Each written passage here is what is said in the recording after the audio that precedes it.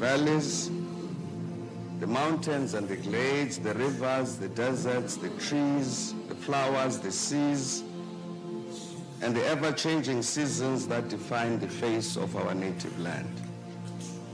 My body has frozen in our frosts and in our latter-day snows. It has thawed in the warmth of our sunshine and melted in the heat of the midday sun. The crack and the rumble of the summer thunders, lashed by startling lightning, have been a cause both of trembling and of hope. The fragrances of nature have been as pleasant to us as the sight of the wild blooms of the citizens of the veldt. The dramatic shapes of the Drakensberg, the soil-colored waters of the Likwa, Iqili, Notugel, and the sands of the Kalahari have all been panels of the set on the natural stage on which we act out the foolish deeds of the theater of the day. At times, and in fear, I have wondered whether I should concede equal citizenship of our country to the leopard and the lion, the elephant and the springbok, the hyena, the black mamba, and the pestilential mosquito. A human presence among all of these, a feature on the face of our native land just defined, I know that none dare challenge me when I say I am an African. I am the grandchild of the warrior men and women that Inzansi Kukuni led. Patriots at Pretoria and Mpepu took to battle. The soldiers Mushweshwe and Ngumunyane taught never to dishonor the cause of freedom. My mind and my knowledge of myself is formed by the victories that are the jewels in our African crown. The victories we earned from Isandlwane to Khartoum as Ethiopians, as the Ashanti of Ghana, as the Berbers of the desert. I come of those who were transported from India and China, whose being resided in the fact solely that they were able to provide physical labor, who taught me that we could both be at home and be foreign, who taught me that human existence itself demanded that freedom was a necessary condition for that human existence. Being part of all of these people, and in the knowledge that none dares contest that assertion, I shall claim that I'm an African. I have seen what happens when one person has superiority of force over another, when the stronger appropriate to themselves the prerogative even to annul the injunction that God created all men and women in his image. I know what it signifies when race and color are used to determine who is human and who subhuman. I have seen the destruction of all sense of self-esteem, the consequent striving to be what one is not, simply to acquire some of the benefits which those who had imposed themselves as masters had ensured that they enjoy. I have experience of the situation in which race and color is used to enrich some and impoverish the rest. I have seen the corruption of minds and souls as a result of the pursuit of an ignoble effort to perpetrate a veritable crime against humanity. I have seen concrete expression of the denial of the dignity of a human being emanating from the conscious systemic and systematic oppressive and repressive activities of other human beings. All this I know, and I know to be true because I'm an African. And because of that, I'm also able to state this fundamental truth that I'm born of a people who are heroes and heroines. I'm born of a people who would not tolerate oppression. Whatever the circumstances they've lived through, and because of that experience, they are determined to define for themselves who they are and who they should be. I'm an African. I'm born of the peoples of the continent of Africa. The pain of the violent conflict that the peoples of Liberia and of Somalia, of the Sudan, of Burundi and Algeria is a pain I also bear.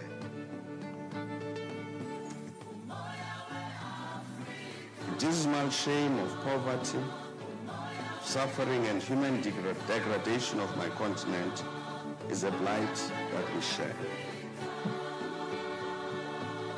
Today, it feels good to be an African.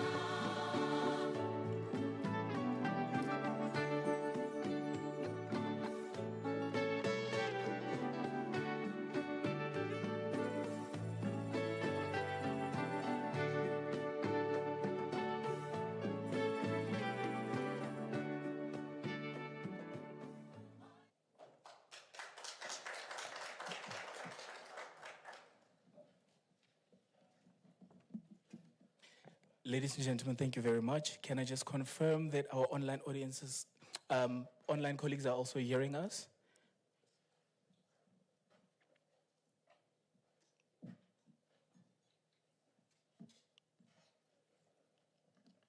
Any feedback?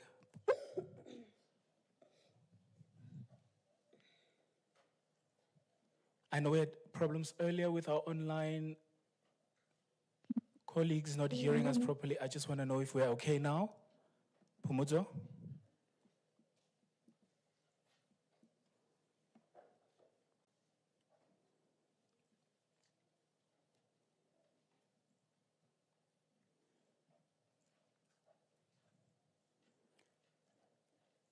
Let me just continue until we get a complaint of sorts, right? Good morning again, ladies and gentlemen. My name is Simpiwe Renz. I'm an associate professor in the Department of Communication Science. It is an absolute honor this morning to be here as your program director, hopefully directing you at a pace that is effective and that keeps you intellectually stimulated, but also just stimulated in terms of energy and your own ideas for some of your own work that you'll be doing.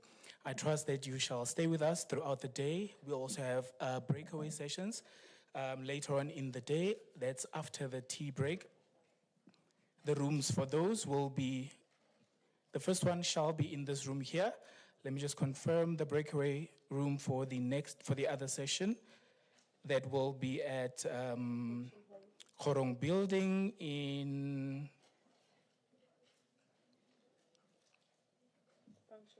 I think it's Function Hall at Khorong Building will be the second building, but we will give you further information when we get to that time.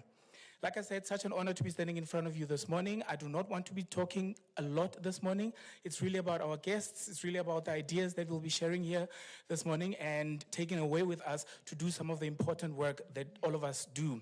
Speaking of important work, the video that was played I think is really, really also an important text, especially right now with what is happening socio-politically in South Africa right now.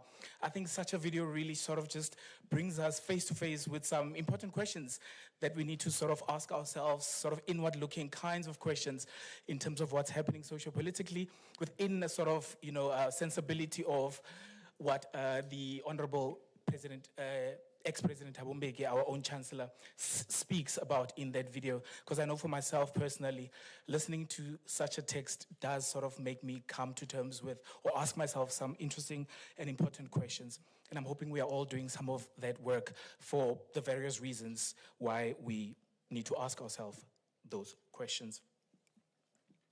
Let me start off also with some protocol, just to, observe protocol by welcoming and acknowledging the presence of our ED, our Executive Director, Professor Nkosi is in the house as well, who will be welcoming everyone in just a minute. May I also just welcome and acknowledge the presence of Professor Kyali, who's our school director for the School of Arts. He's also in the building here with us this morning. Our very own chairperson of the department, Professor Ro, Professor Ro, Prof. Mukudwana is also here. You'll also see her briefly this morning to speak as well. Can I also acknowledge our participants and speakers who will be participating in some of the discussions that we'll be having in this venue for this first section of the program. For our colleagues, friends in Ghana, and if some of them are present here, I say Akwaba. Like I said, I'm Simpiwe Rens, and I know in Ghana, I'm called Kwajo because I was born on a Monday. So I'm a Monday boy, was born on a Monday, so my name is Kwajo. As you will also see on my social media, I've sort of taken the name and I'm running with it. So I'm Simpiwe Kwajo Rens. I welcome you, and we are very excited to have this partnership with you. And we're hoping that it's a fruitful and effective partnership that will go on for years. We're excited to hear some of your ideas later on for the colleagues that will be presenting online from Ghana. And if we have some in the room here, same to our South African colleagues, thank you so much for the efforts and the time put in to prepare your presentations and to come and share ideas with us here. This symposium is themed, as you can see on my cute little cue cards, Technology and Development Paradoxes, Rethinking Communication, Innovation, Participation, Power, and Inclusion for Sustainable Development from the Global South. A really, really dense and heavy, well-fed theme here, where each of us could actually take one portion of this and run with it and produce several think pieces or academic papers. I know one of my colleagues whom I've interviewed recently for my YouTube channel, plugging myself, actually works a lot in this, around this idea of participation, inclusion as well, within the Limpopo context, most especially. So this is quite an interesting, dense thematic that we're working on this year, and I'm really excited to hear some of their ideas that will come from here. Enough talking from my side.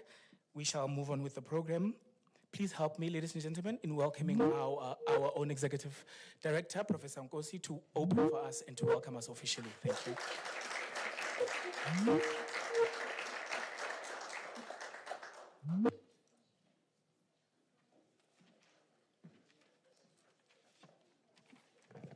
Thank you, Program Director. Colleagues, may you kindly come down. This is the third request.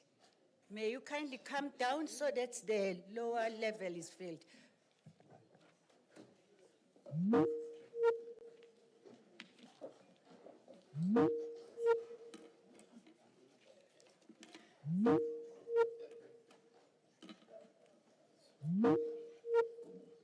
I'm talking to you, colleagues up there. Please, there are still seats here, colleagues.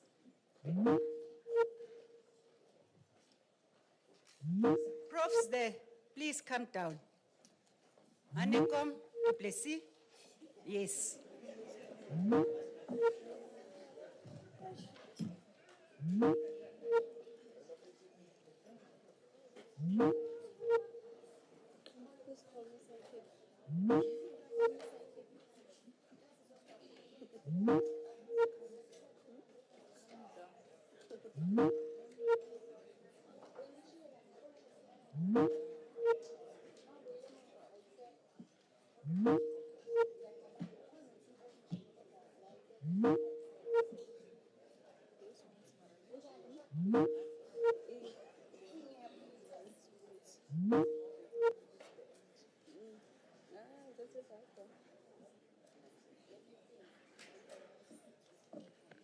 Okay, colleagues, when people say Prof. Nkosi is a ho-ho, these are the things, because we've got empty seats and you are taking a video that will be shown to students that are registered in the Department of Communication Science. So it does not speak well. Prof. Rens, please ask one on the organizing committee to take that seat so that nobody can sit beyond that pillar. Okay, colleagues, Thank you very much for organizing such a conference, symposium, a meeting agenda during the month of May, which is Africa Month. It's a month where we remember our heritage, our culture, and the mere fact that we are a continent. If we can work together, we can do wonders in the history of any humankind. So I just want to applaud the Department of Communication Science for this symposium. And Prof. Mkhudwana, you have ticked the box on partnerships. We are encouraging departments to form partnerships with one another so that we share knowledge. That's one of the boxes. And also bringing the M&D to the agenda is also very profound because they need to understand that research changes the way we do things. When you bring new innovation into your existence, we are helping our communities to shape whatever is happening in their communities. We are also reducing unemployment because those master's and doctoral students, when they graduate, they are going to get higher positions and also they are going to implement what was being researched in their projects. So I just want to applaud and also applaud the organizing team on the theme, Technology and Development Paradox, like communication, innovation, participation, power, and also inclusion. Most of you, you know that I'm a nurse. I worked in the hospital. Let me share you guys how communication is important. We had a patient who was not taken care of. People did not understand what's wrong with this patient. They labeled the patient deaf, only to find that the patient did not understand what people were saying. Can you believe how important are you as a department of communication? You know, communication is so important. The guy ended up being misdiagnosed as deaf and everything, only to find that the guy is from Philippines. He landed in Durban and was admitted because of illness. Nobody understood Philippines. He did not understand English, ended up being misdiagnosed. So even in our lives, when we miscommunicate with one another, we just mess up everything. So when I was looking into your technology and development paradoxes, I just said, I want to hear from the speakers on how are we going to deal with this matter because we are in a technological era. I look into efficiency paradox to say how efficient are we in engaging our students, in engaging our communities. And also I looked at connection paradox. I went up to your theme where you are talking about power. I know there is connection power, there is XX power. And then when we bridge it to this technology and development paradoxes, what kind of connection paradox are you going to implement in your setting? And then I look at empowerment paradox because when we deal with M&D, we're empowering them so that they're able to do their studies. And then innovation paradox, in your theme, there is innovation where we are expected to innovate and bring new ideas. And then productivity, competence, digital paradox. And I said the organizers, they captured the theme so well, and I'm expecting outcomes from this engagement. And also going back to the College of Human Sciences, to our online community and also our partners in Ghana.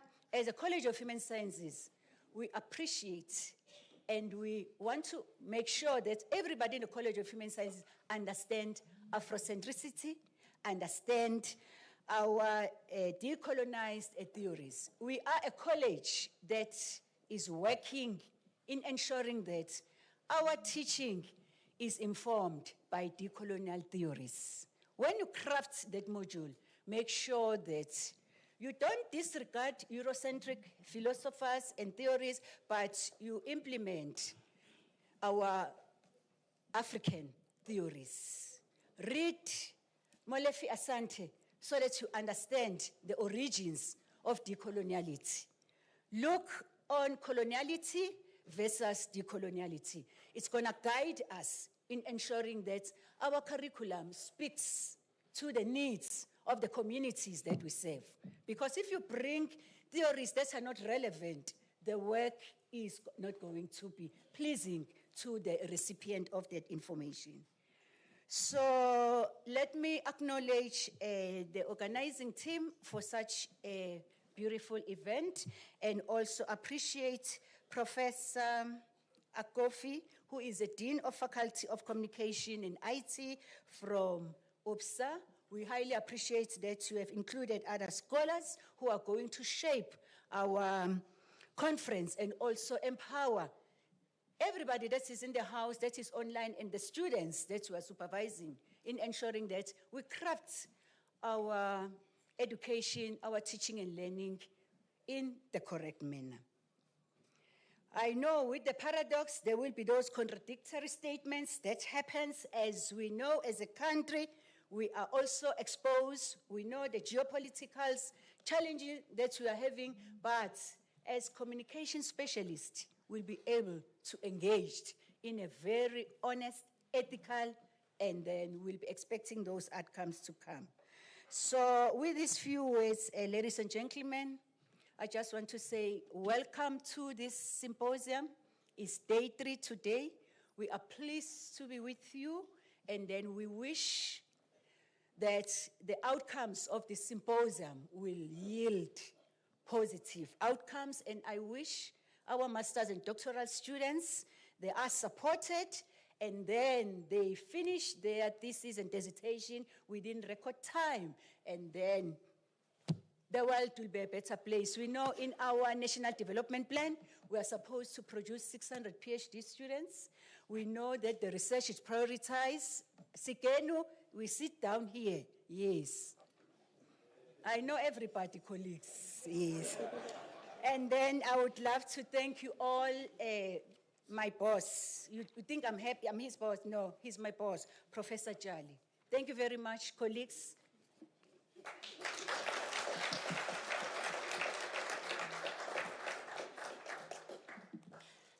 Thank you very much, Prof. Edie. Some important things were shared there, but I think the one I just wanted to highlight briefly also is just us coming to terms with the significance of orientating ourselves with a decolonial sensibility, right, in just how we perform our duties, in just how we think a lot of the times when we develop our tuition materials and so forth.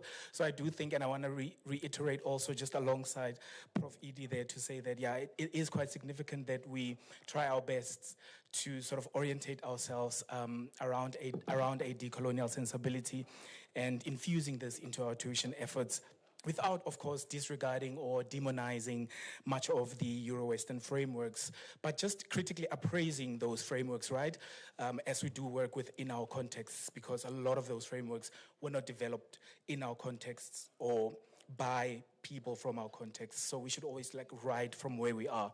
So we're not demonizing, we're not ostracizing those Euro-Western frameworks, but we are critically appraising them all the time when we do want to work with those frameworks. But again, a decolonial sensibility is quite significant for us because of the work that we're doing at Unisa and the journey that we are on in our institution. So thanks again, Prof. Edie, for those lovely words of welcome and officially opening our session this morning. Our day, in fact, today, which is the last day, as was mentioned. I want to move on swiftly to our next speaker. This is Prof. Edie's boss, as she just said, and he'll come on to also just briefly offer us some words of support and speaking a little bit around future collaborations as well. This is, of course, our school director, Professor Kyali. Please welcome.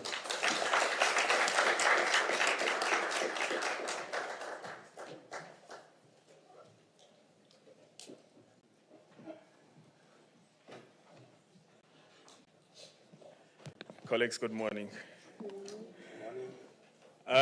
Just as a matter of protocol, let me acknowledge the Vice-Chancellor and Head of the University, Professor Lengabula. Let me acknowledge the Accounting Officer of this college, Professor Ngosi, who just spoke now. Let me also acknowledge her counterpart that is based at UPSA in Accra, Professor Godfrey Akwofi, the Dean of the faculty there. And then, of course, the Chair of Department of this department, Professor Mukudwana, the management structure of the department, including the chairs of committees. Once again, good morning, colleagues. Generally, the message of support would be the shortest item in the program. And so I do not intend to keep you long, as my responsibility is essentially to say that this initiative is supported. We have been trying to work and find partners in West Africa for quite some time. And there's a particular reason that we have been trying to find some partners in West Africa. The biggest cohort of doctoral students would generally, in the past years, be from, and specifically, Ghana. And we then started asking ourselves, what is it that attracts these students to this university? And we couldn't answer those questions because we did not have them as partners. And so I would then like to congratulate the chair of department who has been successful in bringing those colleagues on board as partners of this university. The dean would recall that the university, Unisa, University of South Africa, is the biggest university within the African continent, if not in the Southern Hemisphere. No one is able to have the impact that we have, the reach that we have, as well as the size that we have. More or less, we have about 430,000 students institutionally. No university has that. At a college level, we have about 53,000 students. And the numbers in the department, they fluctuate, but generally you are not looking at less than 15,000 students. That then illustrates the responsibility of this department in the rest of the continent, because you find that the biggest cohort of graduates within the context of our discipline, they come from this department. And you can also then imagine the reach and the impact that we have in terms of our discipline. So I want us to reflect on these issues as we are thinking about the theme that we have today, which is quite an important theme that is connected to where the university is moving in terms of the catalytic niche areas. Colleagues would recall that about 5 years ago, the then new 10 catalytic niche areas. And one of those catalytic niche areas was around digitality and the fourth industrial revolution. And so the conversations that you've been having for the last 3 days, and I imagine they would be continuing today, are also in relation and are directly in conversation with that catalytic niche area. We would encourage the papers that will be presented here to eventually find life in journals.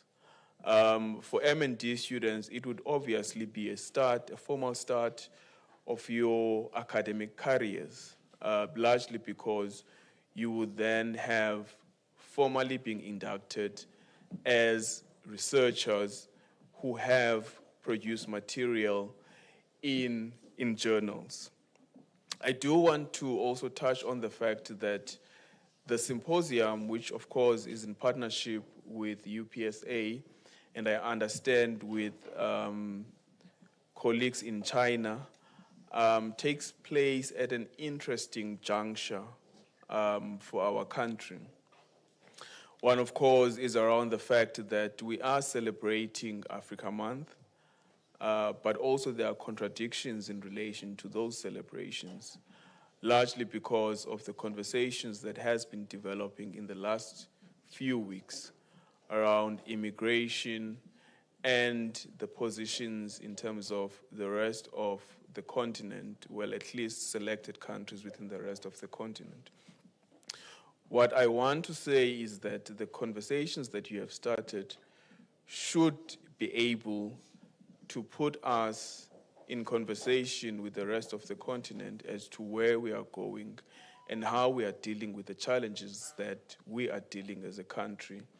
Because one would reason that all of these issues at least would find ways of being expressed in diplomatic ways.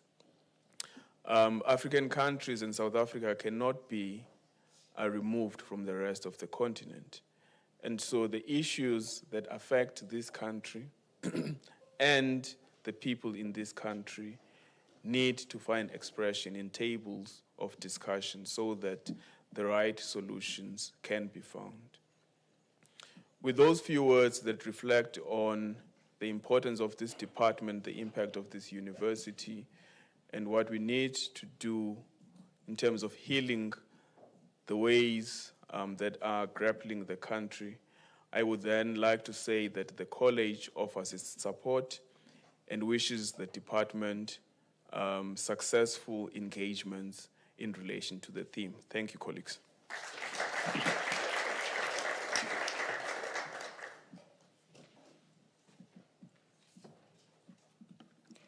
Thank you very much, Prof. Kiali, for those, those words of support. And I think an important factor that I also just wanted to speak to as well and just reiterate is the importance of putting in the effort to have a lot of our thoughts, the stuff that we ponder over, find expression right out there, outside of our minds, outside of our offices, and just to find expression outside so that word sort of spreads. So we should put in as much effort as possible under the circumstances to publish where possible, have more of these seminars where possible, do talks in communities that don't oftentimes get to have these kinds of engagements happen as well. So if you do have schools in your hometown where senior learners could start engaging conversations that are important in relation to what we are discussing here, we should just put in much effort to have our work and our thoughts and findings and insights find expression outside of ourselves and outside of what we call the ivory towers as well, right? Because I think as academics, a lot of us also do a lot of social change kind of work in what we do. So a lot of effort would be appreciated to let our work find expression out there. Thank you so much, Prof. Kiali. And we are really grateful for this partnership with our friends and colleagues in Ghana. I saw that I see we are connected now. I was a bit worried that we were struggling to connect, but I see now we are connected. That's great. We can then, in that breath, move on with the program. It's my honor to call upon and welcome our COD, Professor Mukudwana, who has been here, who's been visible since Monday, running around. If she's not in this room, she'll be in a war room somewhere, doing some important work in our defense and to make things go as smoothly as possible, as much as she can. So we're really grateful to her as well. So please help me welcome our COD of the Department of Communication Science, Professor Mukudwana.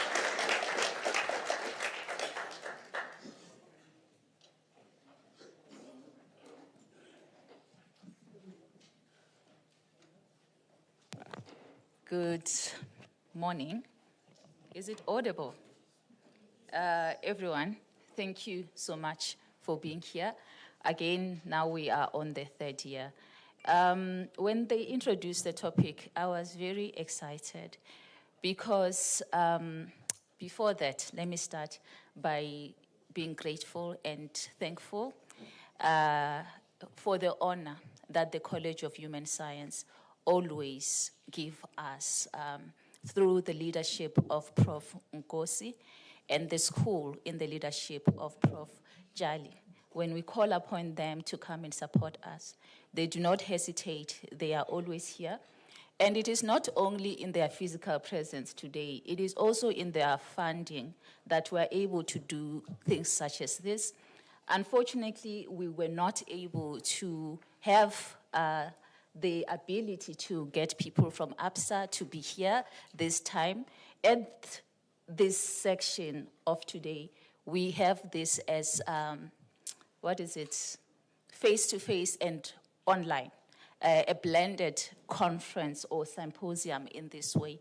With the partnership that Prof. Jali has talked about, we do want to see it materialize in a practical way in terms of having the MOU done, in terms of having students move back and forth in terms of student visitations, sharing content and scholarship.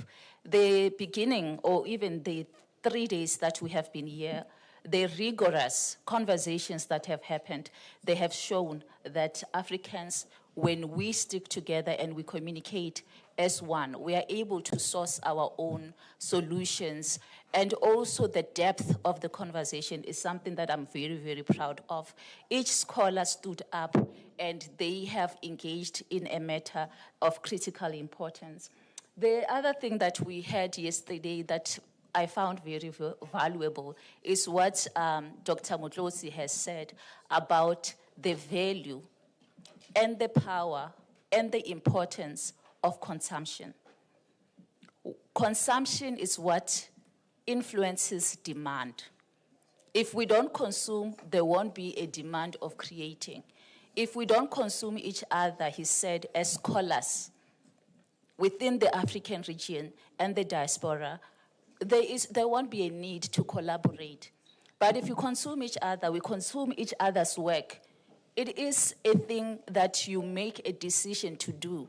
As I've said on Monday, that intellectualism does not happen on itself. Intellectualism is something that is created in action. And this action has happened in the collaboration that has happened today. The other thing that was said by Prof. Rens now is the war room. A good leader is the one who knows who to send to war. I'm going to call upon Dr. Motlosi to talk about the importance of the symposium and the reason of the symposium. Prof. Jali has already talked about the importance of this collaboration as well as Prof. Nkosi. The other thing I wanted to say is regarding the topic of technology and development. We know that whenever there is technology, technology is the reason why we have development. Prof talked yesterday about the value of public policy. With the public policy and finance and economics, understanding those things help us understand what type of technology is Africa ready. Africa needs to be ready in this time of AI. And I think we are getting there, and some of the conversations that have happened here are signifying that. Therefore, I will step down because I've already spoken a lot throughout the week, and I'll ask Dr. Motlosi to talk specifically the question also that Prof. Jali has asked regarding what's next of this collaboration, and also the publications that are still to come, and in practice, how is it going to work? Thank you.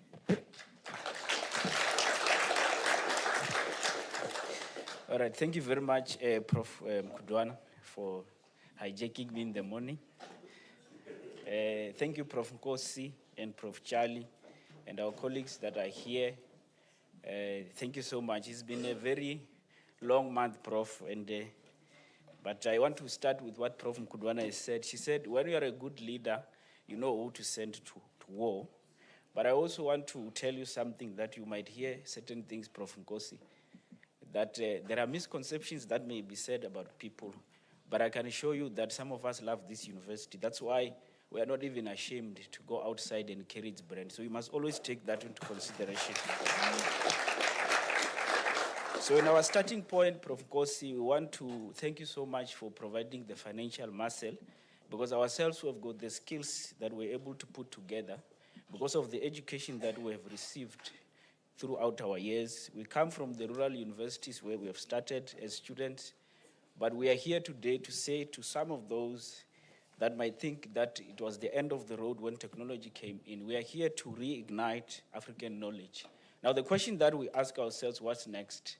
What we have started, it was just a conversation, just like the African leaders sat one day in a meeting and started what was called then the African Union as we know it. It's conversations like this, in halls like this, that actually ignite what we are going to actually consume. And I'm going to repeat what I said yesterday.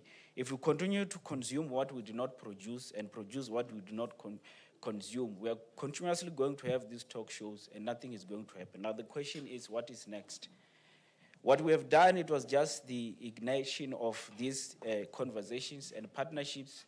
And maybe something that is also not acknowledged and that is not being said is that we have got students from other universities that are here. We have got colleagues and an ample of people from the University of Zululand, the University of Johannesburg, even some from the University of Limpopo, because we want to take a leadership position as the University of South Africa to say to scholars that we're able to do this. So what is next is that we are going to have our debrief after this, and we've already lined up and we've already spoken to Prof. Shizumba, who has also played a very critical role in this process, that we are going to have special issues, 2 of them, as well as 2 books that we are going to make sure that the work that has been done here is going to be documented. The research committee is also going to ensure that there are workshops that are going to be conducted so that we make sure that all the work that is being done is being documented and find its way into some of our work. But I'm going to repeat these colleagues that if we do not consume what we do not produce or produce what we do not consume, then all these talks are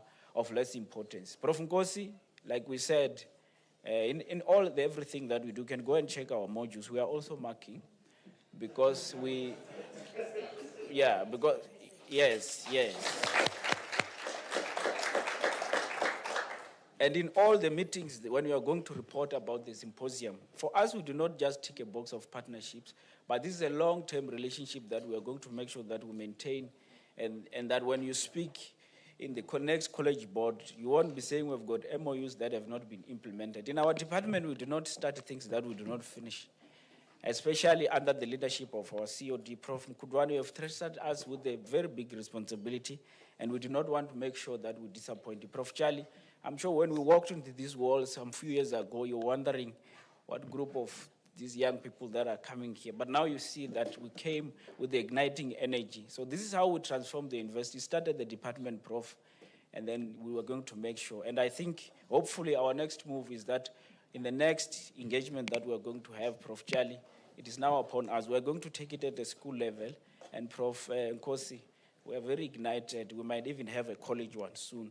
But I don't hope that at that time, what made this symposium successful is that our COD stepped back and allowed us to do our work in peace.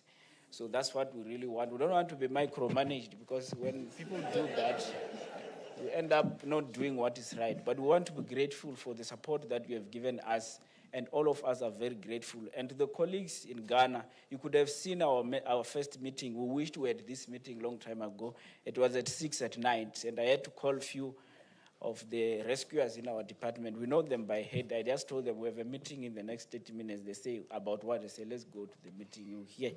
Then we prepared. Our colleagues in Ghana welcomed us with so much respect from the first day. That's why the whole thing was successful, because they were able to compromise a lot of things. Even now, when they are joining, they are busy in the middle of exams, but they said this is a very important engagement, and I think we need to respect and also acknowledge them for that. We promise you, we don't know when, but we're going to make sure that the University of South Africa and its brand, especially the College of Human Science, it's going to be seen everywhere. We are going to make sure that this work that we have done here, and I must also say that maybe you might even also had some misconceptions about our young academics. I think about 40% of the presentations were from them. They are already telling you we're integrating into this university. We are no longer outsiders. So we must also thank them and acknowledge them for them to have been integrated. Prof. Makananise, Prof. Mpofu is also not here, and also Dr. Vuma. Thank you so much. And I know that the first time I came with this idea, it looked like something that was impossible, but your support and also listening to all these ideas that sometimes I come up with, and you and the team, the entire team, we worked so hard, a lot of stress that we went through, but at the end of the day, Prof. Nkosi, ours was not about personal gain or personal anything. It was to actually make sure that the brand of this university, that we reignite and actually give the people of South Africa and the continent a new reignited university that has got new energy, that we are cognizant of what the nation want, what the continent want, and what the world want. And this is what we are going to do henceforth going forward. And we must acknowledge that some of us don't really respond to things very quickly. But when we came to the college board, we heard you talking about partnerships. We saw even our IPMS was requiring us to do that. What we do is that we do not talk. We only, the minute we ask for money, just know that is a solid idea that has been conceptualized.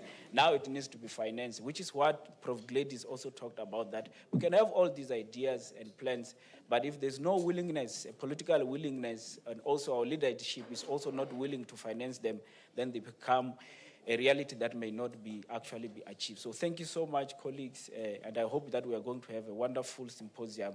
It has been an honor, and we are always here. Prof. Nkudwana, don't worry. We are always here. If you need soldiers to send to a war, all of us in the department were committed. Thank you so much, colleagues.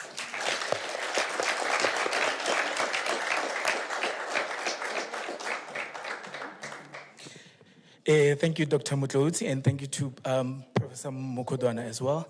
Thank you also to our bosses who are leaving the room. We really appreciated their presence. Thank you. I love all the commitments and promises that Dr. Mutlauzi is making on behalf of many of us. Interesting times. They say when you have the mic, you are quite powerful. So he used these powers in that regard. But we do commit to do as much as possible, humanly possible, that we can do to ensure the smooth moving of things here in our university and in our department.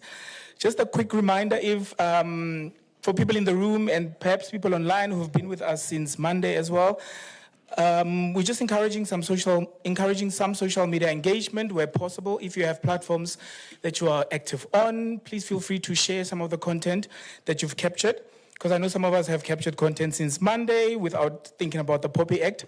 So to make up for it, please share the content and just tag the institution, and then we will not press charges. You can come up with creative hashtags that you can use. As long as you just tag the University of South Africa, you can tag the Department of Communication Science. I know we are on LinkedIn, we are on Facebook as well. So you feel free to tag us in some of that wholesome, lovely content that I know some of us have been capturing since Monday. Before I move on, I just want to ask our next item, Prof is online, am I correct? Thank you kindly. In terms of connection, it looks like we are sorted, so I think I can go ahead and introduce Prof here, because I know with technological issues, sometimes we do miss our audiences from online. Colleagues, ladies and gents, please help me in welcoming one of our collaborators from the University of Professional Studies in Ghana, Professor Godfred Akrofi. He is the Dean of IT and Communication Studies at the University of Professional Studies in Ghana. We are really honored, and we give you a warm akwaba, Prof, to address us as one of our partners and collaborators. Thank you.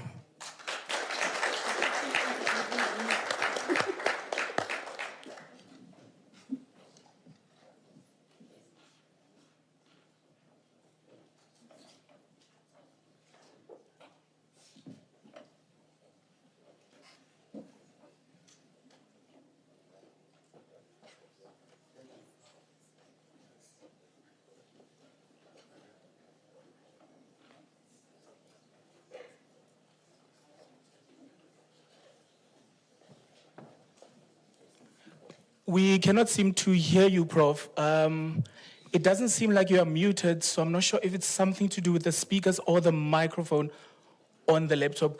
Can I just ask from our technicians, is it our side, Ate, or is it?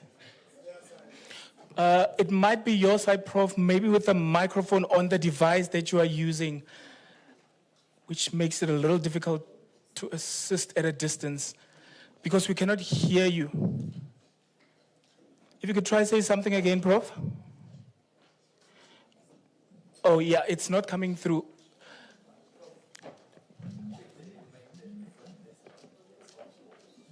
Our device.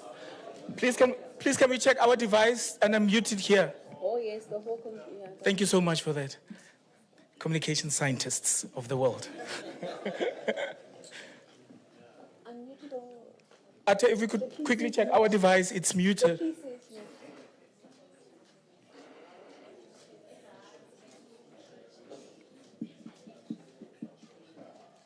And then just increase the volume, thank you.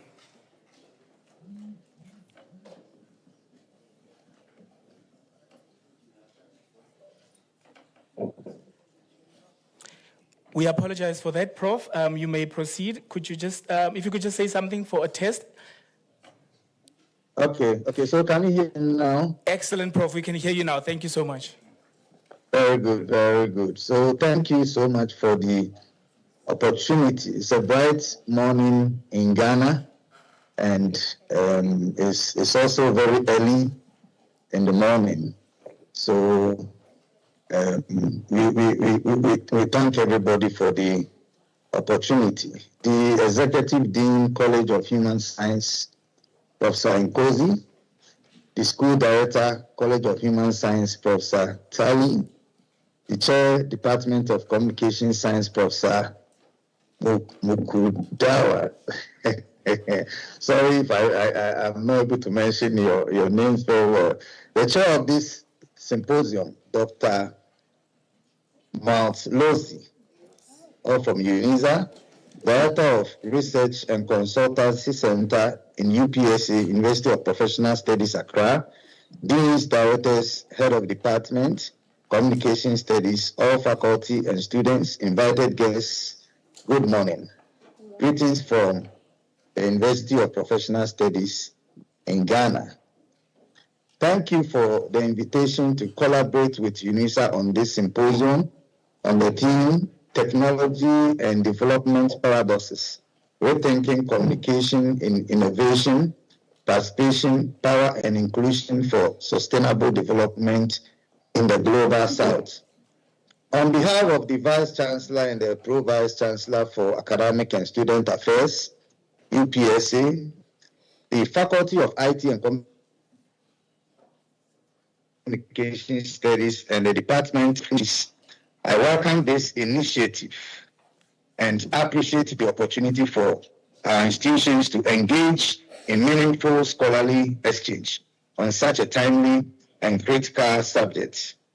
The proposed theme is particularly significant within the fields of communication and sustainable development, where scholars increasingly interrogate the paradoxes that accompany technological advancement in the Global South. While digital technologies are often celebrated as drivers of innovation, inclusion, and participation, their benefits are not always evenly distributed. Structural inequalities, limited access, cultural disconnects, and power asymmetries can dim the light of the transformative potential of technology in development processes. This symposium therefore provides an important platform to critically examine how communication, innovation, and participatory approaches can be reimagined to promote more inclusive and context-sensitive development outcomes. Speaking as a computer engineer from a Global South context, Ghana, I find it very refreshing and valuable to interrogate the relationship between technology and indigenous knowledge systems, community media, and locally embedded communication practices. Notwithstanding the speed with which AI and various forms of technology and digitalization is increasing, the reality is that many communities in the global south have huge sections of their populations contending with illiteracy, poverty, and underdevelopment. For this reason and many more, some communities continue to rely on culturally grounded forms of communication, such as storytelling, performance, and other popular arts, which serve as powerful vehicles for dialogue, social mobilization, and community participation. These indigenous media forms are a necessary factor in the development matrix. In fact, data on the subject strongly suggests that development becomes more sustainable when the participants get involved in the process and own it.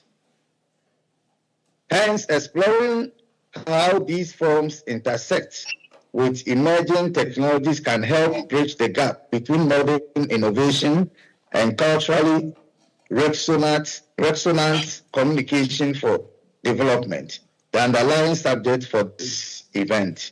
The symposium also offers an excellent opportunity to strengthen interdisciplinary and inter-institutional collaboration, bringing together scholars, practitioners, and students from our two universities to engage with critical issues related to communication, power, participation, and inclusion in development practice. For UPSA, as the university of choice for ethical and business education in West Africa, we are happy to have forged this alliance with Unisa. Through the keynote presentations, panel discussions, and collaborative research exchanges, this event can stimulate new perspectives on how sustainable development interventions can better reflect the lived realities and knowledge systems of communities in the global south. From our side at UPSA, we are pleased to contribute to this collaborative initiative through participation in the symposium planning process, presentation of research papers, and facilitation of thematic panels related to communication for sustainable development, among others. Such collaboration will not only enrich academic discourse, but also contribute to the generation of knowledge that supports more equitable communication and sustainable development pathways. I look forward to future discussions on the planning and implementation of the next symposium and to working together to make this initiative a successful and impactful scholarly engagement. As I bring my speech to a close, I wish to thank the symposium chair, Dr. Elmond Motulosi, the Unisa organizing committees, and the UPSA advisory committee members, especially Professor Adjoa Amankwa, the former head of Department of Communication Studies, UPSA, for initiating this collaboration from our end. The benefits of this initiative will transcend this even in ways that would offer mutually gratifying prospects for our two institutions, and in the process enrich our faculties, the two departments, and students. It promises exciting times ahead for Unisa, UPSA, Faculty of IT and Communication Studies, and the Communication Studies Department. Staff and students are all for it. Thank you very much. Thank you for the opportunity. Thank you. Thank you. Thank you so much, Professor. You have said a mouthful. I don't even think there's anything I need to emphasize. There's anything I need to reiterate. I think it was clear, the message that such collaborations are really important and they can have significant benefits for us and sort of intellectual implications and practical implications as well. So we are hoping to expand as well to also include other institutions across the global south. Thank you, like Professor said, to Dr. Mutlozi, who took this on and ran with it, and the rest of the team, the organizing team as well, for all the efforts that have been put in to have this symposium be a success. We really do hope for fruitful fruitful engagements and collaborations that will lead to outputs that we can look back on and use in future work as well, and know that they actually emerged from here.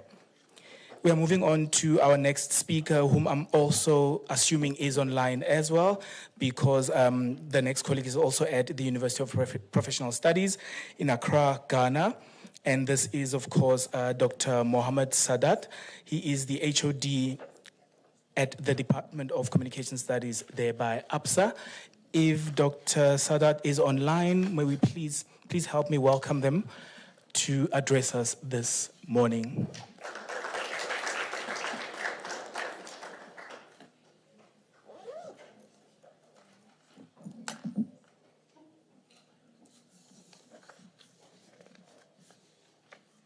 Hello, good morning. Can you hear me? Yes, we can. Good morning once again, and thank you for this opportunity to give my address as the HOD for Communication Studies Department, University of Professional Studies, Accra. Allow me to stand on the existing protocol and begin my speech. As we heard earlier, this is one of the busiest times when it comes to UPSA writing exams here and there. And HODs and Ds are always busy at this time of the hour. This collaboration, there's no two ways, is one of the most important collaboration that the two institutions are witnessing. If we look at UPSA, our mission is very simple. We want to be locally entrenched and nationally relevant and globally recognized. Therefore, this collaboration sits within the mission of our university, UPSA. And you agree with me that this time around, every university wants to be globally recognized. And this is one of the avenues that will let us be seen globally. So thank you very much for organizers and UPSA, for especially our former HOD, Professor Joamonka, for helping put these things together. And I'm very happy that the usual mantra I heard from almost all the speakers, we should consume what we produce. Therefore, all the excellent papers here that we listen to the individual presenters, we hope that we're going to publish them so that we read them, and that one will sit within the mantra that we should consume whatever we produce. This partnership between the two institutions is going to be a driving force in advancing research and innovation in the region. Therefore, it's very important that this partnership.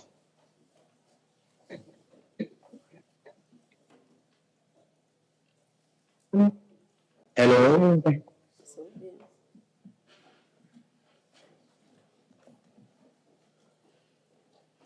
Hello? Yes, we can hear you. Okay.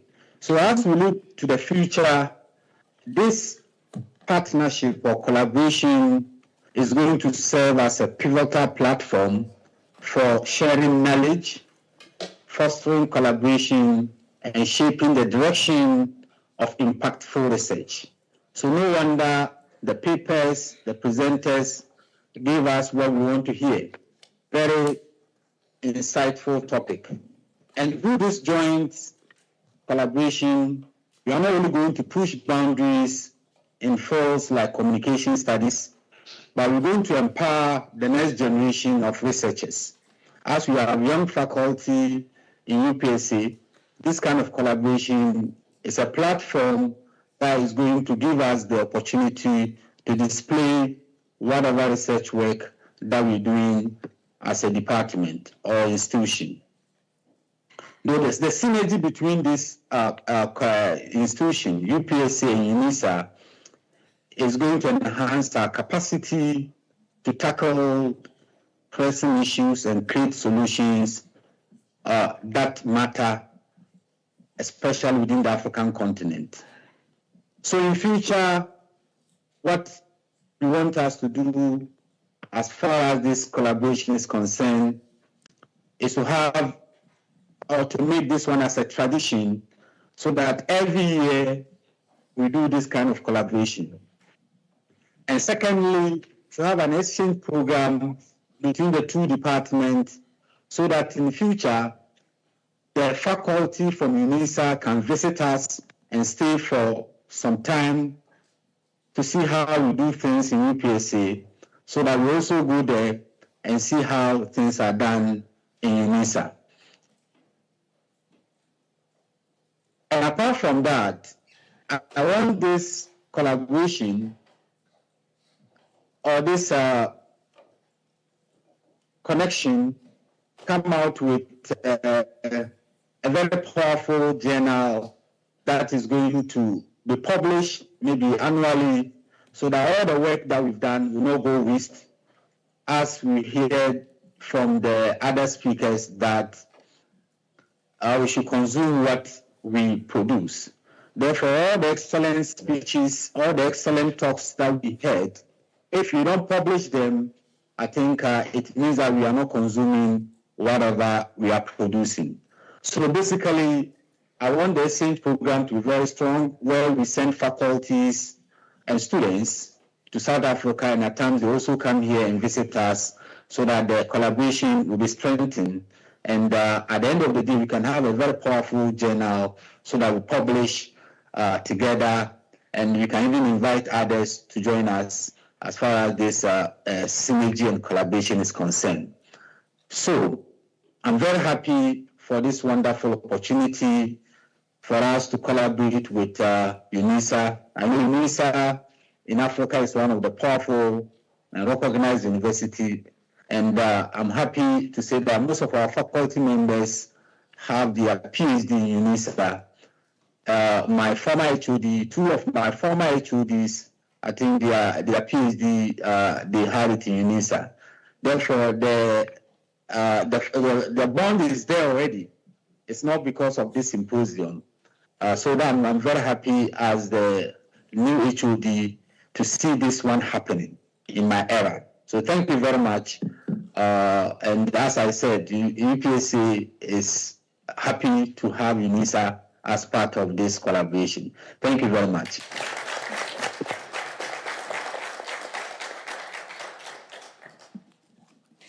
Thank you so much, Doc. Such an insightful speech, and just to actually just agree with you in terms of strengthening of this partnership, we are indeed hoping that we will be able at some point during one of the years when we have these to have some of our colleagues physically go to Ghana and vice versa as well, so that we have more in-person engagements, much like what's happening in this room right now. And from that, we know that we can only go from strength to strength, because we'll have much more networking opportunities outside of the more formal sessions like these ones. So we do indeed hope, and I'm putting it also to Dr. Mutlouzi, we hope one day a little cohort from Unisa will be able to go to the University of Professional Studies in Accra, Ghana, and also vice versa as well, as we continue with this annual symposium. So thank you so much to Dr. Sadat for that lovely address this morning. On our program this morning, colleagues, we have a panel discussion. And I should have asked earlier to be briefed in terms of all the speakers. I just want to know if we have the speakers that are physically here, if we have the speaker in the room. Great, I just got a nod to say so. I do know we have some of our speakers online as well. We are really excited to be engaging in this panel discussion under the theme, Digital Africa, Unequal Africa, Power, Participation, and Inclusion, and Inclusive Innovation in Sustainable Development. That's the overarching theme of the forthcoming panel discussion. Just in terms of technicalities, for the colleague or colleagues who are in the room to address us, They will do the address here. I just wanted to know, should we have the colleagues sit here or can they just go back to their seat and come back later for questions and answers? Because I know the pressure of having to sit here while other people are presenting. So for our colleague who's in the room here, you may come and deliver your address and then you may go sit again. We'll call you again later to sit in the front when we do some of the responses, and if there are some questions and answers. And if you could also just humor us at the end of that session of responses and so forth, just humor us with about 6 minutes for us to play another quick video, and then we can go for tea, and then of course we'll break for the breakaway sessions in the 2 different breakaway venues. Mouthful. Let's move on, ladies and gentlemen, and start this exciting panel discussion. I'm welcoming our speakers here by just mentioning their names, and I'm hoping that they'll do a more wholesome introduction of themselves. We have in the room Professor Dept Mashifana in the room here. Thank you so much.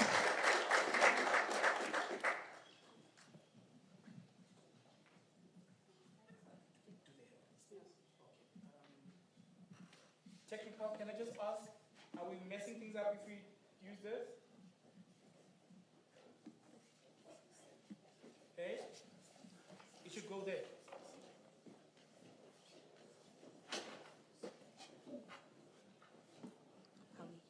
They might ask for a copy.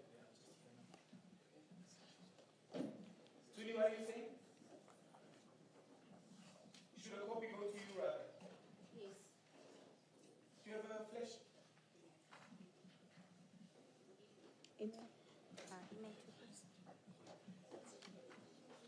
Oh, you are connected. Yeah. Yes. Apologies for that. I thought I would just. No.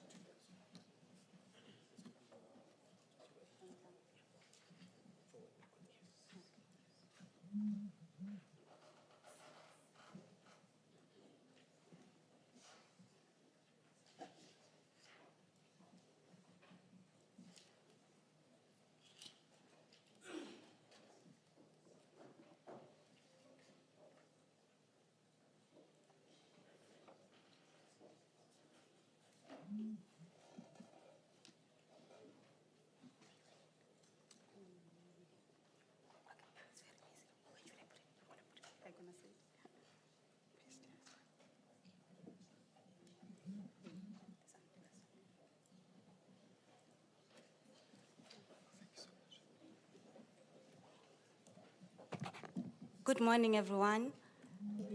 My apologies for that. I honestly thought that I will be able to connect from here.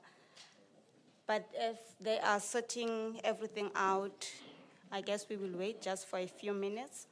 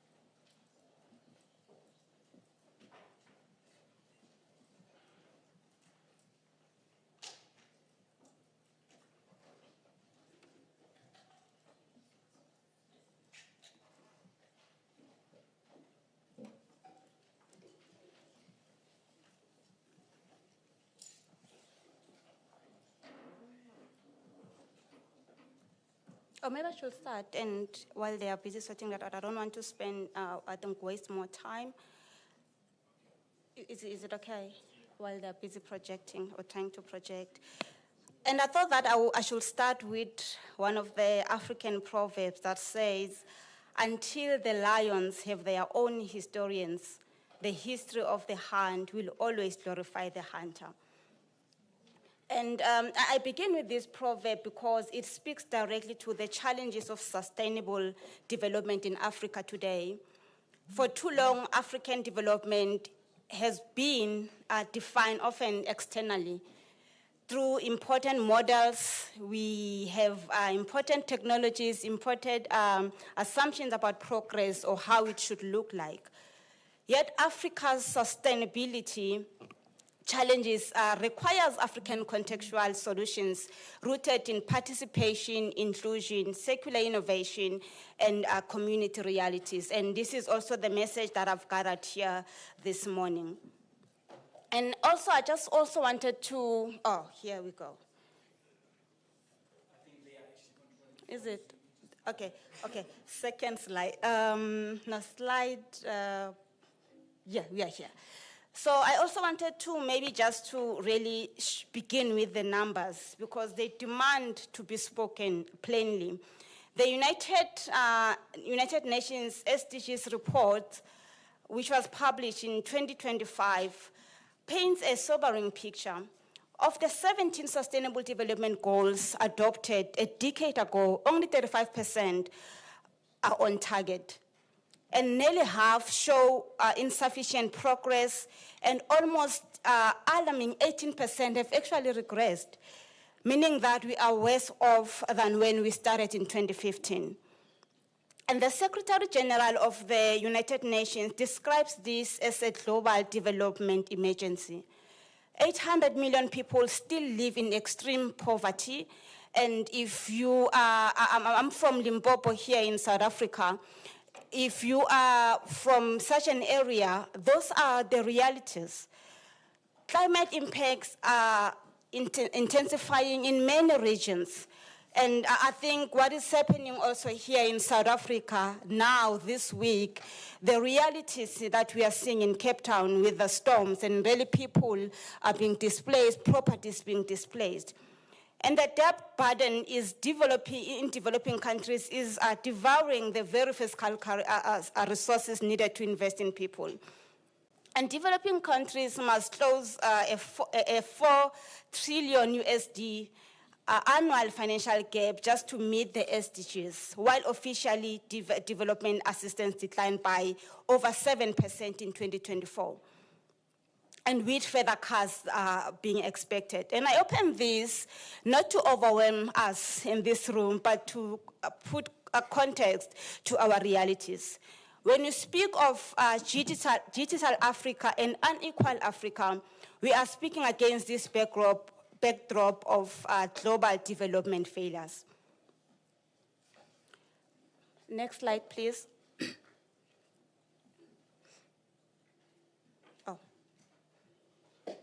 Next slide. So Africa is not standing still. The 2025 Africa Sustainable Development Reports confirms progress of 12 of the 17 SDGs. That is real, but it also confirms that the current pace is insufficient to meet the 2030 deadline.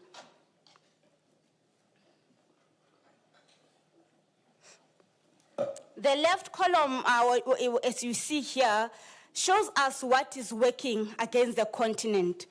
High debt, declining international aid, persistent inequality, and crises that compound one another. And after COVID-19 alone, 23 million Africans were pushed back into poverty, erasing years of hard-won gains. But there is a critical turn. The right on the slide here shows us what Africa has that the rest of the world does not. Africa has the world's youngest population, the very engine of innovation and participation. It has growing mobile connectivity. It has abundant natural and waste resources, and it has deep indigenous knowledge systems about land, water, materials that align often perfectly with the modern circular economy principles. And the question is not whether Africa has what it takes to develop sustainably. The question is who controls the narrative, the technology, and the resources. And that is fundamentally a question of power and communication, and the reason we are gathered here today. Next slide, please.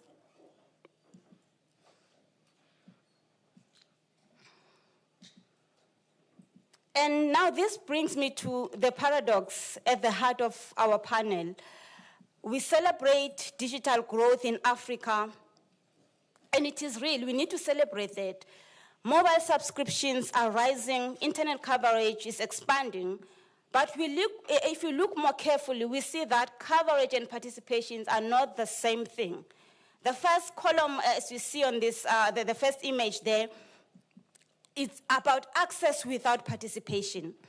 Communities across Africa receive digital tools, mobile money platforms, e-government portals, digital agriculture apps that were designed elsewhere, tested elsewhere, and optimized for users elsewhere.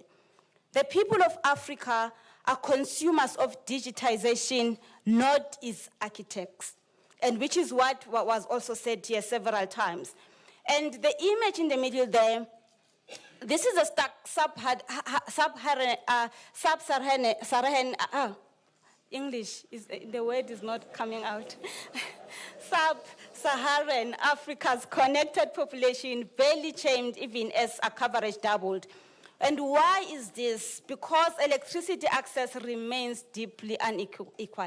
And if I'm repeating myself, if you're from a rural area, somewhere in a village, what we see in the urban areas is the opposite reality for those people there. And you cannot participate in a digital economy when you do not have reliable power supply. And this is exactly where my research intersects with this debate. And the last column here, that is a global solution, local harm.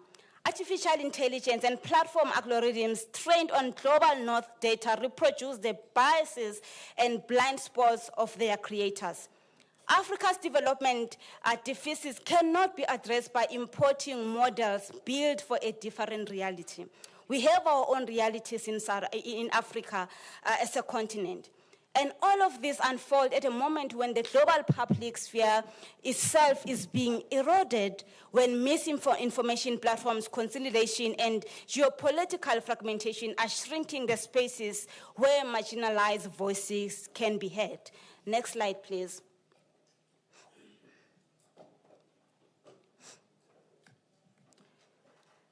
As part of the brief that I received was also to touch on the work that I'm doing in the space of circular economy. And to bring my work into these conversations, because I believe that the laboratories and the lecture walls have something urgent to say to this symposium floor. I am a chemical engineer by profession, so I spend most of my time in laboratory investigating problems, coming up with solutions for the problems that we are experiencing in our country and in the continent. And my research sits at the intersection of chemical engineering, environmental science, and sustainable development, centered at what we call circular economy. And in plain terms, what I do, I take waste that pollutes our water, our soil, our environment, and I transformed it to something valuable that we can use or reuse. And I'll give you an example. Plastic waste, solid waste, various solid waste. I can use the two waste materials to develop products that I can use to build the entire house. Entire house, from your floor tile, your wall, and the roof tile. And that speaks directly to some of the major challenges in our continent. And just referring back to South Africa, within the South African context, there's a backlog of low-cost housing. And that are the solutions or the problems that I am looking at addressing through my research. And the first pillar there is the work that I'm doing within the space of waste to resource. We have developed various products such as geopolymers. And this, if I have to explain it, is a material that can completely substitute your Portland cement. You know, Portland cement is a material that every single builder will use to build their house. We have developed, using waste material, we have developed a material that can actually substitute that material. And you can think of it that, what does that solve? Why are you working or solving a problem of a binder? The production of cement, it actually contributes close to 10% of global warming. So there are greenhouse gases that are emitted by the production of your Portland cement that we use on a daily basis. And that is really now where we are coming from, to say that if we are looking at solving our problems from the solid waste, we also look at the issues of climate change, global warming, and look at the root cause, that what are some of the causes of these problems that we're experiencing. Because the effect, unfortunately, and I will say this, that it is the marginalized, a grandmother, a woman somewhere in the rural areas, in the villages, that tend to now experience or actually have the feel of all these challenges. Someone that I always give an example to say that someone in the urban areas that has access to money, if there's a problem of drought, they can buy water, right? They can have a JoJo tank, you can have boreholes, and we have access to water. But think about it, that if someone somewhere in the rural areas that is dependent on the grant from the government, if there is no water, if their water streams run dry, that's that. They cannot even afford to buy the water. So those are the challenges that we are really looking into solving. And if African cities were built with locally recovered geopolymers instead, we will simultaneously address SDG number 12 and SDG 13 without a single import. The second pillar there is wastewater treatment. Millions of Africans lack access to clean water. And our research uses waste-based materials to treat contaminated industrial effluent, directly advancing SDG 6 and SDG 3. And the third pillar is resource recovery. Africa sends billions of dollars worth of waste to landfills that contains recoverable materials such as your copper, phosphates, and rare materials. And we are developing cost-effective methods to extract this locally from the waste instead of focusing at mining this from our natural resources. And the fourth pillar is the one I am mostly personally invested in, is community and capacity. And I have a non-profit organization, and I am intentional about uplifting the youth, particularly young women, in science, technology, engineering, mathematics, and innovation. Because sustainable development built without women is not sustainable at all. And this is where, next slide, please. I saw my time, and I'm just going to move a bit fast. This is where I speak directly to this room, to the scholars, communicators, journalists, and policymakers.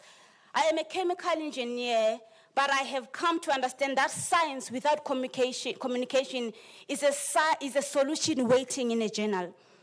My research on circular economy has real-world impact only when it is communicated to communities, to policymakers, to industry, and to the next generations of scientists. And not only that, but developed and implemented with communities. The people that need to, at the grassroots level, the people that need to consume some of these products, they need to be part of the ecosystem and the process of developing these solutions. SDGs localizations through communication is critical. And this symposium asks a profound question: does localizing the SDGs through communication address the real developmental needs of Africa? I have seen waste management projects fail, not because the technology was wrong, but because communities were never genuinely included in designing the solutions. True SDGs communication is participatory, not merely informational. Circular economy as a participatory communication, when a community collectively sort waste, identifies value, and participates in the recovery process, and that is not just environmental management, that is what we call civic communication. That is participation, and that is power. And Afrocentric framing, we must communicate our African innovations as innovations, not as workarounds, not as second-best options. Because we have developed them, we understand our problems within our context. And I know I have proven this in the lab, that through the work we are doing with our international collaborators, our solutions matter to the world, not only in Africa. This is the last slide. So next slide, please. So what must we do? Let me just offer five concrete calls to action to every person that is here and is listening online. Is it 3? You see now, okay. So I was saying that what is the message? What is the take-home message for us today? We need to have actions that is grounded in evidence, aligned with the 6 principles that the symposium has foregrounded: inclusivity, innovation, indigenous community-led, participatory, and Afrocentric. Decolonize innovations pipelines. That means that we need those that have the funding research. They need to fund African researchers, and we need to protect African intellectual property, and stopping the automatic privileging of important solutions. We are capable as Africans. And the work of the African scholars, most of the work that we are doing is an example of what is possible, but we need systematic investment, not individual breakthroughs. Secondly, power participation, not just access. We need to give our communities the tools to co-design developments, not just receive it, and we force it on them to say that consume this solution. This is a difference between participation as a principle and participation as a tokenism. Thirdly, as the African continent, with all the waste, and I'm also referring to the work that I'm doing, all the waste that is occupying our environment, we need to embrace circular economy and SDGs infrastructure. A single waste beneficiary project can simultaneously address the clean water, health, climate action, sustainable consumption, and decent work. And it is the most integrated SDGs delivery mechanism available to Africa right now. The fourth point, let us invest in the demographic dividend. Africa's young people, particularly young women, are the continent's most valuable resource. Put them in the engineering labs, communication faculties, policy offices, and innovation hub. Let us localize through indigenous knowledge. African leaders, farmers, and traditional leaders have practiced sustainability, circular economy for generations and generations. We have a pool of knowledge to tap into, and they call it stewardship. We should call it what it is, evidence-based sustainability. The last slide, just to say in closing, Africa does not lack resources. It lacks the power to define how they are used. And it is really we have it within our powers, our control to say that we cannot continue doing things the way they've been done in the past. It is really up to us, myself in the laboratory. When I'm in the laboratory, I must be thinking about my continent to say that how is the work that I'm doing today impacting in my continent and my country. And I'm just also encouraging us to go out there, do the real work that matters, and let us solve our own problems because we have the capabilities to do that. Thank you.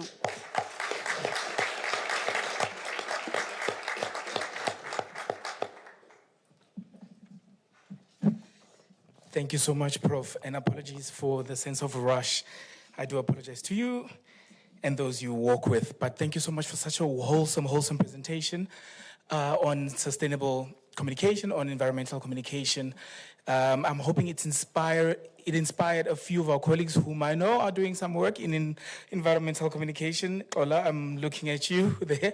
I know you do a lot of stuff on, marine sustainability within the Eastern Cape, especially communities that we don't oftentimes look into, right? I'm hoping you are inspired by some of these solutions as well to perhaps ponder over as part of your recommendations as well as you go about your PhD study on marine sustainability there in the Eastern Cape. Prof, the quote here that you said is really just fascinating for me as well.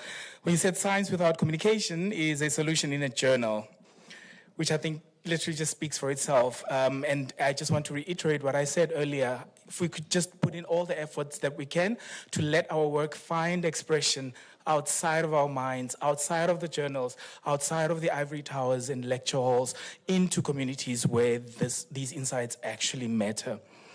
We are moving on to our other speakers, and I have the wrong part of the program.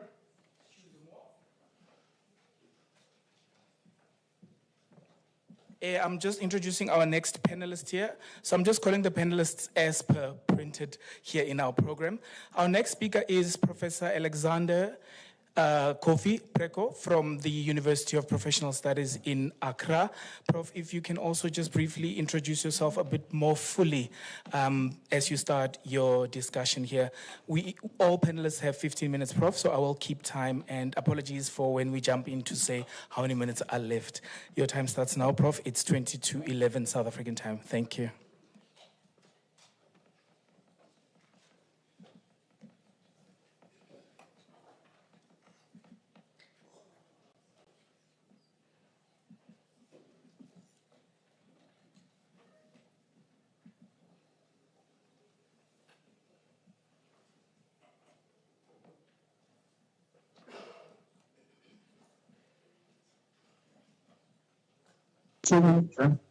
Prof. Kofi, he is online.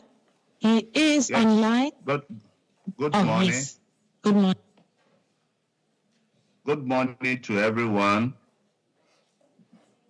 in South Africa, and good morning to colleagues in Ghana. Good morning. Please, can you hear me?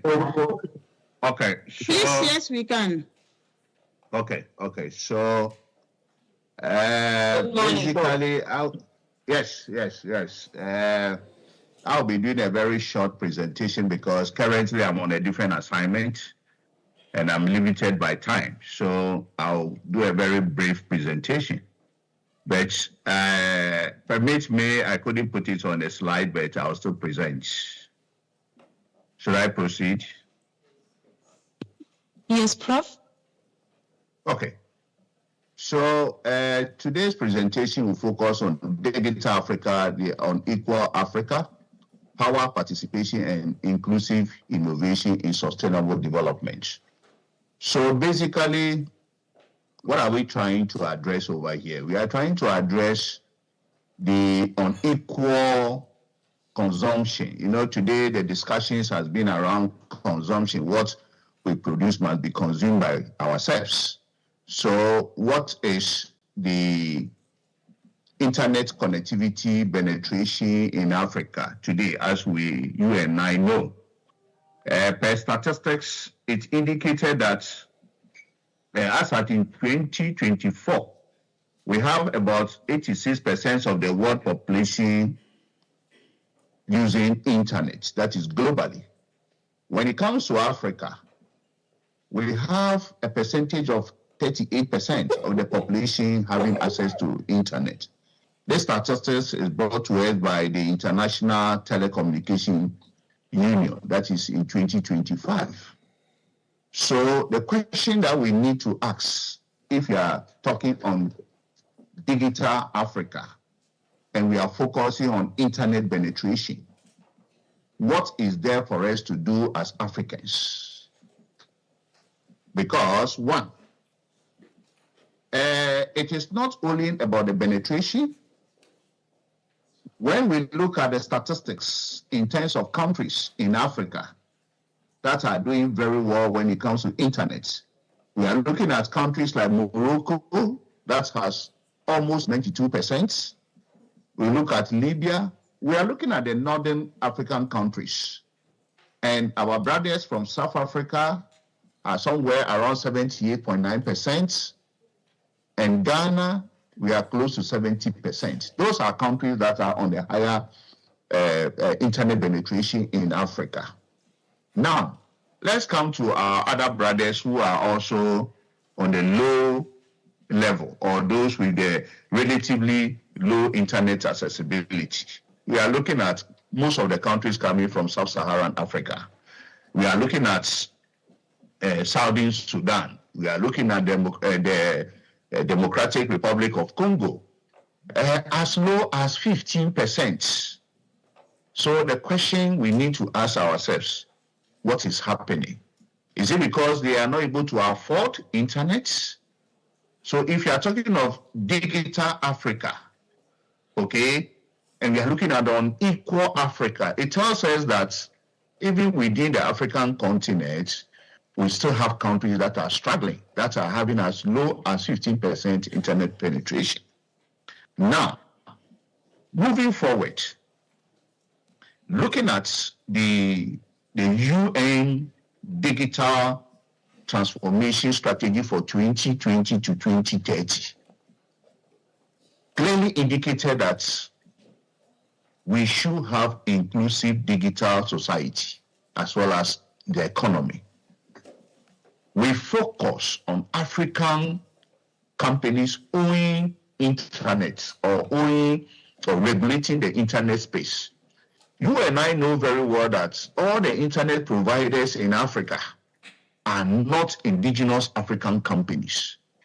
Now, issues of digital justice comes to play.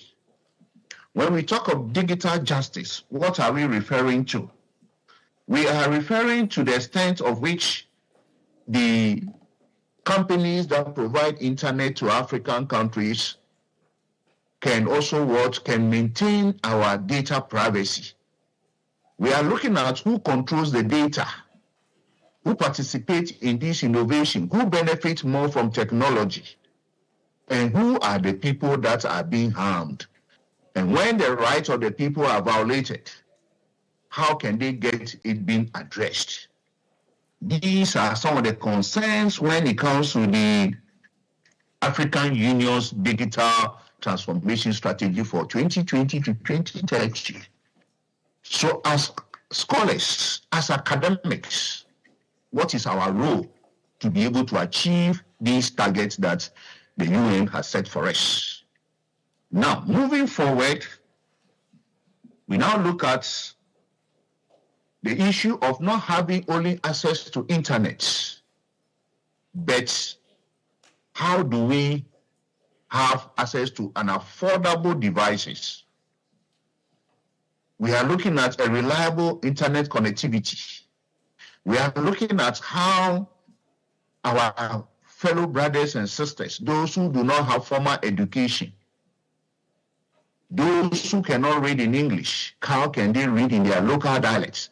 How the internet can be accessible in those languages, especially when we take Ghana, for instance, we have our major dialect or language that we use over here. When you take, for instance, we refer to as, we have the Hausa, which is widely spoken in Nigeria. We have the Akan, that is the tree that we refer to are highly spoken when it comes to Ghana. How can we, or those in the informal or have informal education, can also read and access news of that nature in their language? How do they get the digital skills that are needed in their local language content? How safe is the internet space for you and I and our children? And the trust that we can have in digital systems. So those are some of the issues when it comes towards accessibility. Then, last but not the least in my presentation is participation. Who is included and who is excluded? I take it again. Who is included when it comes to internet penetration or internet usage? And who is excluded when it comes to internet? I believe everybody on this planet should have access to internet. And I know in the Western world. I can even remember when I was a student, we have tariff for students. We have tariff for businesses. In Ghana specifically, hardly do you get specific tariffs when it comes to internet for students, for them to use when they are doing their projects, where they are doing their assignments here and there. The companies that provide internet to us in Ghana do not go to that extent to segment the market in a way that we can have students having as low as they can pay and have unlimited internet access. I don't remember being a Ghanaian, which company provides me unlimited internet penetration, internet access. It might be there, but it is very difficult to access. In some countries, you pay $10, $20. The whole month is for you. We, those in academia, without internet has now become the blood that runs through us. So how do we go about it? Who takes part? Who is not? How do we extend the internet accessibility to our dear brothers who are physically challenged? How do we do that? And now when my colleague, the earlier presenter was presenting, I saw something relating to issues of electricity in sub-Saharan Africa. How do we have an affordable electricity, a constant electricity on which we can now operate our internet? And lastly, inclusion, innovation. Inclusion for whom? Inclusion for whom? So this one will take us to the World Bank Digital Economy for Africa initiatives. So the World Bank has also some content or some provision when it comes to a digital economy in Africa. So by 2030, the World Bank expects us that some portion of African economy should be transformed digitally. So we have the digital transformation agenda, which is presented to us by the World Bank. So this morning, colleagues, the long and short of my presentation is, would there be a time where we can have equal Africa in terms of digital Africa, where all countries in Africa will have internet penetration above 50%. Thank you very much for giving me the opportunity for this presentation.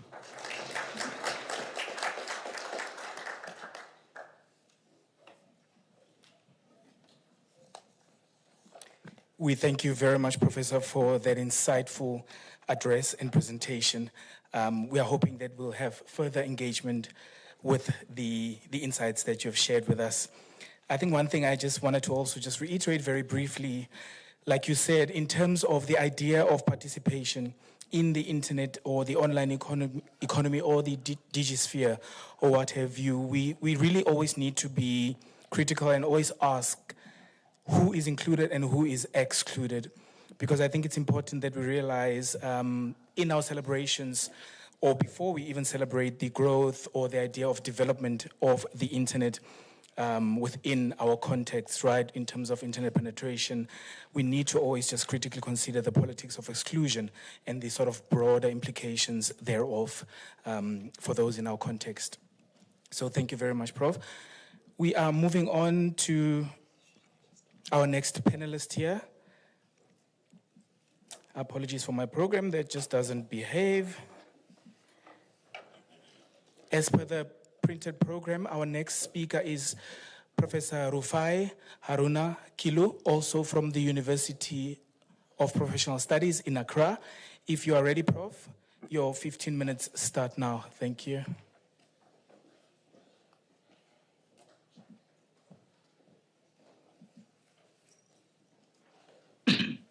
Thank you.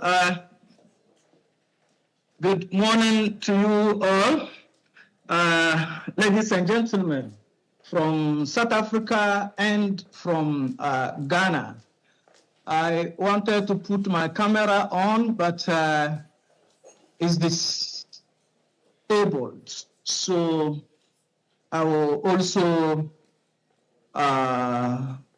apologize for not being able to put my presentation on PowerPoint.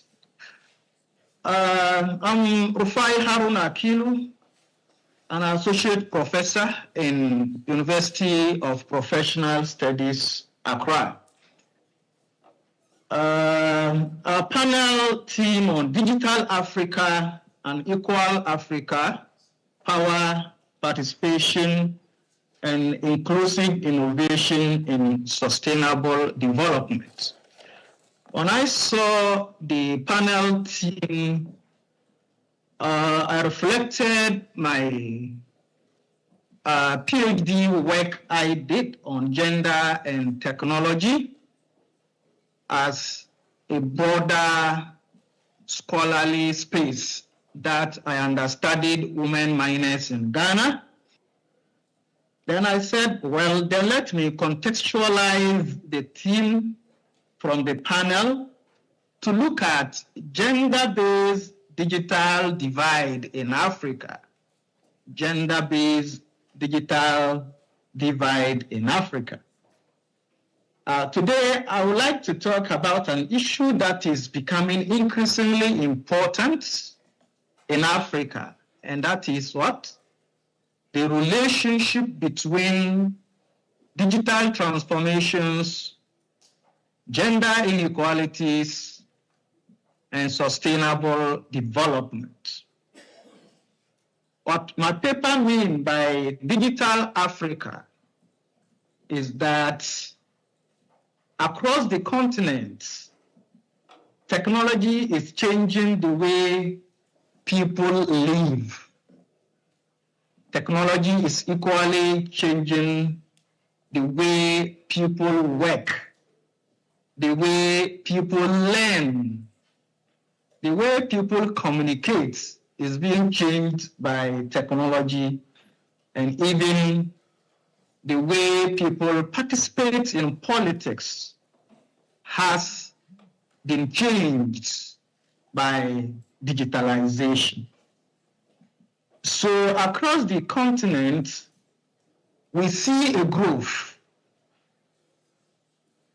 in technology areas such as mobile banking, online businesses, digital education, social media activism, and artificial intelligence. And in many ways, Africa is becoming more connected than ever before. So looking at this trajectory in terms of how technology is changing the way we live in Africa, make me to make this point on digital Africa. So based on this, I look at a gender-based digital divide, how Africa is becoming more digitalized. However, it is not everyone who is participating and benefiting equally from this digital transformation. And this is why my topic, gender-based digital divide, is important. Why is it that we are becoming digitalized, but participation and benefit is not equally shared? It reminds us that technology can create opportunities in Africa, but it can also deepen existing inequalities if participation and benefits are not inclusive. That's the point that I am making. Unequal gender is something that my work has problematized when it comes to digital benefit, when it comes to digital participation, we witness an equal gender. One of the most important dimensions of digital inequality in Africa is gender. Across the continent, women and girls face greater barriers to access and barriers to benefiting from technology as compared to men.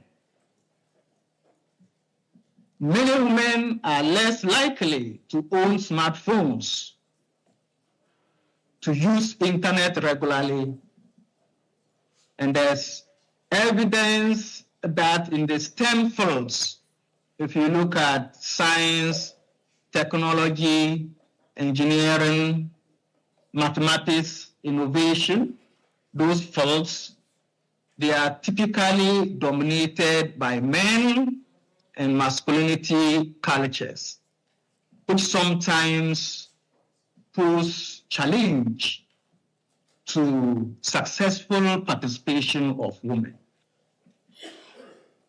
So these are issues that my work is looking at. The dominant masculinity cultures in STEM fields, which society has bought into, and we start socializing our children from birth. The boys, we socialize them into maths, into engineering, into daring fields. We buy guns for them. We buy trucks, toy trucks for them. When we take them to school, the boys are to learn science in most cases. And on the other hand, we socialize the girl child to teaching, to social welfare, to communication, those soft sides. Then we socialize the boys into the hardcore engineering areas. That is the point we are looking at. In some communities, cultural norms still discourage girls from pursuing careers in technology and engineering. In some cases, poverty and lower educational opportunities also limit women access to digital tools and skills. Additionally, women often face online harassment, cyberbullying, and digital violence, which can discourage them from fully participating in digital spaces. These challenges create what is known as the gender-based digital divide. The implication here is that excluding women from technology means we are excluding a larger portion of Africa's human potential from development, because the continent-wide sex ratio shows that women are about 50.2% of African population, as compared to the 49.8% of men. So in this case, sustainable development cannot truly be achieved when more than half of the population face barriers to digital participation. Ladies and gentlemen, the situation is not all that bad. We are witnessing shifting gender dynamics. From studies, literature is pointing at shifting gender dynamics in the area of digitalization, where barriers are being broken, where bridges are being crossed. We can point at the likes of Digi Equal Africa. We can point at the likes of Women in Mining Africa, the likes of Women in Mining Ghana, the likes of Power Queens, Women in Energy and other areas, who are involving in initiatives that aim at empowering a typical African woman in technology and challenging gender stereotypes in these sectors. Because of these initiatives and others, we are witnessing mobile banking that are improving women's financial inclusion. Prof, sorry to disturb. Sorry to disturb, 5 more minutes. Thank you.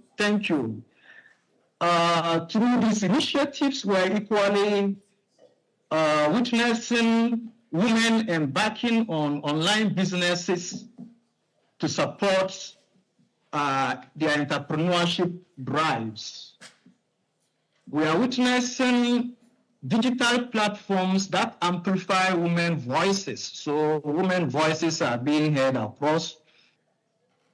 We witness remote work that creates flexible economic opportunities for women to participate in the world of work. We are witnessing e-learning that is increasing access to education for women when there are restrictions. So across Africa, many women are now using technology creatively to challenge inequality, to build businesses, to advocate for social justice, and participate more actively in public life. Ladies and gentlemen, this shows that technology can become a powerful tool for empowerment when access is inclusive, as we are advocating for. Of course, digitalization inclusion is essential for achieving the following Sustainable Development Goals. SDG 4 on quality education is being targeted by digital inclusion. The SDG 5 on gender equality is being targeted by digital inclusion. Decent work and economic growth, SDG 8, is being targeted by digital inclusion. SDG 9 on innovation and infrastructure is being targeted by digital inclusion. And SDG 10, aimed at reducing inequalities, is equally being targeted by digital inclusion. In conclusion, ladies and gentlemen, Africa's digital transformation presents to us both opportunities and challenges. That technology has the potential to improve lives, to empower communities, and accelerate sustainable development. However, if issues of inequality, power, and exclusion are ignored, the benefits of digital transformation will not be shared equally. The future of Africa must therefore be digitally connected. The future of Africa must be socially inclusive. And the future of Africa must be gender sensitive. And above all, the future of Africa must be participatory as far as the digital transformation is concerned. Thank you very much. This is what I have to share with you today.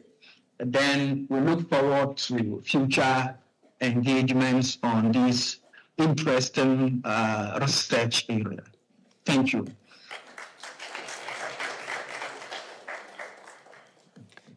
Thank you very much to Prof. Kilu. Thank you so much for that presentation.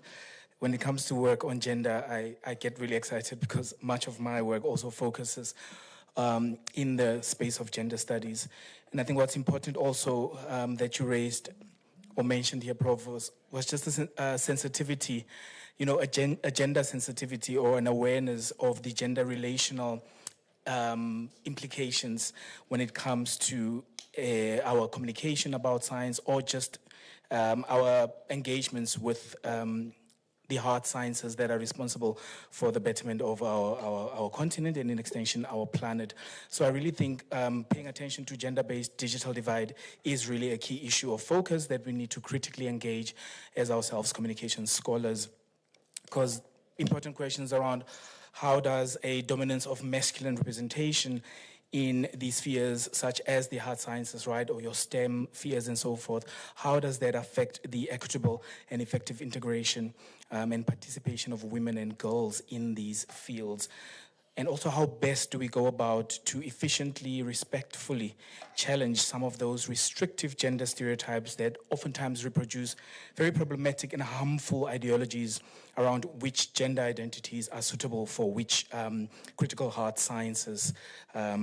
And we know that these hard sciences really drive the sustainability of our continent and, like I said, in extension, our planet as well. And I do think as communication scholars, we really, really have a critical role to play here as well to sort of raise awareness around a sensitivity of these harmful gender stereotypes that may restrict the participation of women and girls also in the spheres of the hard sciences that are critical for the sustainability of our planet. Thank you very much. We are moving on to our next speaker on the program here. And as per the program, this is our last panelist. Please help me welcome, ladies and gentlemen, Professor Gladys A.A. Nabieu, also from the University of Professional Studies in Accra. If you are ready, Prof, your 15 minutes start now. Thank you. Thank you so much. Thank you. Thank you so much, Sijinu, right? I hope I got the name right. As he said, my name is Gladys from University of Professional Studies with the Department of Banking and Finance. I am happy to be part of this discussion, and please, with my apologies, I would also not be able to project my slides and also use the camera, but I would put across all the information I have. I think normally when you are given the opportunity to be the last speaker, then it is an opportunity for you to say that they have said it all.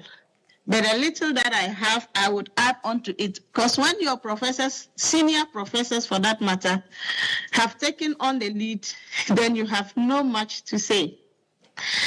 Permit me also to start my presentation with a little proverb, a very short one, of course, which says that if you want to go fast, then you go alone. But if you want to go far, then you need to go together. This timely topic, Digital Africa, unequal features, technology, power, participation and inclusive sustainable development, it's a critical area in Africa at this point. And as the Proverbs tries to summarize it all, the importance of collaboration and inclusivity are the key themes in this context of digital transformation. This topic tries to highlight the fact that if it is an individual effort, it may yield some quick results. But for long-lasting and sustainable progress, especially in a diverse and unequal society like Africa, we require extensive efforts and participation. And so this can be tied to the role of inclusive innovation, where all the sectors in Africa, especially the marginalized communities, need to be involved in the digital revolution if we have to attain true sustainability and development. The development is timely and powerful, as I said, but we realize that Africa's digital transformation is expanding so rapidly, but the evidence remains that the benefits are very, very unequal and they are even uneven. The African Union Digital Transformation Strategy we are seeking, and I think the African Union, for that matter, is seeking to build an inclusive digital society by 2030. Today we are in 2026, so it means that in the next 4 years, we have to have achieved this goal of digital transformation and inclusive for every society in the African economy.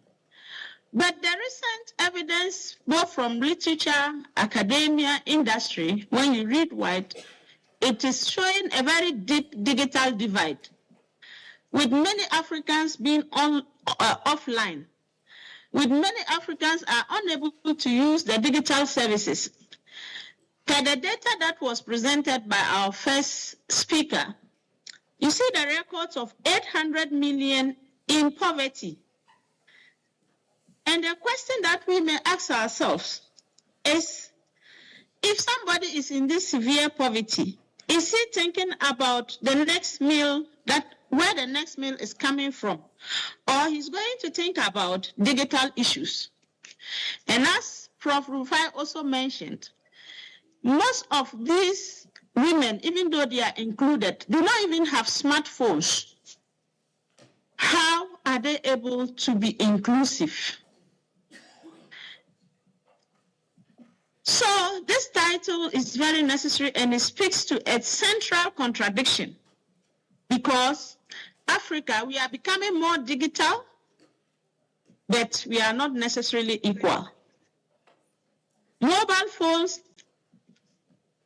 mobile money networks, I know in UPSA, in Ghana, here in Nigeria, and most African countries, we all have different mobile networks. It's a lot of fintech issues coming in. Most government institutions are becoming e-governance. Digital identity and online education are all coming up. At the same time, they may not produce the right equalities that we are looking for. And for that matter, they are likely to reproduce some old inequalities around the income levels, the gender issues that Prof. Rufai has just spoken about, the geographic divide, language for that matter, and the purpose of this symposium that is organized by language department, disability issues and political power. All these issues are not only access to technology, but the question is, who even owns the platform? This morning when we started this program, there were some little hitches on the technology issues. Technology is good. I'm able to sit in Ghana and we are having a beautiful conversation. But the question is, who owns this? I remember somewhere last year, November, December, thereabout, not too accurate on the dates, but we had a whole week of internet issues that we could not work. And last Prof said it, internet issues today or network issues for a researcher like us in academia is a lifeblood, without which you are rendered, very inefficient. So the question is, in terms of financing, who owns our network platforms? So that if there is an issue of monopoly or external force, it means that where can Africa go? Come to education, as we mentioned, if a lot of us, we are talking about inclusivity here, if a lot of Africans or millions are in poverty, struggling to get the next meal, as I mentioned, and you are talking about online education, where does the person get the finances to even talk about getting the internet, which it's not even uniform across African countries. For some countries, it's quite less expensive. For others, it is very expensive. Where is the person going to get the digital mobile phone, get the data, and then now enroll on education? If we are talking about all must be educated. So these links of both the platforms, benefits from all this digital development, links us closely to the current topic, technology and development contradictions or paradoxes. Now, In this panel discussion, a very key question comes up and is related to why do we Africans or African economies possess the necessary resources, we've taken on the necessary reforms, the opportunities, and yet we struggle to convert these to convert these resources to broad-based welfare. So, is digitalization not completely producing less inclusion, or it is producing inclusivity? What about our institutions, the regulations, ethical data and governance? What about our locally grounded financial systems? Is Digital Africa going to help us resolve these inequalities or to rather increase it? If I may say, linking it to the financing sector, if you go to the market today, we have the informal sector where most market women have the capability, have the financial muscles to be able to get finance from the formal sector. But the question is, are they able to get it? So this brings us to digital financing divide in our African economies. In the recent past, the issue of Gidi score in Ghana came up, and it is an app that tries to bridge the gap between the informal economy by converting the informal trust and contribution behavior into measurable digital creditworthiness signal for those people. The word came from the fact that it's an account name and it's trying to talk about trust and confidence or faith, which reflects a system of what? Core philosophy, where the informal worker who are financially disciplined, but where they find themselves are not able to be included, can have a behavior which is visible to the formal financial institutions where they can access finance. If they are able to access finance, just like the formal sector with all the credit scores and credit rating, then we can be sure that we are including them. Much of these growing up companies or market women who are trading can even employ the formal sector to support them if things are done right. So, in this discussion, the divide is still there, and we need to up our game. And in this academia, we have a role to play to bridge this divide and reduce the inequalities. Prof, sorry to disturb, 3 more minutes. Thank you so much. As I mentioned on earlier, my colleagues have done wonderful jobs in their discussion, and I would not want to be repeating so much as I mentioned. So we have to sit down as Africa, and most of the key takeaways that I would suggest is that our digital infrastructure must be treated as a developmental infrastructure. We should not only look at the roads, the electricity, the water, but also put our emphasis on that. Also, in terms of the digital inclusion, we must go beyond just the internet access and the affordability, but also to look at those who are left out, the skills and power, gender equality for those who are already in the informal sector. What can we do? Can we do formal education for them, maybe evenings or at any point in time to include them in the formal sector? And can Africa data also be governed under strong rules? Can we develop our own African platforms where since we share different similar cultures and the same idea, we go by that? And then finally, green digitalization is also essential. we have to also have the environment in our course of discourse on the use of what? Energy, mineral extraction, and then e-waste, as the first professor mentioned.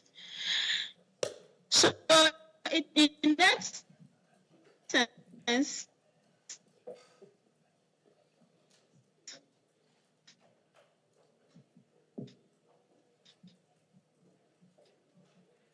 the topic is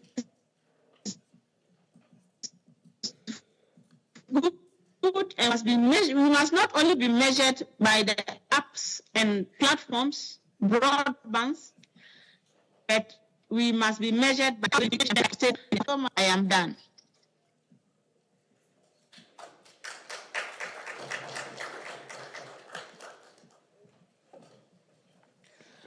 Prof. Gladys, thank you so much. We really appreciated your presentation this morning. You really had also some important points that you raised, and I'm hoping that they will be engaged with briefly by our respondents and perhaps individuals in the room here. And it's interesting what you said, that technology is good, and I think that goes without saying. There is a good aspect to technology and technological development, but you do ask a critical question. We need to be asking ourselves also, who owns the platforms and the opportunities to be able to have these technological developments happen. And I think furthermore, we should also ask these owners of these platforms, what kinds of platform affordances do they actually allow to those that do have access, and to what political and social and economic effect do these affordances allowed? Further questions, I think it's around visibility. Who then gets to be visible on these platforms, right? What worldviews do those who get visibility, what worldviews do they hold? And how are those beneficial or non-beneficial for the advancement of the African people and our continent as well? What also happens, Prof, to our data as we actively find expression in these online or on these online spaces, and what regulatory mechanisms are in place to protect those Africans who do get to access the digisphere in diverse ways as well. So I think very, very critical questions that came up in my mind as you were presenting. Thank you so much for that, Prof. Gladys. We will now move on to the second section of this panel discussion, which is the responses. I didn't ask about time. I'm saying 5 minutes per respondent, so I'm correct in that. We have 2 respondents. One is in the room with us, and we have another respondent online. I guess we can start with our respondent in the room if they are ready. Oh, okay. Let's actually start with our respondent online.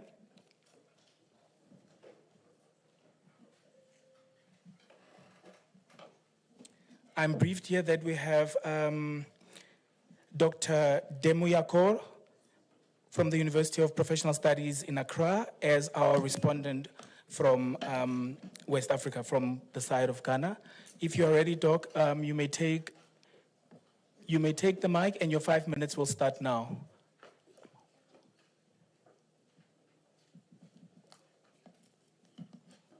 Hello. Yes, we can hear you. Thank you.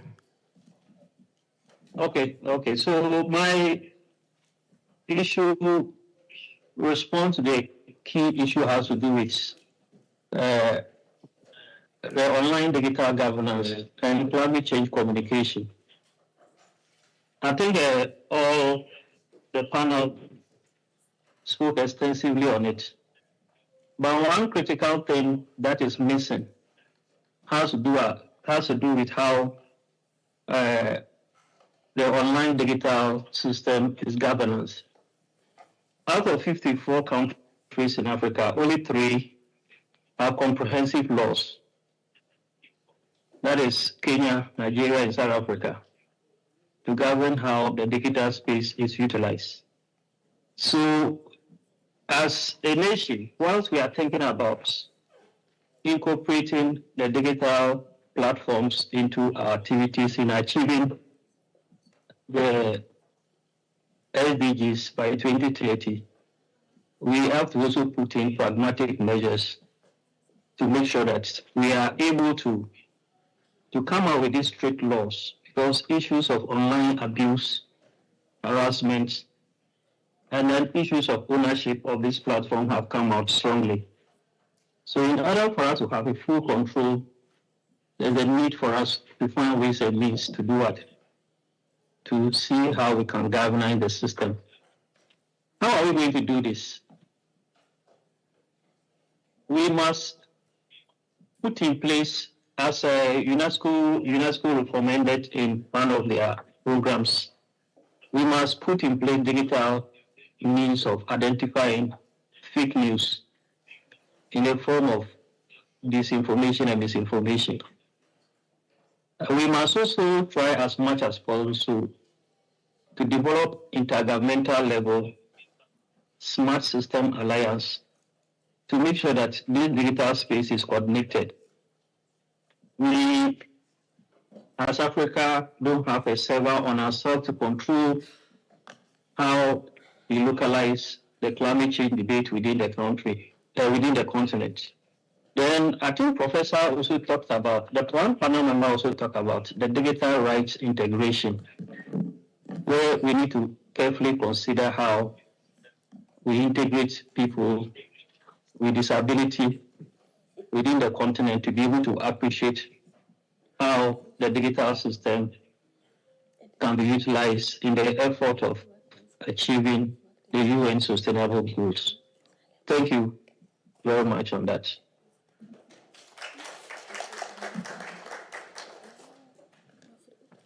Thank you kindly, Doc. We appreciate that. We'll move on to our next respondent, our very own Dr. Trevor Hlongwane. He's from the Department of Communication Science. Thank you. Your 5 minutes start now.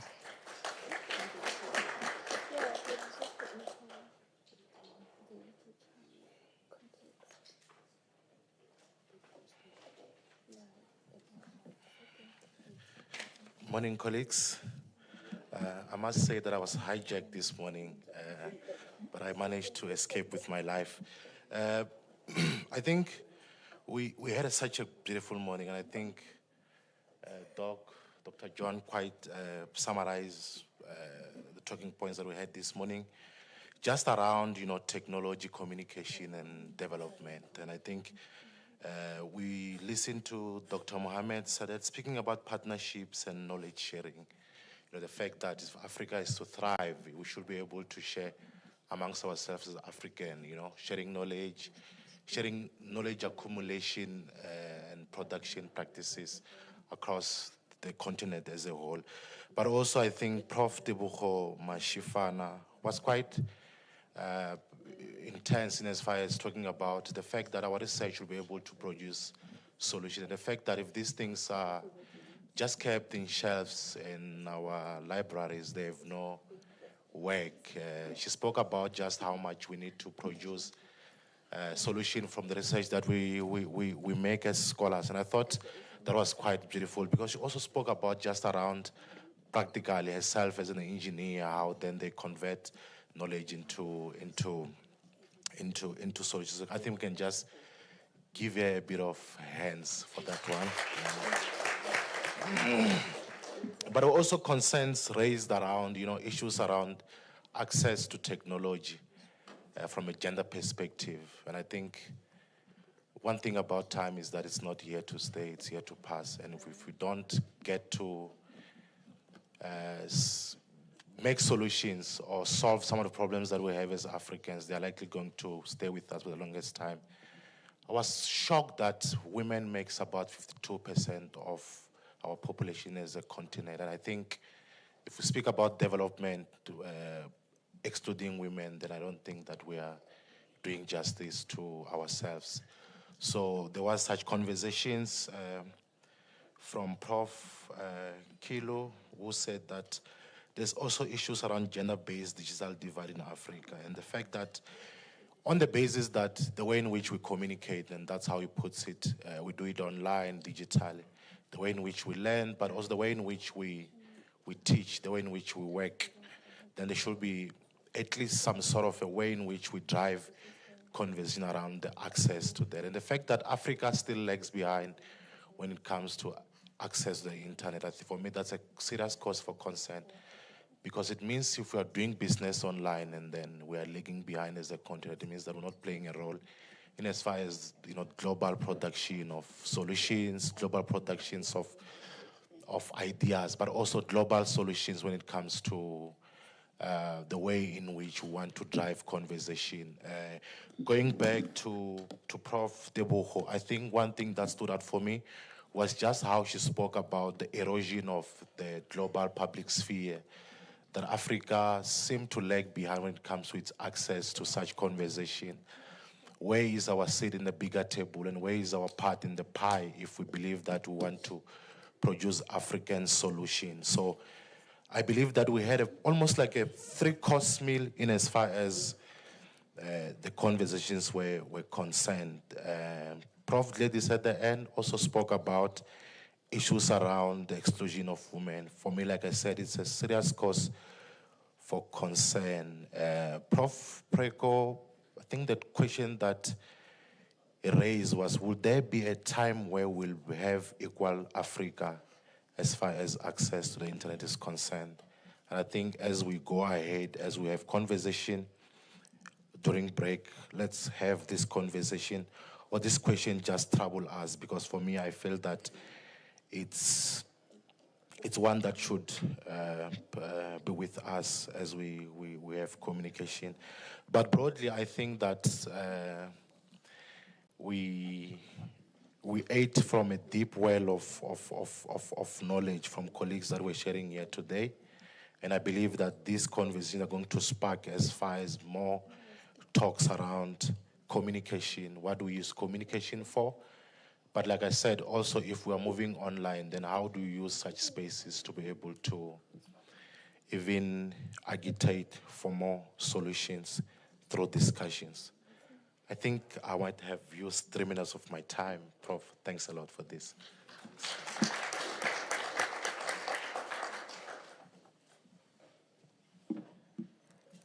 Thank you very much, Doc. You used about 4 minutes of your time, so still nicely within the time that was given to you. Colleagues, thank you so much for your patience and walking this journey with us. It was such an intellectually stimulating first half of the day.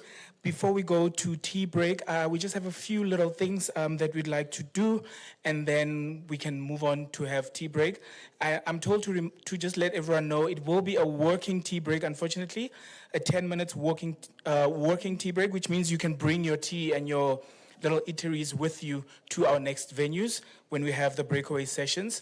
So you can go fetch within 10 minutes and then bring them along with you for the next sessions that are the breakaway sessions. That might be my timer that I forgot there. Sorry about that. I wanted to ask technical team, we just wanted to briefly also just play a short video of one of the projects that we have in the Department of Communication Science that we call Communication Review.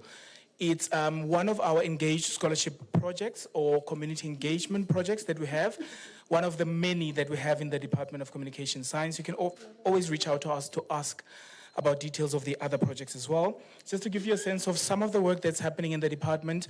And I think this is one of the platforms where some of your thoughts can actually also find expression, because we do publish or digitally share the communication review, which is in the form of a newsletter. So if some of you were inspired with some thoughts today, you can actually find space within our newsletter to publish some of those thoughts.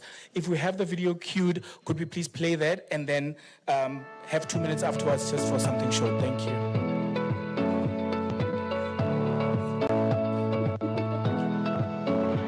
Welcome to the latest issue of our digital newsletter, Communication Review. From the editorial team behind this project and from our home, the Department of Communication Science, we are excited to be back with a 4th issue of this pivotal engaged scholarship initiative aimed at the community of communication researchers, academics, students, scholars, thinkers, and industry professionals.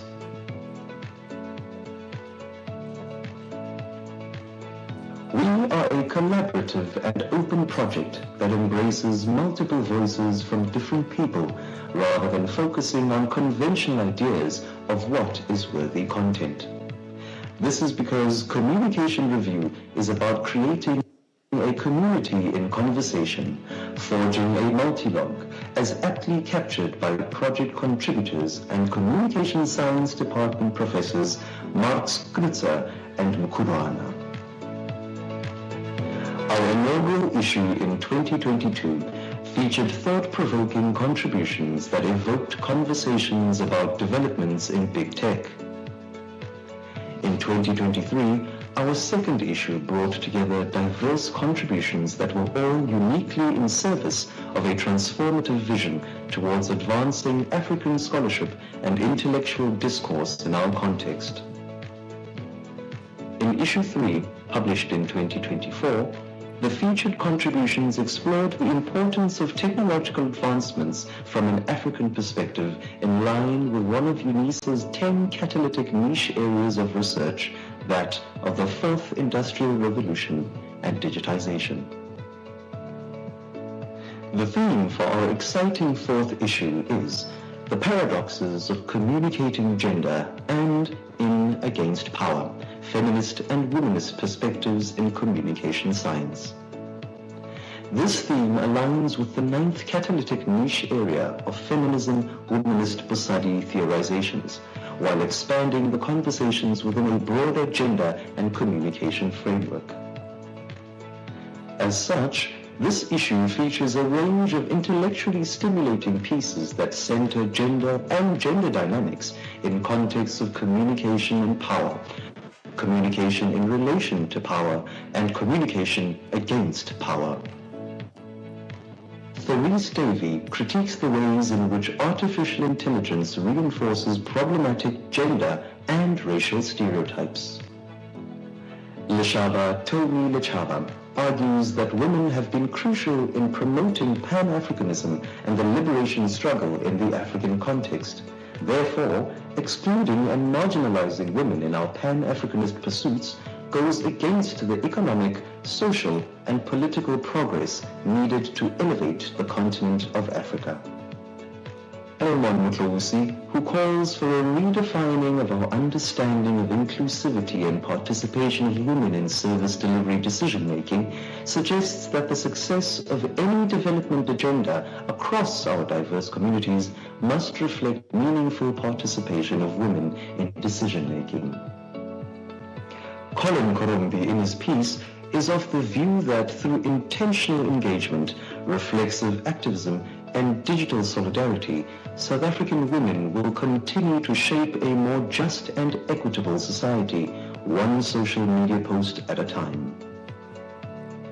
In her opinion piece, Lamhlanga laments about women's struggles with justice and fairness in the entertainment industry.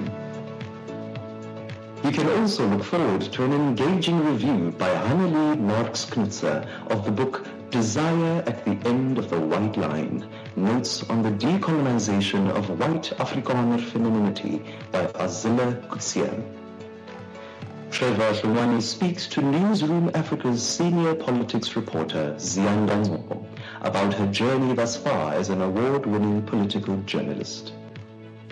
Dr. Sundani and Nobutula Lana introduce us to Puti Abrima Mutabo and her journey from the dusty streets of Mohodi Ramantata in Limpopo province to now being a prominent woman in her field of communication practice.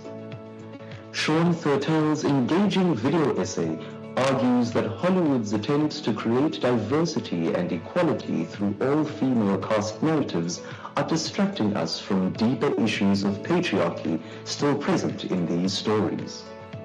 Sylvia Skosana sits down with Omhle Jinila and Bonso Pilani, two women who in different capacities were at the front lines of the hashtag Fees Must Fall events at Wits University in 2015.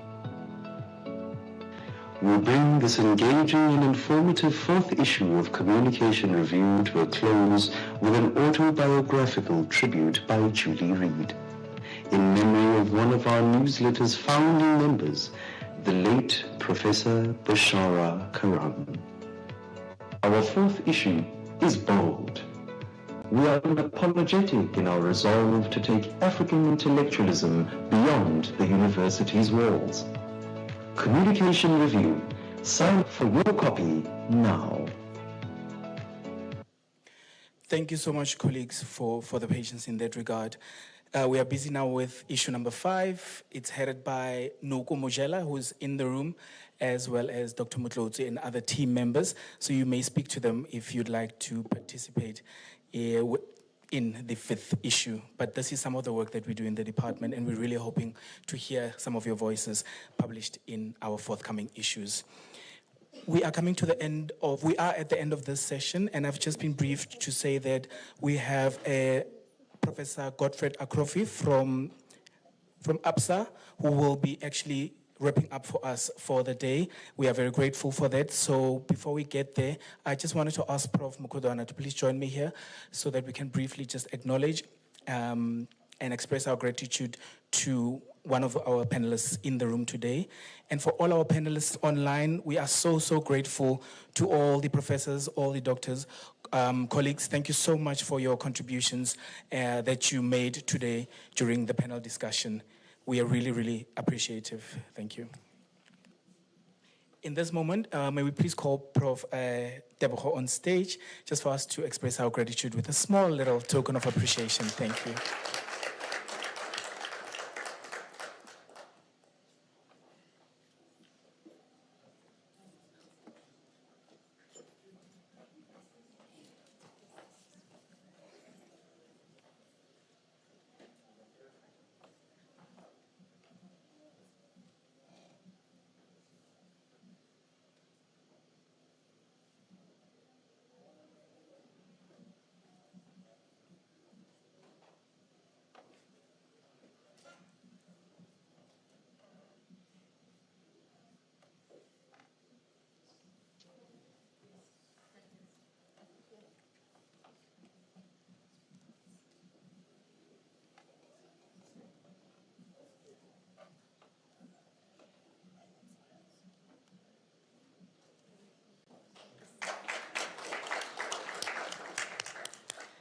Thank you very much, colleagues.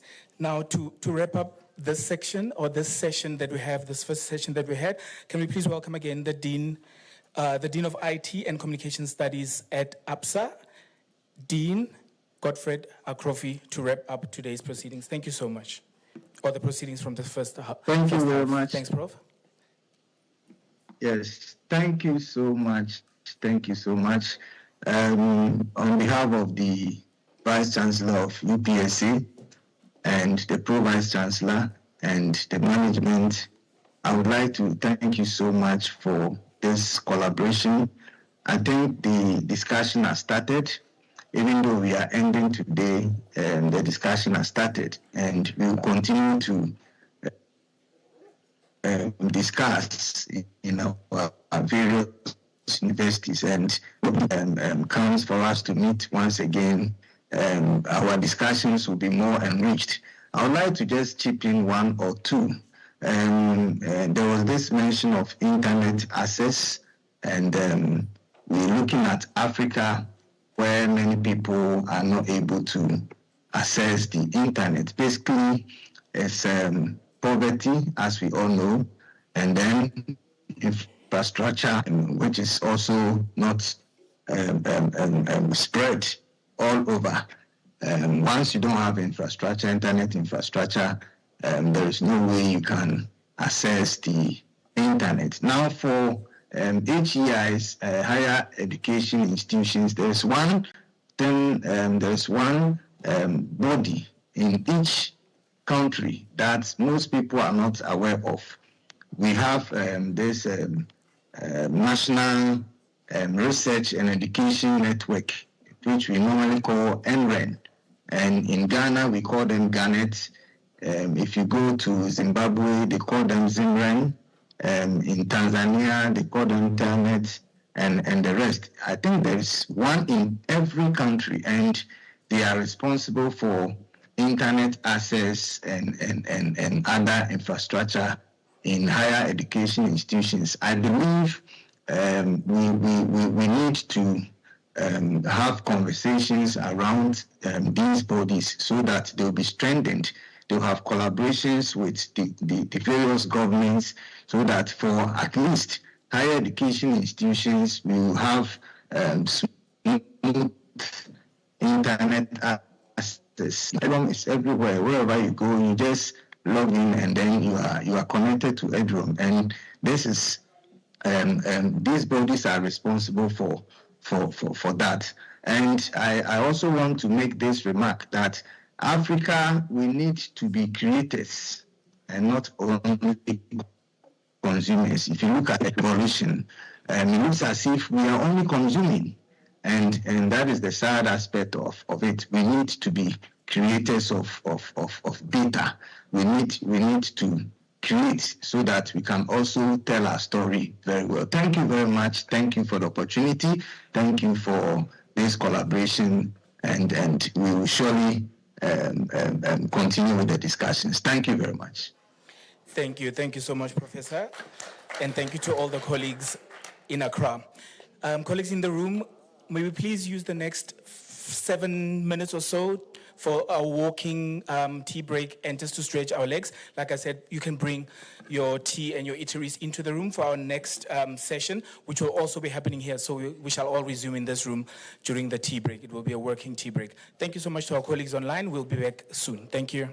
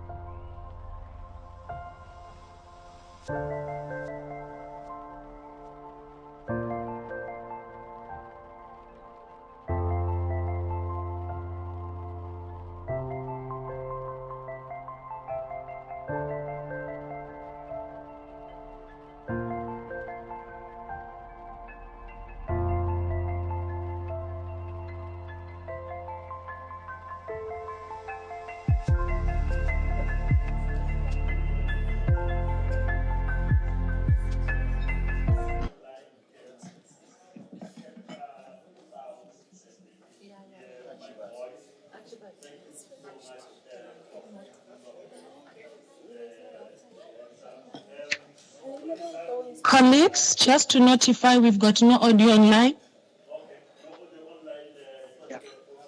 We have no audio online, colleagues. Yeah. Mr. Cornet?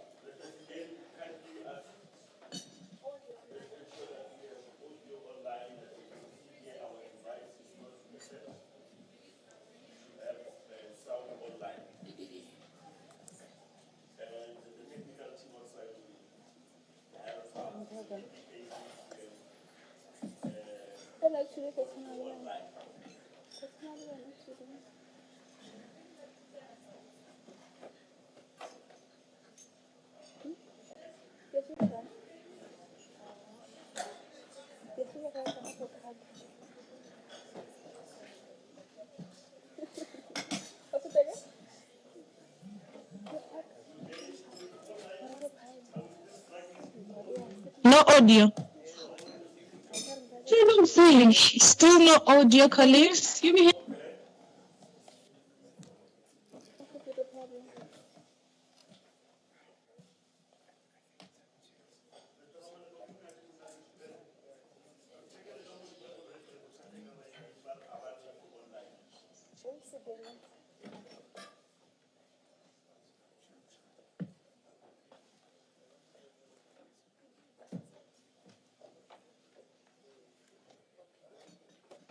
Teams has no audio online.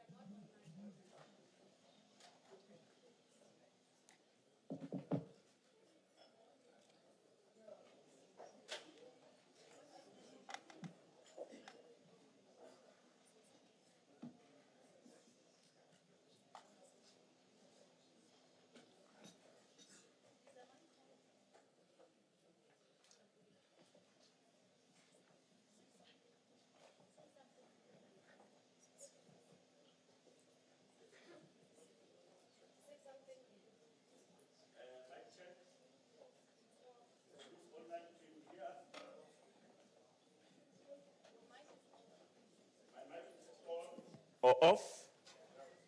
Okay. Yes, we are back. Thank you. Okay, thank you so much.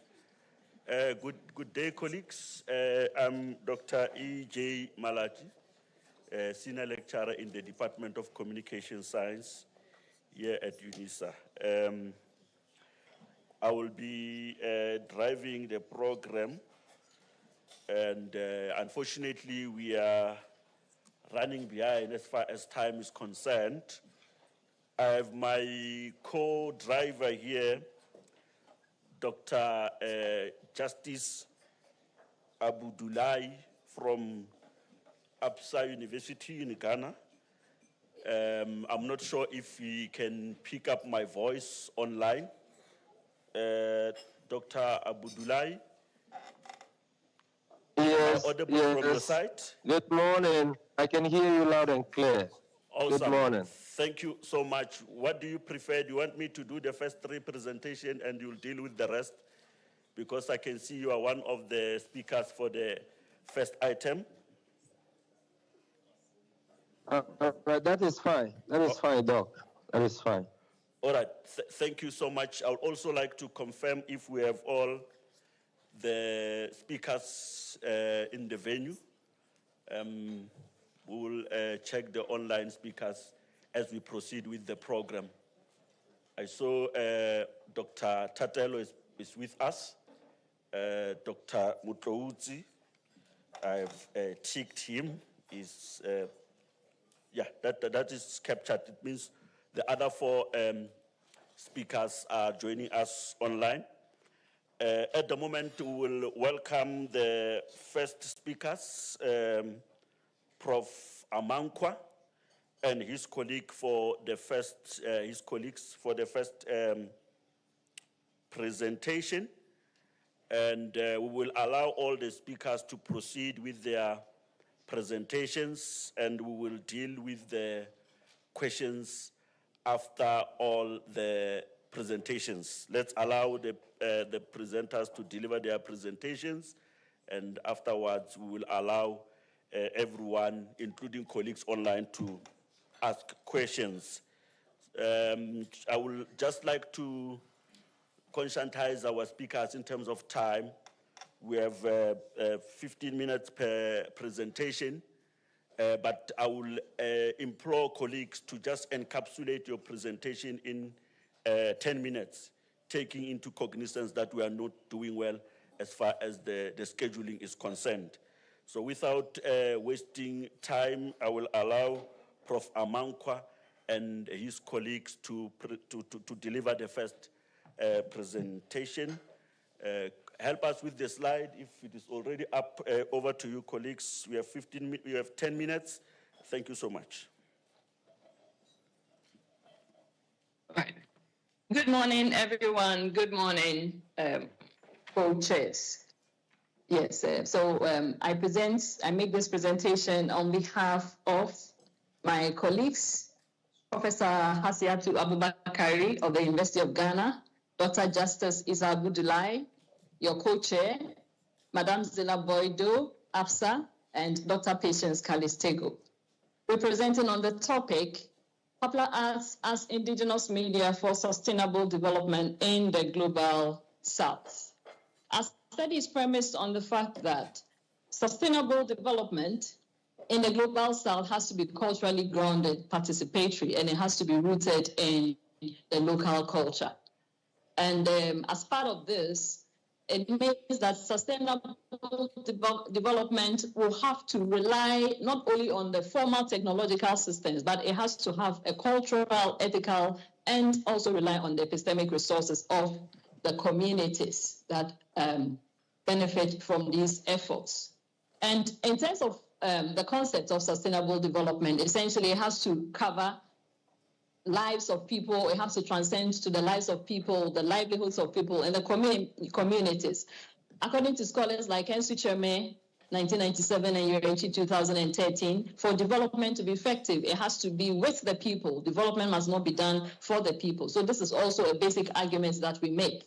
And as we talk about, in terms of our topic, then realize that when you talk of formal technological media or formal media, vis-a-vis popular arts and indigenous media, the two are just opposites. They are contrary one to the other. And this heightens the development paradox, that confronts many countries in the global south. And for us, from the Ghanaian perspective, we're going to be looking at this topic in terms, or this study, in terms of how popular arts on the vehicles of indigenous media can be used to address Sustainable Development Goals 5 on gender equality and 15 on peace, justice, and strong institutions. So in terms of these variables, we'll be looking at gender-based violence, how popular arts can be used to address gender-based violence, child marriage, and teenage pregnancies, as well as broader socioeconomic issues within the local communities. And so just for a bit of background, when you talk of indigenous media, it is a people's media. It's folk media, and it becomes very effective when it's communicated, using the platforms or the channels that is familiar with, namely language, symbols, and trusted conventions. And then popular arts, of course, which is woven into the wider fabric of indigenous media, comprises music, storytelling, theater, poetry, etc.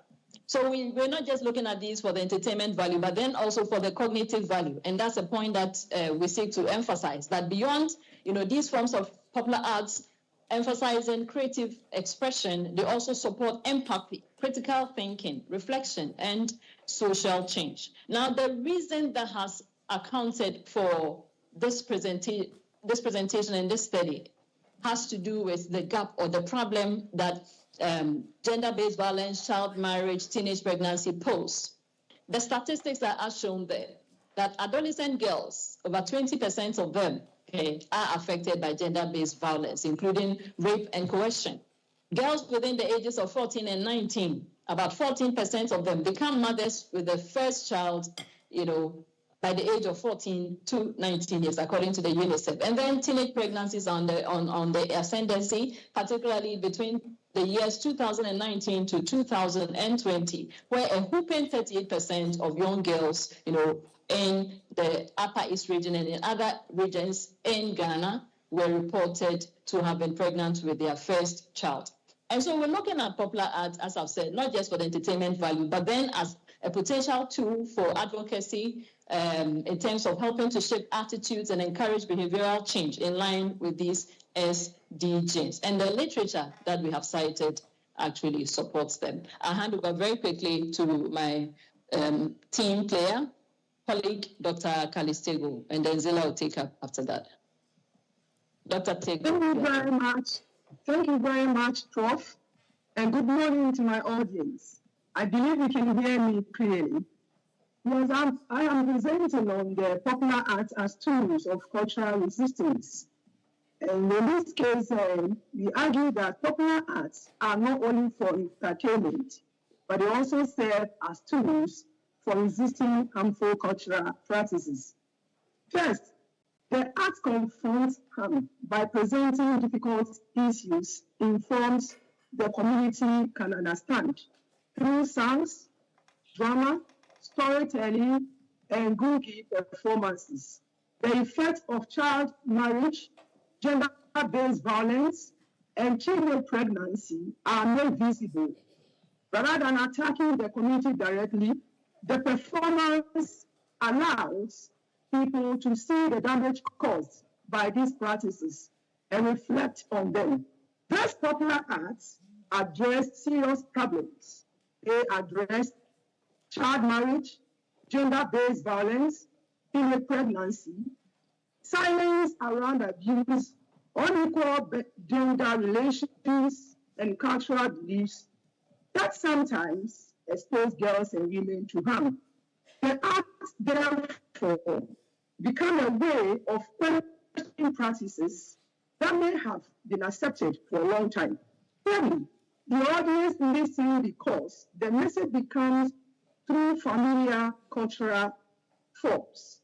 The language, music, symbols, humor, performance style, and community setting are already known to the people. So because of this, the message does not sound foreign or imposed. It feels local, trusted, and meaningful. The sixth slide, which is the indigenous media for culturally grounded SDG interventions, explain why indigenous media are important for sustainable development interventions, especially in Ghanaian communities. The main point in that development message becomes more meaningful when communicated through media forms people already know, trust, and use in their daily lives. Mr. Chair, indigenous media are not foreign to the community. They are rooted in local language, cultural symbols, or tradition, songs, storytelling, drama, and performance. And these development messages are presented in familiar cultural forms. People are most likely to understand, Mr. Chair. Secondly, they are intergenerational. That is, knowledge is passed on from elders to the younger generation through memory, performance, and cultural tradition. Thirdly, indigenous media are adaptable. That is, they are neither fixed nor outdated. Their meanings can shift from social contexts. Fourthly, indigenous media are complementary. They do not have to compete with modern technologies. Instead, they can work alongside radio, mobile phones, community, information centers, and social media to reach other wider audience. So looking at this key message from this slide, indigenous media offer culturally grounded ways to promote the sustainability development goals, particularly SDG 5, on gender equality, and SDG 16 on peace, justice, and strong institutions. At this juncture, Mr. Chairman, I hand over to Zila to present the rules. Thank you. Thank you very much, Dr. Tego. And I would be taking over. Kindly just summarize the key points and we close. We are not doing well in terms of time, unfortunately. We will deal with the other aspect in the question and answers. Please just briefly. Key points or 3 key points. Okay.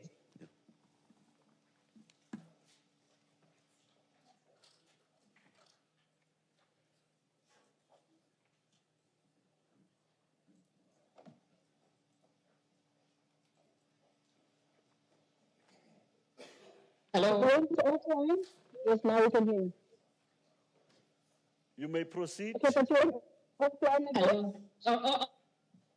All right. So I think I will continue on behalf of my colleague. And so the theoretical framework are the uses and gratifications and capability approach. Uses and gratifications, as we all know, has to do with why people choose the media that they use and the satisfaction they expect to derive from it. So essentially based on motivations model.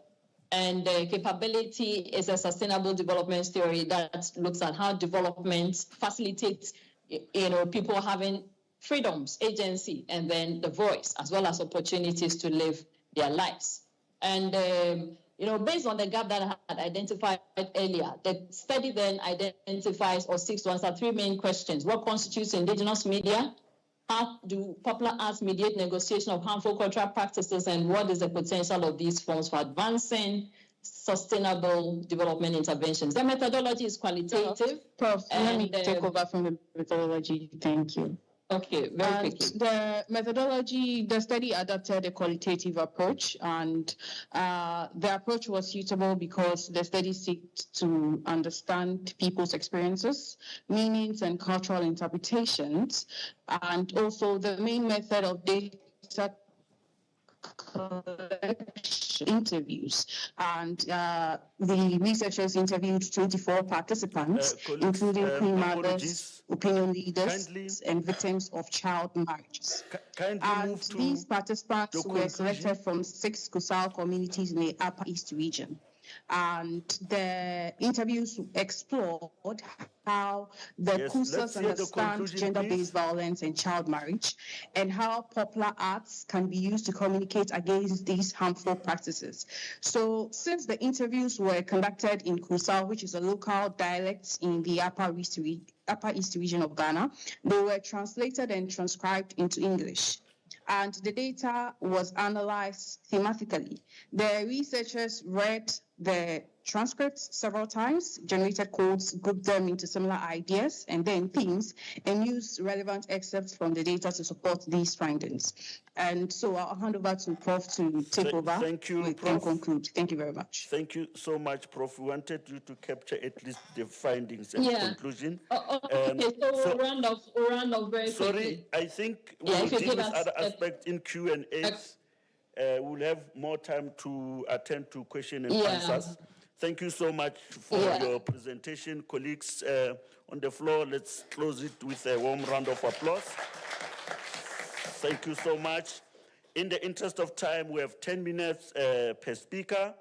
If you are sharing your presentation with your colleagues, just make sure that you share the 10 minutes.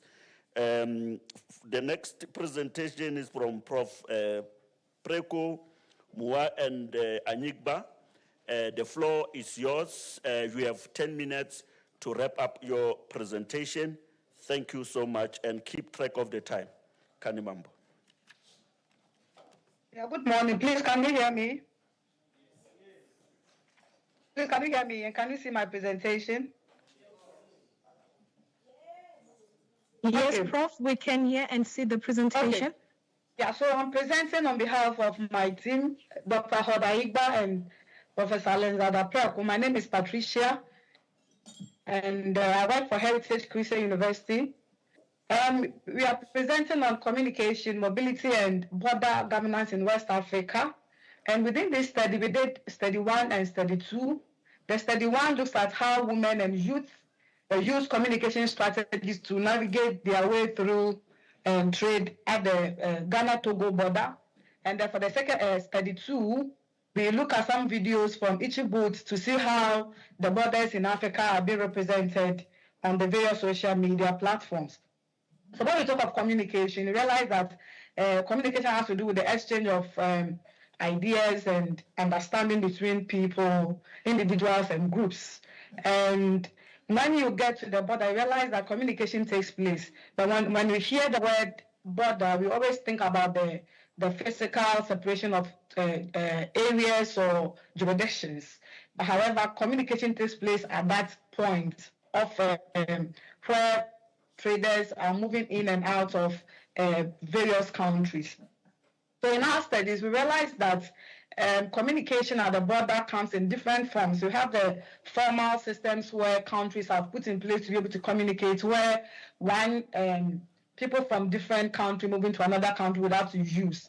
But when you pay attention critically to what is happening, then most of this informal trade that occur, the individual people, women and youth that partake in that trade, when it comes to that formal communication system, it becomes a problem.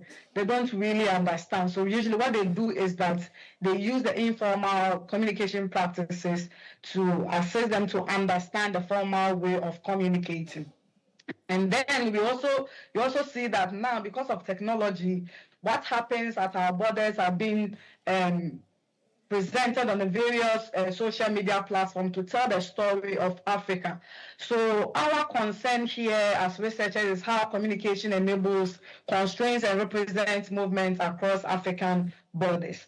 So as I said, I indicated earlier, when you get to the border, the problem you see there is that formal way of communicating by countries have been put in place.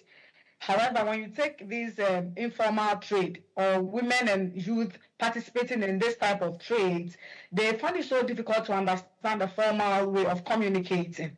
So therefore, they rely on informal explanations, trusted contacts and brokers to make these rules very usable. And also, we realize that because they do not really understand ways of using the formal way of communicating, you realize that there's this kind of suspicion and delays, hostility, and then humiliation that occur during the interaction. And also, when you take the literature, you realize that when it comes to women informal communication at the border, limited studies have been conducted on that. So that's our general objective was to, it's ongoing study, we are not done. So our general objective is to examine how communication structures, social networks, and digital storytelling shape informal cross-border trade and mobility representation in West Africa. And specifically, we looked at 5 specific objectives where we want to assess how formal communication systems influence informal communication practices along the Ghana-Togo border corridor. And we want to explore how women, youth, and service providers use social ties, brokers, and language mediation to navigate trade uncertainties. For the purpose of the time, because of the time, I'm not going to go through but these are our specific objectives. So out of the objectives, we came up with these research questions, and I'll just mention 2 of the research questions so that I can beat the time. The first question is how do formal communication systems shape informal communication practices among cross-border traders, and how do women, youth, and service providers use social networks and brokers language mediation to manage trade uncertainty. And then how are interactions with border officials represented in IG Booth's West African border cross videos? Okay, why fill this gap now? So we realize that in Africa, we have tried as much as possible to come together as one continent, and you could see that through AU coming together, so that we can easily move from one. We can easily trade among ourselves without difficulty. So after which is African Continental Free Trade Area, have come up with policies to make sure that we can easily move around countries without difficulty. But one of the problems that we see there has to do with communication. So this study tried to help us to understand that if you have clearer communication and the multilingual interaction at the border, to make transition from one border to another very easy. And we also realize that women and youth traders are active border users, but then their everyday information strategies are often under-recognized. And also, vlogs and social media convert border encounters into public narratives that can influence perception of countries and officials. So the study responds to the need for evidence that connects policy communication, informal networks, and digital storytelling in a single border governance. What is the significance of the study? When we're able to finish this study, we want to highlight informal network as communication infrastructure for border users, also show how digital storytelling can influence public understanding of African mobility, and also offer usable insight for border agencies, trade association, policymakers, and communication practitioners. So the study hinges on two main theories. For the study one, we use social network theory, who tell us about how trade information flows through trust, relationships, personal contact, brokers, transporters, community leaders, friends, family ties, and trade associations. And then for the framing, the framing theory talks about how border encounters are selected, emphasized, and interpreted in digital narratives through visuals narration. Okay, so what's the methodology for the study? We did a qualitative study. So for the study one, we used the qualitative design, and then our participants are women, youth, and service providers, including local brokers, transport operators, and money exchangers at the borders. And interviews will be conducted, and will be conducted in English and French, so that because of the Togo side, we use French, and Ghana side, we use English. And then the data collected will be transcribed through TableScribe. And then we use thematic analysis with MVivo 15 to come up with our themes. And for study two, we do documentary qualitative research using selected YouTube videos as data. And then data source is going to come from each booth video showing West African border crossing. And also units of analysis, we are going to use narration, visual captions, and non-verbal interaction involving officials. And then coding focus will be on embarrassment, suspicion, delay, hostility, negotiation, and so on and so forth. So these are some of the things that we envisage to get: formal and informal interface, social ties and trust, power and humiliation, border communication as governance. So these are some of the things that we expect to get. So we are going to extend the social network theory to show that informal trade networks function as communication systems that support information access, negotiation, and risk management, and also demonstrate how digital storytelling frames border officials as regulatory and symbolic actors in African mobility narratives. Expected managerial and policy implication. So we want to now we finish with this study, we hope to improve communication protocols to reduce humiliating interactions and provide consistent, respectful, and multilingual guidance. And also for trade institutions, we use trader associations, brokers, and service providers as legitimate channels for information delivery and feedback. And for AFTA, so that after a policy can be can be translated at the borders to make transition very easy. For the country's reputation, recognize that digital storytelling can amplify border experiences, affecting perception of governance, hospitality, and mobility. So in conclusion, we are saying that improving border communication can improve trade, mobility, dignity, and institutional trust. So we hope that when we finish with this study, communication at the various borders will be interpreted so that informal trade can be enhanced within the African borders. Thank you very much for the time to present. Thank you so much, Prof. Preko and colleagues. Moving right along in the interest of time, we have Dr. Akpene and colleagues.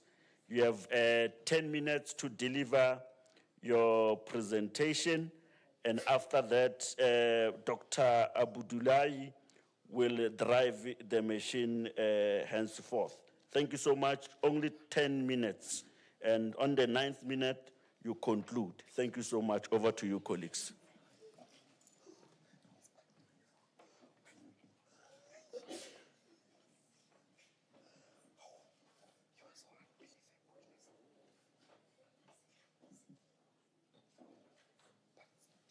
Colleagues, are you present? Yes. Prof. Preko? Caroline? You may proceed with your presentation. Okay. I thought they had the PowerPoint presentation up. We did not receive it to be able to project. Prof. Preko, is the team here? I know we had Prof. Preko.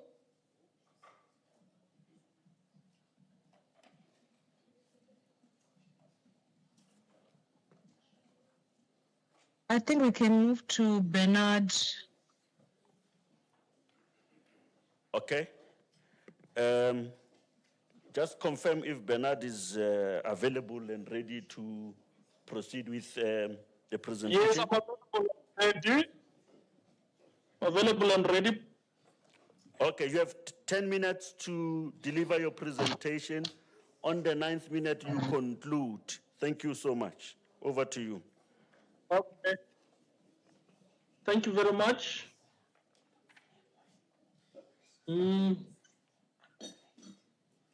For the purpose of time, can we start with slide number 1? Everyone can see my name there and everything.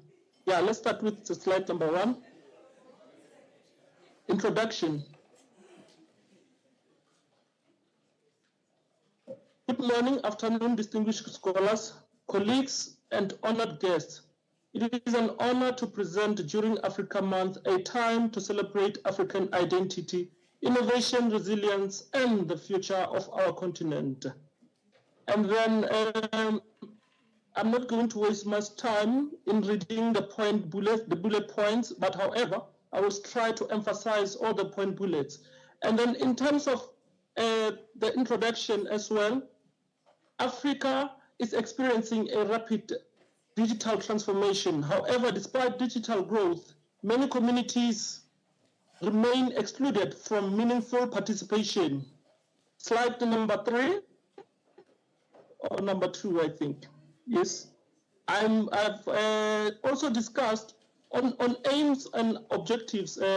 Colleagues, again, due to time, I'm not going to read in point format. I will just summarize everything in order to make sure that I adhere to time. The study investigates how youth-driven communication practices support inclusive and participatory development. Next slide, please. The research question.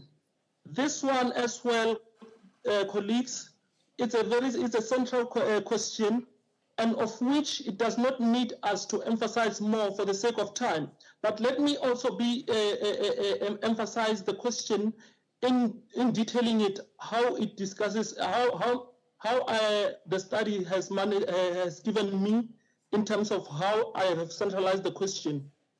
The question, it states that how can youth-driven digital communication contribute to inclusive development? In my study, the question says to the study that this study is guided by one central question focusing on inclusive and participatory development.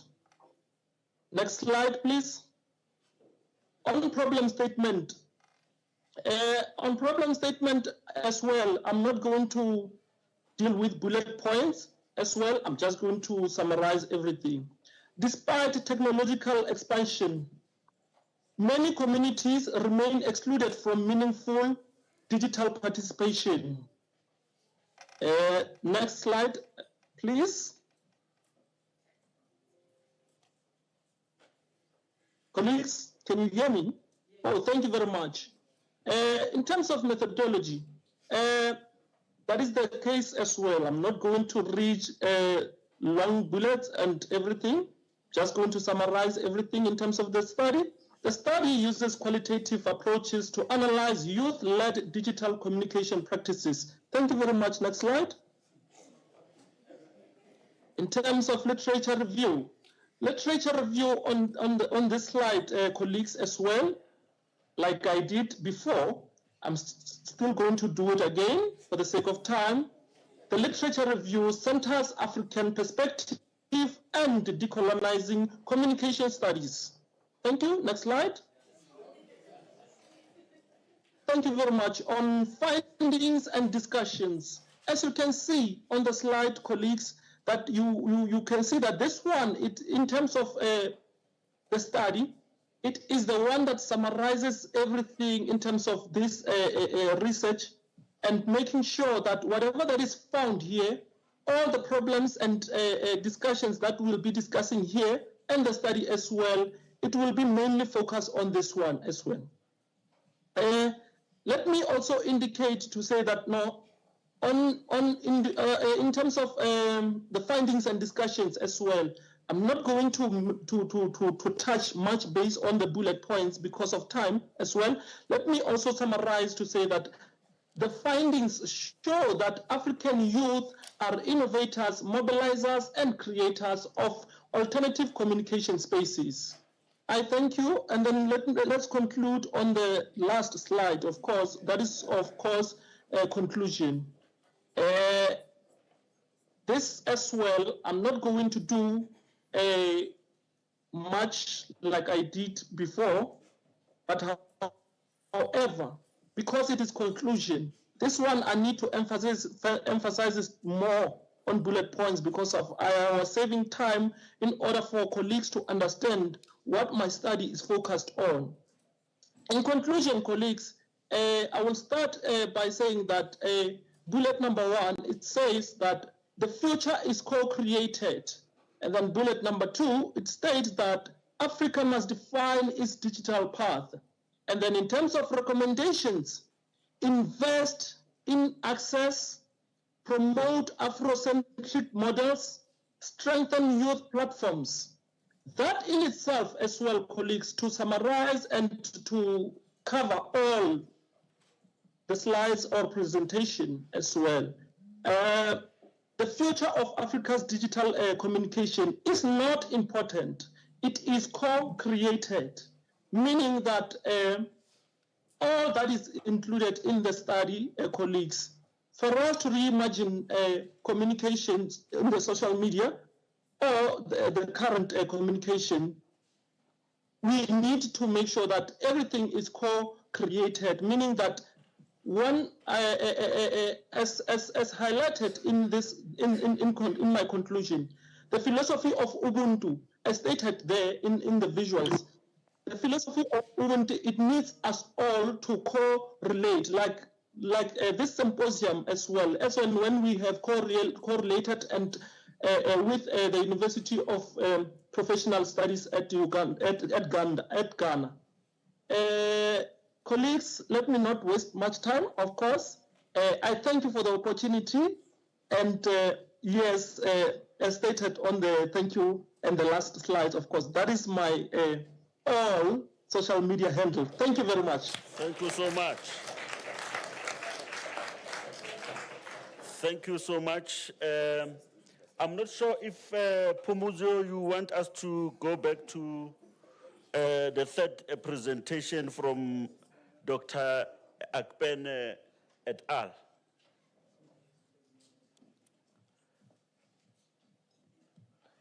Do you have any indication from these presenters? No, we don't have an indication. We can move on to the next speaker, please. Okay. Dr. Abudulai, please help me to drive the presentations. At the moment, we will allow Dr. Tatelo to deliver his presentation. You will take note of time. Dr. Abudulai, Dr. Tatelo is warming up, and the stage is yours, sir. I'm not sure if you want to deliver the presentation from that end. Okay. Thank you so much. He's approaching. I'm narrating to Dr. Abudulai so that he can take note of time. We just want to make sure that as you stand here, your 10 minutes starts. Dr. Tatelo, over to you. Dr. Abudulai, your speaker is on stage and his 10 minutes start now. Thank you. Okay, thank you. Yes, so thank you. Colleagues, thank you so much, colleagues, and good afternoon or good day to colleagues both in South Africa and in Ghana, Accra. This paper that I'm about to present is a working paper. I'm busy working on this manuscript, but what I'd like us to have a conversation about is the use of Gen AI as a visual counter-narrative to political personal branding, which is a case for South African political actors. So the advent of Gen AI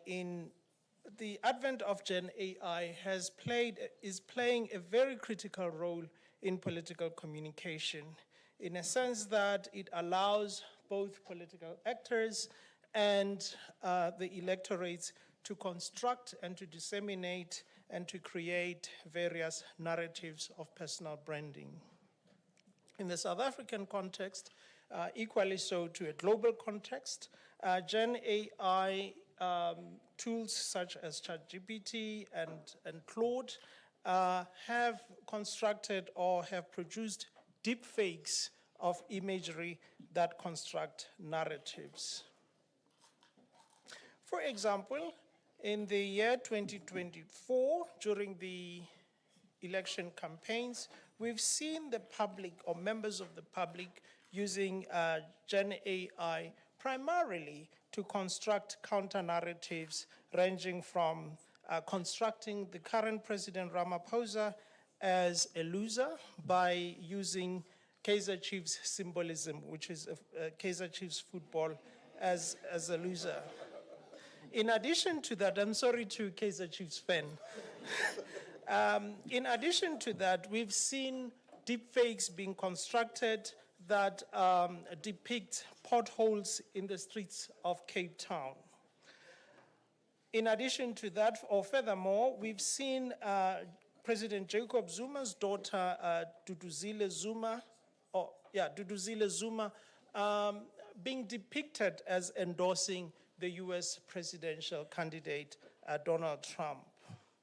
More concerning is how the use of AI is used to compromise people's imagery and their political standing. For example, there are deepfakes that have used President Ramaphosa having sexual intercourse with Johann Steenhuisen. And that was a narrative that was used essentially to reject the government of national unity. So this paper makes a significant contribution in terms of understanding how Gen AI is deployed in political communication and how Gen AI is increasingly become a part of the mainstream political communication. If we look at the research question focuses on how Gen AI visual images construct content and counter narratives to personal branding in South Africa. Do we have slides, colleagues? Because I'm very slow in speaking, so you might also rely on reading. I've looked into quite a number of literature around personal political branding, as well as a subset of political branding, which is personal branding.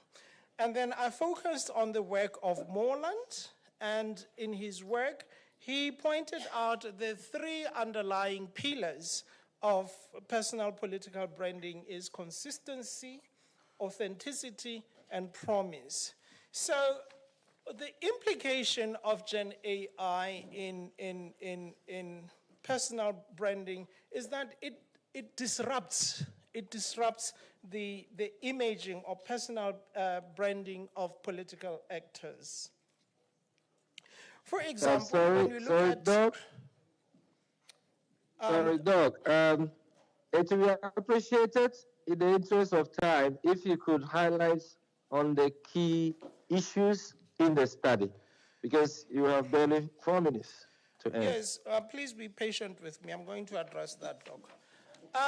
So if we look at the work of Momeni, for example, he argues that the presence of Gen AI in political branding is primarily to destabilize, to challenge the authenticity, and to erode trust and voter decision-making in the political decision-making. In terms of the research methodology, the study is rooted in qualitative research approach. We obviously follow an interpretivist approach. The sampling method is purposive, and then the unit of analysis, we focus on visual elements and whatnot. And then data in terms of time dimension, the study is conducted over a 2-year period. The analysis method, we used a multimodal critical discourse analysis where we focus primarily on underlying ideological dimensions as well as how these imagery construct or disrupt the personal imaging. Can you move us our slide to the data presentation? Because there's a video clip here taken from TikTok that I'd like us to see so that I can make interpretation based on that. Can you click the first one where Julius Malema appears on?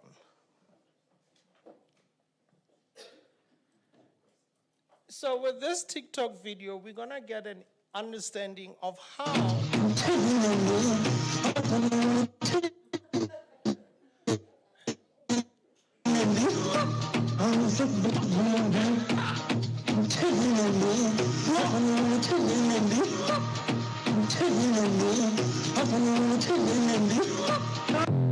Okay, thank you. So here, we in this imagery, we can see three prominent political figures in South Africa. We have President Ramaphosa, Mr. Julius Malema, as well as Mr. Jacob Zuma. And the three of them are depicted in a very feminine manner. And why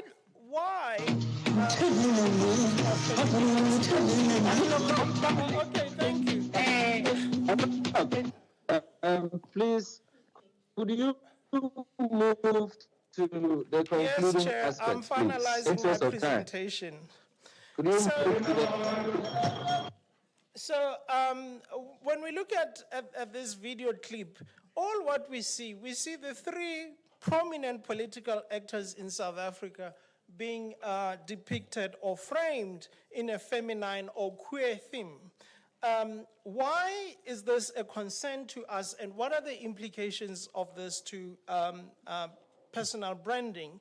Firstly, if you look at President Zuma, for example, the use of femininity and queerness is essentially erode the framing of patriarchy, polygamy, a struggle veteran, and a political icon. Equally, we see with Julius Malema the militarized image that he has projected over the years is essentially being replaced by femininity and queerness. The same applies to the President Ramaphosa. By wearing Kaizer Chiefs t-shirt, it suggests that he's a loser in his presidency. And more importantly, that is also displaced by the fact that he's wearing a feminine clothes. So what are the implications to this? The implications of this is that Gen AI disrupts the consistency that we want in personal branding. More importantly, it also disrupts the authenticity that we expect in branding. About promise, it's left untouched. What are the implications of this to the queer community in South Africa is that it legitimizes homophobia, and it suggests also that, thank you so much. Sorry, I'm running out of time. Okay, thank you so much indeed. My chair, do I have your permission to take the last presenters, please? Yes.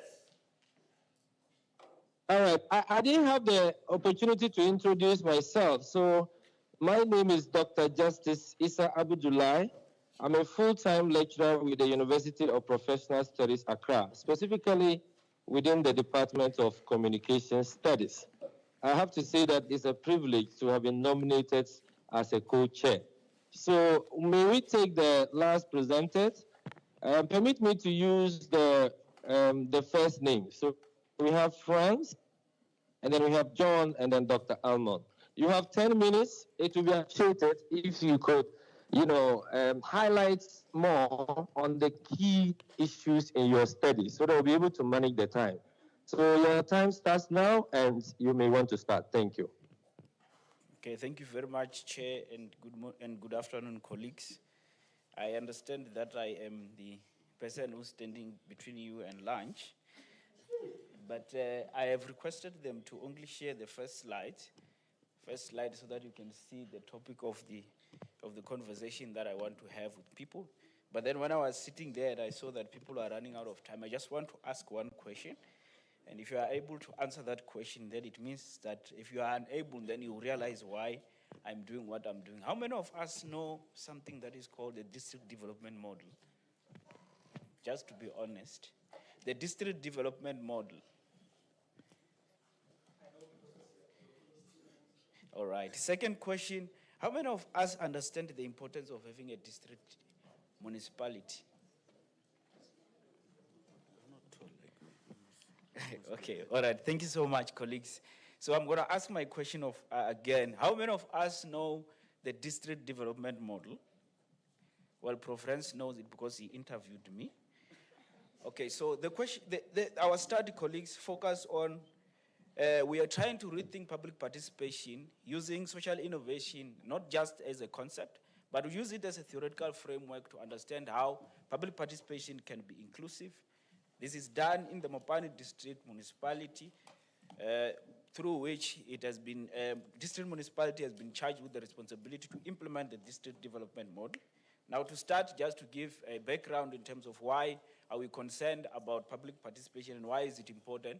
Public participation is a prerequisite of development that is used by local municipalities to drive service delivery decision-making, and therefore it is important to understand and also to advocate how it can be inclusive. Why are we advocating for social innovation, and how is it different from public participation?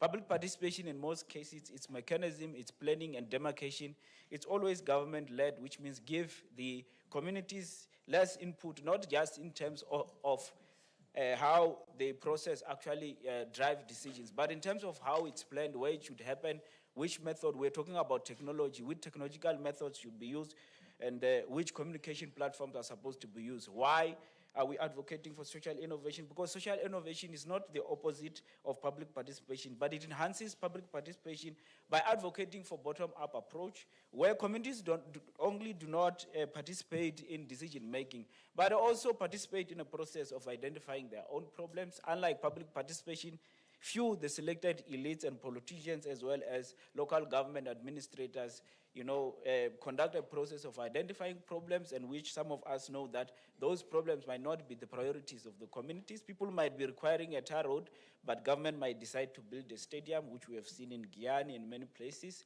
which have not actually, contributed to anything. With social innovations as a theoretical framework, it advocates for communities to identify their own problems and also initiate processes of finding those solutions with or without government. So what we should understand about public social innovation, it does not actually exclude government, but what it does is that it gives the powers to the communities to identify their own problems and initiate the solutions that they are actually going to do.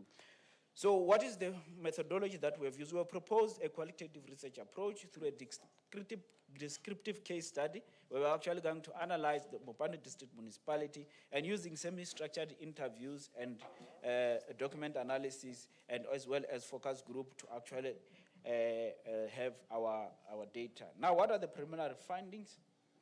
The preliminary findings that we have is that social innovation is on the rise in local municipalities, including Mopani District, and I think some of us might wonder what is social innovation. In simpler terms, some of us come to the villages. The villages, some of them, they are tired of relying on government to actually come up with solutions such as your water. They've engaged in schemes of actually having boreholes. We know of the funeral, schemes that we have. That is the part of social innovation. The security and protocols that we have, people actually, coming together to guard their own infrastructure as well as what they have in the communities. However, there's also a lack of stakeholder role, especially in the district municipalities, in terms of who's supposed to implement what and who is important and who should be prioritized. Also, social innovation is underutilized. It means that social innovation structures that are not within the formal stakeholder classification of municipalities, those structures or our formal structures, community structures, are not included in your formal decision-making bodies. There is also a limited, as we have proven today, there's also a limited awareness about the district development models in communities. While it has been developed to empower communities, there's little awareness and communication of what it seeks to achieve. However, also, again, the district development model is also not implemented as a separate development tool. However, it has been integrated into what is called the integrated development model, which may actually make it to be ineffective. Citizens are passive problem solvers. Integration of public social innovation and participation mechanism can be more inclusive if citizens are given the opportunity, not just to be passive participants, but also to contribute to solutions, and actually that can make it to be very inclusive. Lastly, there is a need to move towards co-creation rather than collaboration. Thank you so much, Chair. I'm done. All right, thank you so much. Thank you so much indeed. I think you managed the time very well. Mr. Chair, as a co-chair, do I have a privilege to just ask one question before I end the session? Yeah, proceed. Yes, the please. speaker and ask the question. So before they started the presentations, I think they actually posed some questions, even though we were not able to answer them. But as a co-chair, I just want to find out from our presenters what actually motivated you into doing this study. Thank you. What motivated you to pursue this study? Yes. No answer. Yes. Yeah, no, answer there. I've occupied this space. Thank you so much, Chair. So what motivated me to actually pursue the study, it's been a long thing that I've been studying since from my master at public participation. So because I realized that most of the, we can all agree that most of the challenges that we have in local government, they emanate from inadequate engagement, which results in decisions that may not be actually responding to. Even the increased, lack of lack of development, the slow pace in terms of implementation of policies in local government. That's actually what motivated me to do the study. Thank you. All right. Thank you very much. So thank you very much, my chair, and I think you may take it from here. Thank you. Thank you so much, Dr. Abdullahi. Colleagues, do you have 2 questions? I will only allow 2 questions so that we can get to knock off on time, because the knock off time is a concern because some colleagues have other commitments at home. Only 2 questions from the floor.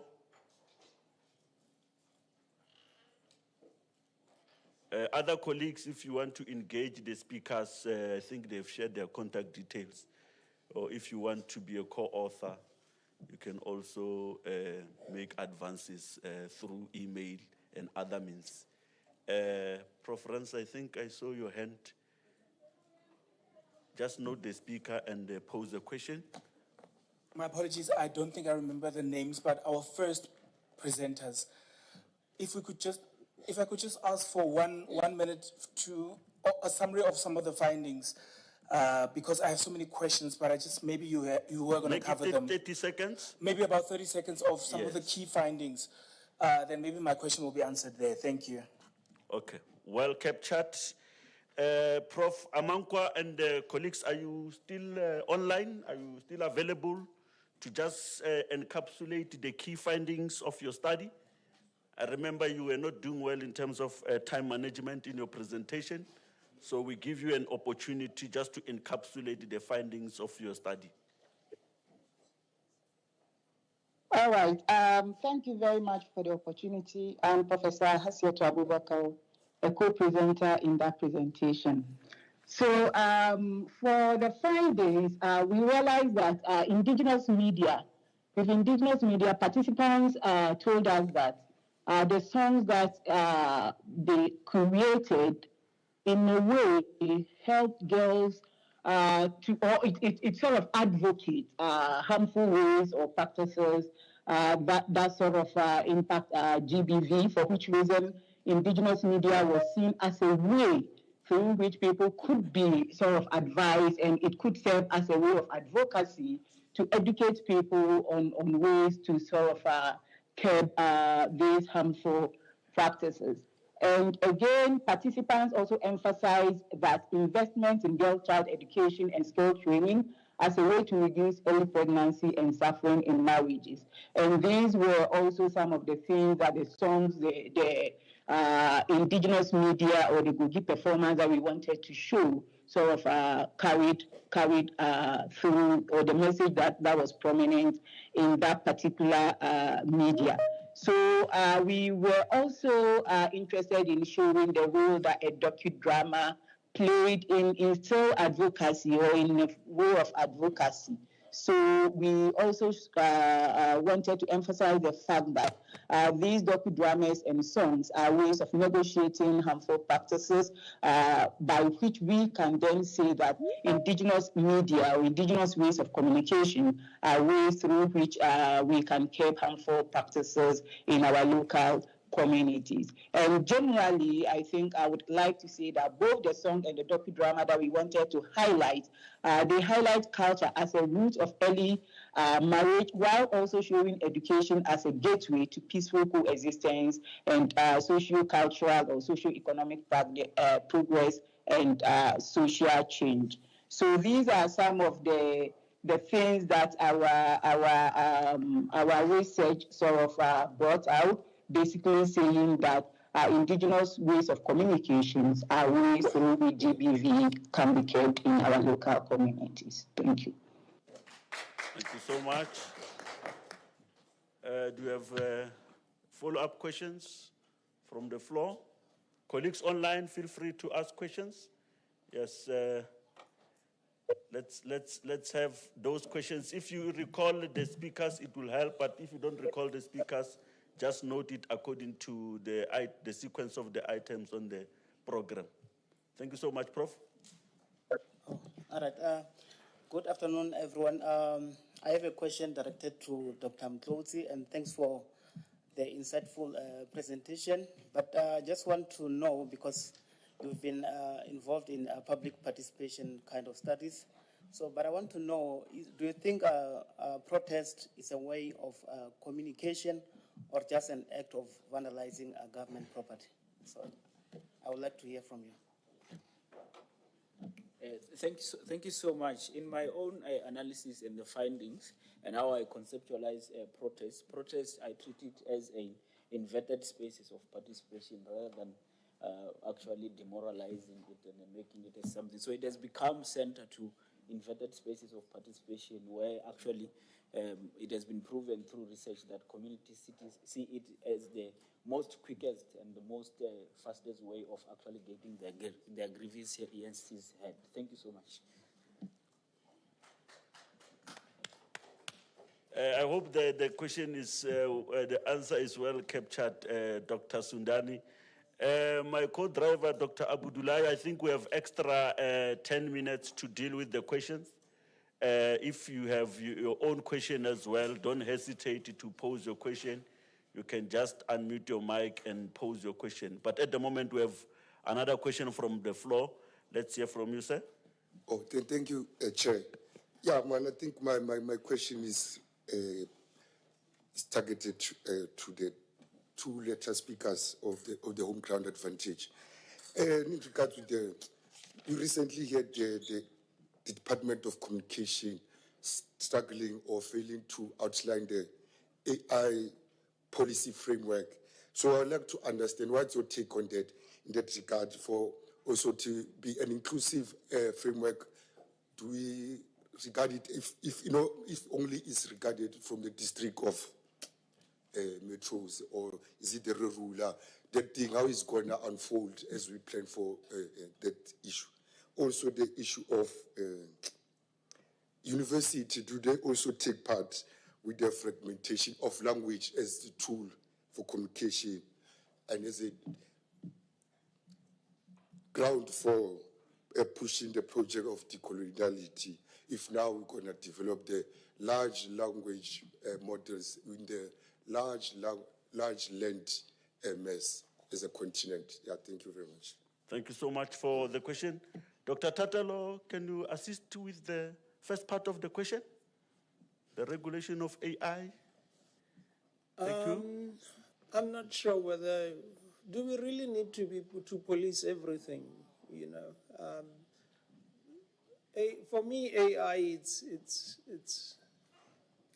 an in thing. We need to have a very moderate view regarding AI issues, but I'm strongly opposed to the heavy policing of AI, and I don't wish government could take that direction.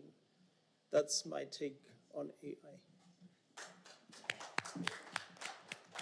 Thank you. Anyone who wishes to assist about the second part of the question, the issue of languages and AI in South African universities? No, I'm not sure, but I heard him. Was you asking something about what I presented?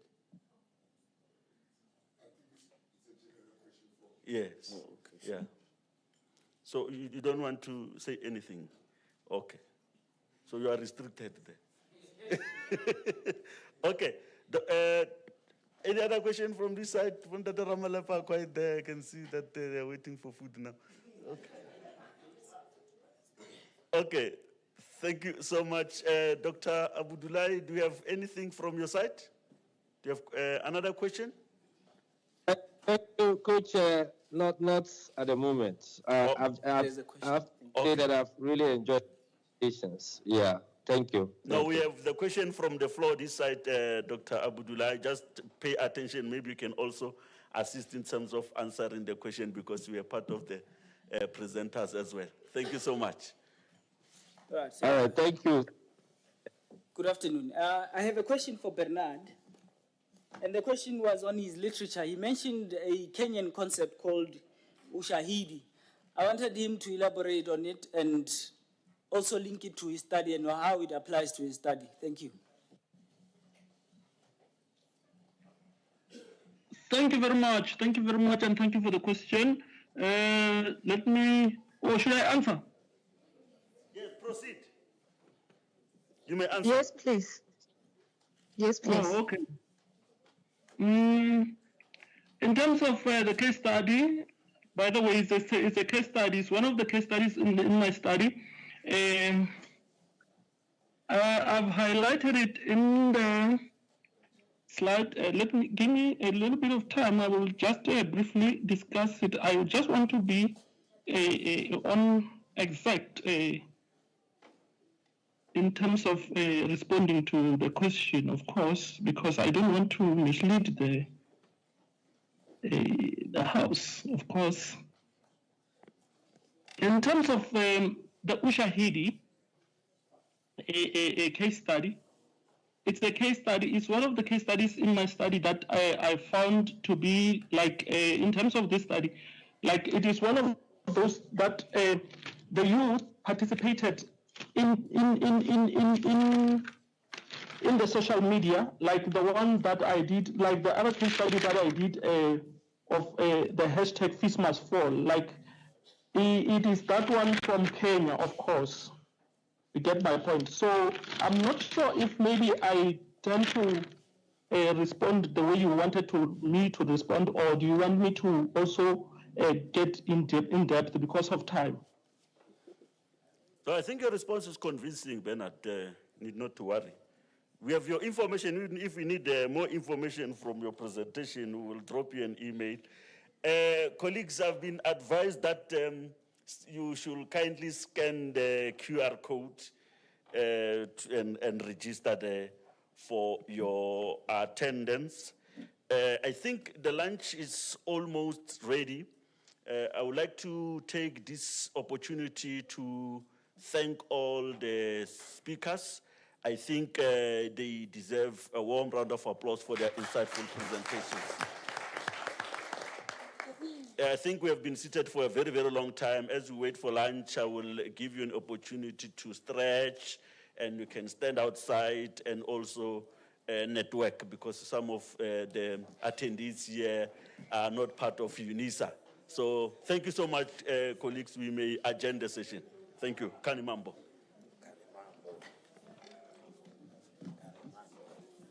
Okay. After the lunch, then you come. It's the same platform. They didn't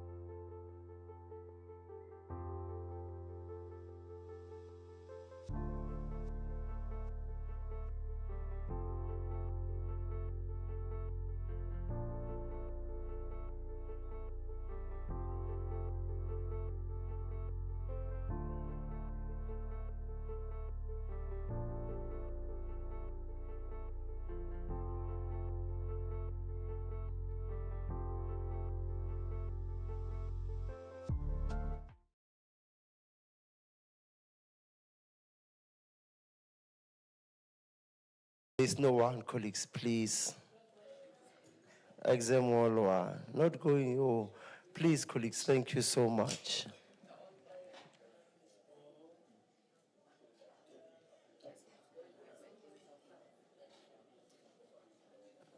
Good afternoon, colleagues. I think it's time that we commence with the afternoon session. I would like you to give me attention so that we do not have any challenge. My name is Ndibo Sundani. I am a lecturer in the Department of Communication Science. I'm not alone, I'm with Mr. Zuze from the University of Johannesburg. So we are going to co-chair this session. So I would like to know from technical team if it is ready. Pumudzo, are you ready? Can you hear me, Pumudzo? Yes, audio is on. Sorry, I was trying to let people quiet down. Okay, thank you so much for confirming. So, colleagues, without wasting any time, so I want to also confirm with our online speakers, because when I was checking the program, I realized that all speakers are online. so we don't have in-person presentation.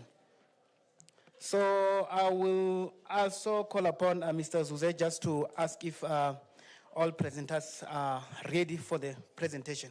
Thank you so much. Good afternoon, colleagues. Sorry, morning, afternoon. Colleagues, we need to be at the function hall event. So we'll see some of our speakers are in this session right now. Please use the link sent in the chat to move to your session. We are waiting for you to start presenting online. Please move to the next session so I can see some of you are in this very session. Good afternoon. All right. As introduced, my name is Francis Zuze. I'll be co-chairing the session. Our first speakers should be Angel Congo, Caroline Akpin, and Prof. Preko. Are you ready? Are you there online?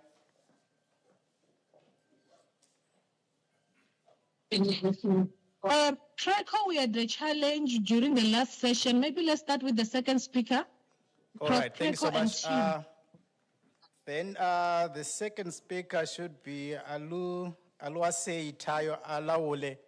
Are you online?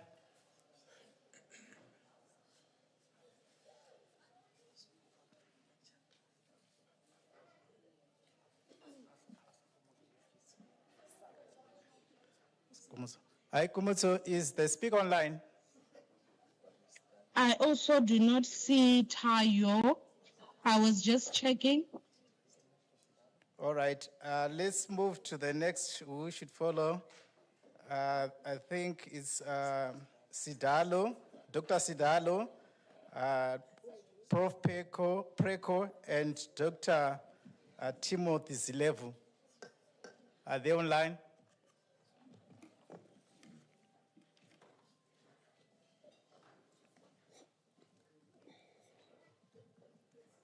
I think I might have to dial people in. Colleagues in Ghana, can you please also help us to reach fellow colleagues? All right, whilst they are checking, let's move to who should follow after that. It should be Dr. John Demayako and Dr. Jacob Kwamina and Dr. Andrea Saute. Are they online?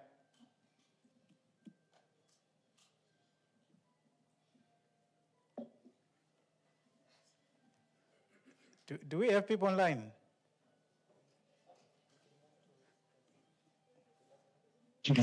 Right now, I'm looking at the list and searching Dr. John also. Let me see the chat. Yes, I don't see. Hello. Hi, I don't see Dr. John as well. Okay, let's go to the next speakers who are Wisdom. Oh, hello. Yes. Yes, I'm Rashidi from UPSA, Ghana. Yes, yes, please help us. Yes, I'm following, but I'm sure, I've just sent a message to my colleagues. I'm sure they are not really aware that we are going to start at this time. That's what I'm suspecting. I've just sent a message to our platform. Okay. Because the last conversation I had with a colleague was that she was going to get ready at 1 p.m. our time. Yes. So it is now 12 p.m.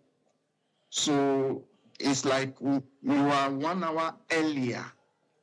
Okay.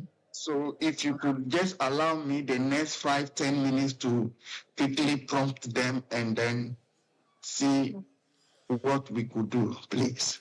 Thank you very much, Prof. I will also be trying to call them into the meeting. Okay, please. Thank you. Pumuzo, how are we going to address this matter? So should we tell the audience to remain until the right time? Yes, because the entire session is mostly UPSA. Then Tabiseng has sent an apology. And let me see. University of Nigeria as well, Dr. Tayo is also not in. So I'll try to just now be dialing people into the meeting. Okay. Let's just give it 10 more minutes as I also work on dialing people inside the meeting. All right, thank you so much. Colleagues, colleagues, we are going to start maybe in 10 minutes time, so please do not leave the venue so that you can participate and engage on the presentations. So please remain in this venue for now until we commence with our presentations. Thank you so much.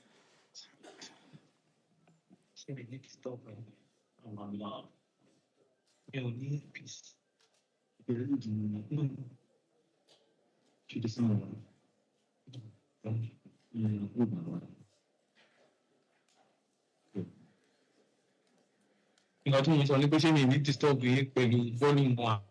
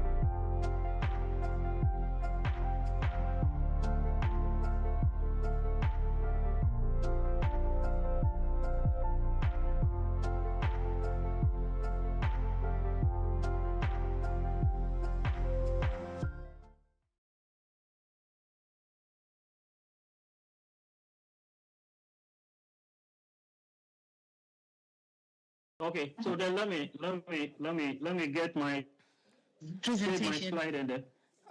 Thank you very much. Dr. Slide and let's start. Dr. Tayo? Just a minute. Dr. Tayo? Demuyako. Dr. Tayo, hello? Can you hear me? Can you hear me? Okay. Yeah, I can hear you. All right, thank you so much. We realize that you are the one who's supposed to start because others are still going to join. So in the meantime, I would like to announce that we are giving you only 15 minutes for your presentation. And please try to summarize your presentation, especially only if you have too many slides. So that don't worry, we manage our time. Don't worry, I'll do my best and do the summary. I'll do my best and do the summary. All right, thank you so much. I think the platform. Can you hear me? The platform is yours. You can start with your presentation. We're giving you 15 minutes. Okay, so thank you very much. Thank you very much for the opportunity. I'm doing this presentation, Climate Change Communication Narratives in the Global South, a comparison of media format and stakeholder message framing in Ghana. And I'm doing with a colleague, Jacob Nadodu, University of Environment and Sustainable Development, and Dr. Andres Auti, who is also a member of the Department of Communication Studies, UPSA. Now, the background, we all understand that climate change debate has been going on over the years, and literature have shown that in the global south, a lot has been written on that. And we also have to appreciate that with the evolution of various digital media platforms, opportunities are given for climate change debate to be shared among different countries and different regions of the world.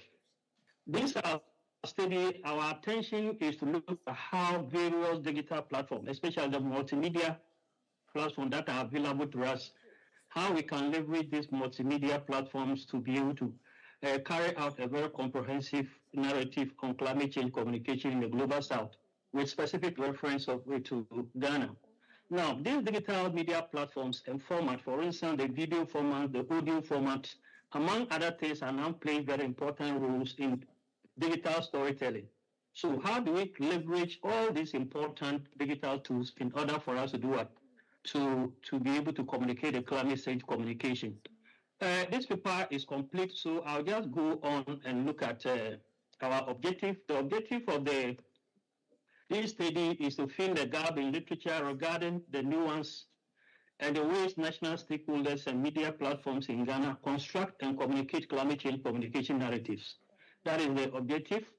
And we also carry out some literature review, and based on that, we were able to come out with some gaps. We look at the power of visual framing and imagery.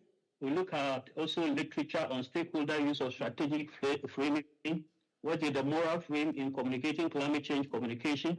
We went ahead to look at digitalization and evolution of communication tactics, different communication tactics, the interactive tactics, the misinformation challenges, among other things, we look at under the literature review.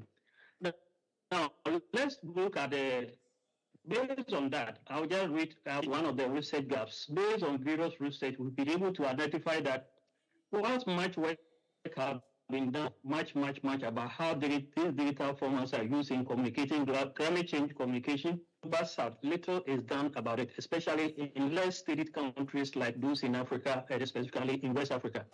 So the purpose of our study is to look at how these formats can be used constructively or incorporating all those formats into climate change communication by stakeholders that are found. Our theoretical framework, underpinning theory is the framing theory, and this is the theoretical framework. At the end of the day, what we want to achieve by using the various framing types is to look at how engagement is going to be enhanced. For instance, use video formats, audio format, text formats, or picture formats. Is it going to lead to much engagement in the form of likes, shares, comments, and then retweet, among other things? And at the end of the day, what we want to achieve from the framing theory is audience acceptance and awareness about the climate change communication campaign within the country.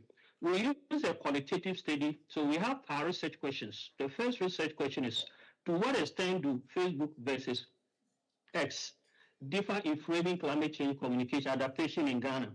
The second one has to do, how do government agencies frame communication challenges from that of NGOs and civil society organizations? And the third one has to do, to what extent does the format element, for instance, video, audio, text-based and photos, climate change advocacy, engage or drive what we call engagement on the platforms? Now, our methodology, we use a quantitative methodology. We did an online survey and we were able to get 240 participants. And then we collected data between February 2005 and February 2006 to 2026. Our analysis, as our date, we indicated we did what we call descriptive analysis, incorporating some form of inferential analysis to be able to give some meaning to some of the key variables that were identified. Now, let's go to the key findings. So the first research question talks about Facebook versus Twitter, how the adaptation is used to frame climate change communication. So when you look at the adaptation category, it is showing that most of the, when you take Facebook for instance, Facebook uses a lot of agriculture and food security as one of the most important elements in framing it. So if you look at the statistics there, agriculture and food security category of framing was used. It's about 65%, 67%. As against Facebook using just about 58%. So the figures speak to themselves. So we have agriculture and food security, we have infrastructure and coastal protection, we have environmental and resource management, public education and awareness, access to climate data, among other things, climate finance, and we also have issues of climate justice, where countries in the global south are advocating for. Yes. Now, what are the key findings for research question 1? So as I indicated, 67% of people on Twitter engage the frame agriculture and food security, whilst on Facebook, just about a little about 52% also use Facebook in framing that. Now, research question 2. So if you go to research question 2, you want to look at the difference between government agencies, how they frame this research, climate change communication messages as against NGOs and civil society organizations. So we have key issues like infrastructure and engineering. We have issues like finance and economic policy. We have issues like community level engagement and indigenous knowledge. We have right-based justice, among other things. So if you look at the table or the graph there, the graph speaks to itself. And comparatively, while civil society organizations are engaging in community-led mobilization and community knowledge in climate change communication campaigns, the government agencies at the top are engaged in infrastructure, engineering, and policy formulation in order to press home in achieving the climate change communication campaigns within Africa. So the findings are very clear. And because of time, I'll just go more and look at research question 3. Our research question 3, we want to look at which of the digital format. For instance, there are different digital formats that are used in climate change communication. And when you come to the social media types, for instance, Facebook, news, web portals, Instagram, YouTube, and other things. So on YouTube, we have video formats that are used mostly, among other things. So in terms of which of the new media format that is mostly used, digital format that is mostly used in climate change communication and engagement, our statistics show that 72.6% of our participants indicated that Facebook was the best. And one of the formats they use on Facebook are audiovisual, especially videos to tell short stories about climate adaptation and mitigation programs within Ghana. Now, there are also key findings, as I indicated. One, platform dominance. In terms of platform dominance, Facebook is the dominating one. Then they use visual power, where about 31% to 90% they use is used on Instagram and YouTube, about 19%, among other things. These are the key findings. Now, what are the conclusions? The study assessed the impact of digital media format and stakeholder message framing in Ghana. This insight can aid climate change advocates to understand how digital media or digital platforms play a key role in framing the climate change communication campaign within the country or country and beyond. Now, the findings conclude that even though digital formats are one of the most important sources of communicating climate change campaigns within the country, the hybrid model, which is the combining the traditional models like television, announcement, and advertisement and other things, when it's incorporated with that of the digital platform, then we are going to have a successful campaign in framing climate change communication to achieve the desired results. Thank you very much. This is just a synopsis of our presentation. I must acknowledge that this study is finished and is currently under review in one of the journals. We just want to notify that. Thank you for your attention, Mr. Chair. Thank you so much, Dr. John Demuyako, for the insightful presentation. We need to do much about climate change. We need to put out the knowledge on how we can transform our planet. Our question and answers will come after all the presenters have given us their presentations. Colleagues, allow me to call upon Oluwaseyi Tayo Alawole to give us a presentation on digital migration and sustainability of print media, a critical analysis of technology adoption, challenges and survival strategies of newspapers in Nigeria. Oluwaseyi, you have 15 minutes to present. We will time you as we go. Thank you so much. You can take over when you are ready. All right. Thank you very much. Please, can I share my screen so that I can project what I have here to say? All right. Yes, I'm doing that. Okay, so thank you very much for this time. Once again, my name is Oluwaseyi Tayo Alawole from the Obafemi Awolowo University, Nigeria. And then I have a concept paper today to present, and the title is Digital Migration and the sustainability of print media. That's a critical analysis of technological adaptation, challenges and survival strategies of newspapers in Nigeria. And then I begin to look at the paradigm shift in the media landscape, how that over the past 2 decades, digital technologies and the internet-based platforms have really fundamentally disrupted the print, that's the traditional print media. And so there seems to be dominance of the internet. And then from the look of things, according to the study conducted by Amina and Olawale 2025, in the study it was realized that there have been a decline in circulation, that's readership erosion accelerated by the mobile and social news, and also there is a kind of revenue collapse whereby advertising income captured by media house are now being captured by the internet, especially Google and others. Then there's also structural disruption. That's talking about the legacy from the newsroom models ill-suited for real-time and multi-platform publishing. And so looking at all of these within the Nigerian context, and then there is a compounding challenge, or there are compounding challenges in the developing media market. And so within Nigeria context, it has been discovered that there's things like there are things like poor digital infrastructure, in that there is unreliable internet connectivity and high data cost limit, online news consumption, and even digital revenue generation. So there is issue of internet, then there is also limited technical expertise among journalists and editorial staffs, which of course has reduced the effectiveness of digital tools adoption, meaning that if there would there will be need to migrate from the traditional to the digital, meaning it means that the journalists really need to be trained. Then also there is a resistance from traditionalist staff and even management, which impedes the structural reform. Because there are some people, for example now, if you look within the media the media sector in the country, we realize that we still have some old men, some people who have been in this business for a long time, and then they find it difficult to adapt to technology.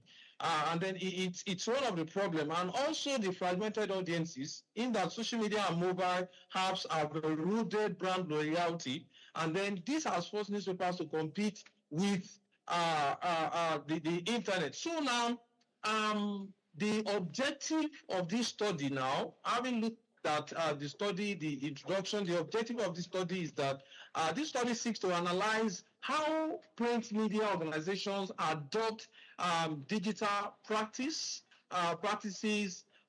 while maintaining operational and then financial sustainability. And also, the study seeks to diagnose the structural, financial, and cultural barriers Nigerian newspaper face, and also develop context-specific strategies to address them. And then I looked at the literature review. The literature review talks about some concepts, how to just define some concept like digital migration, concept like the internet, and then also concept like,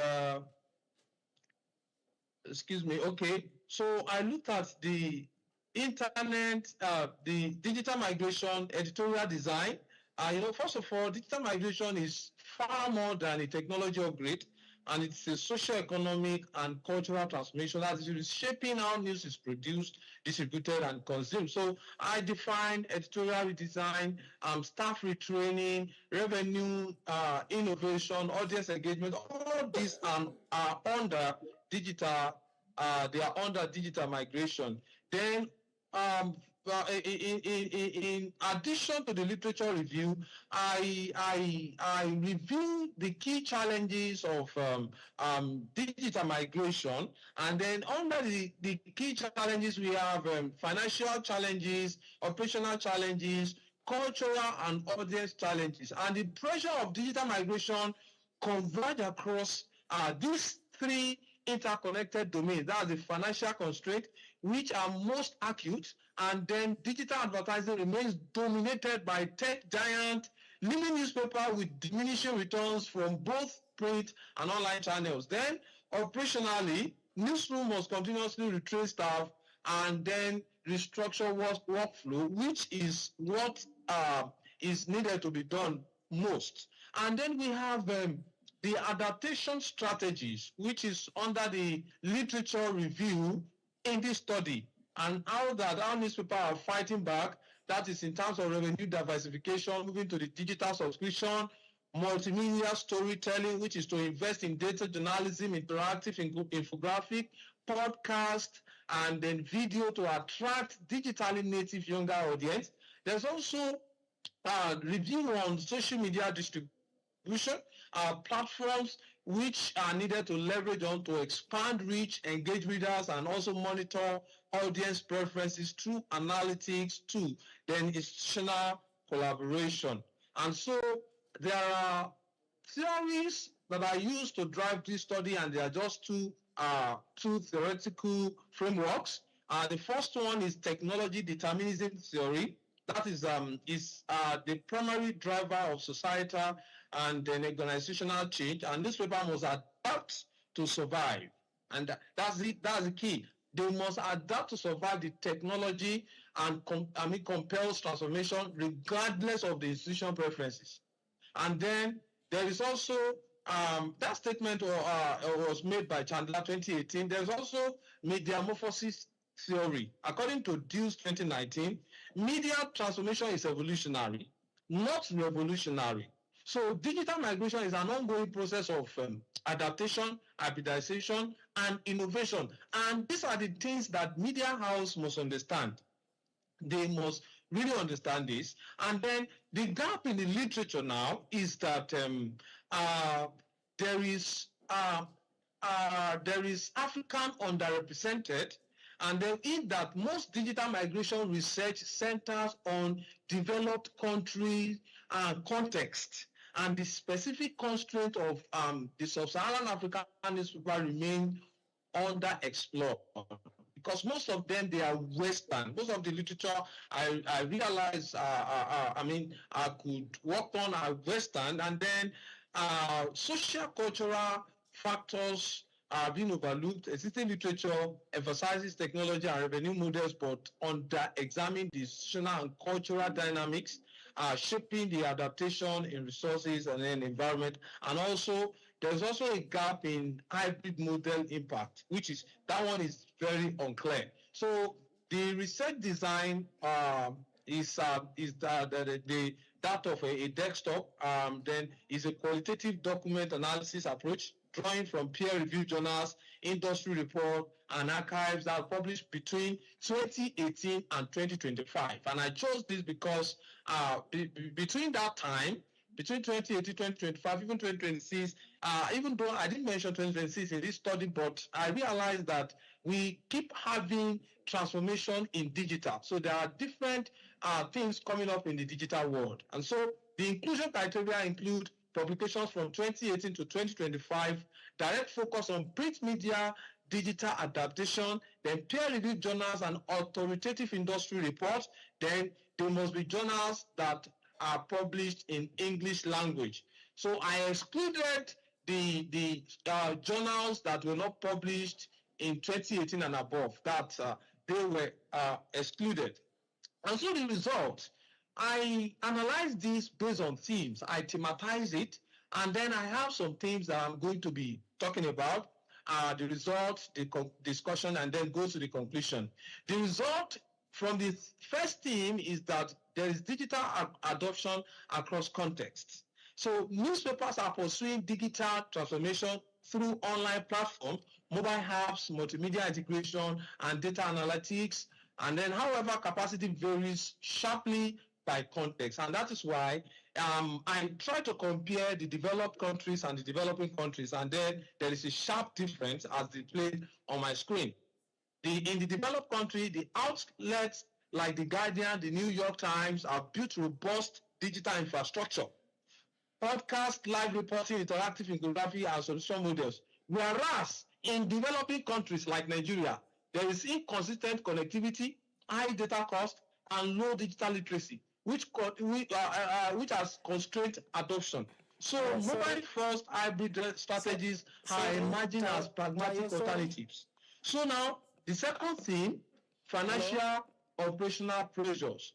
So advertising revenue loss, there is that problem there. Then there is workflow transformation.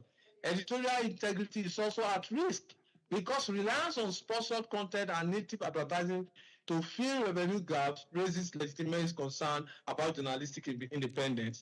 And so there is also shift. Hello. Sorry to interject. Yeah. I wanted to remind you of the remaining time. You only have 5 minutes. Thank you. All right. Thank you very much. Thank you. So on the third theme, as outlined from the study, and that theme is the shifting audience behavior. Okay, so audiences now expect mobile access, multimedia storytelling, and real-time update as standard. So newspapers are responding with analytics-driven personalization.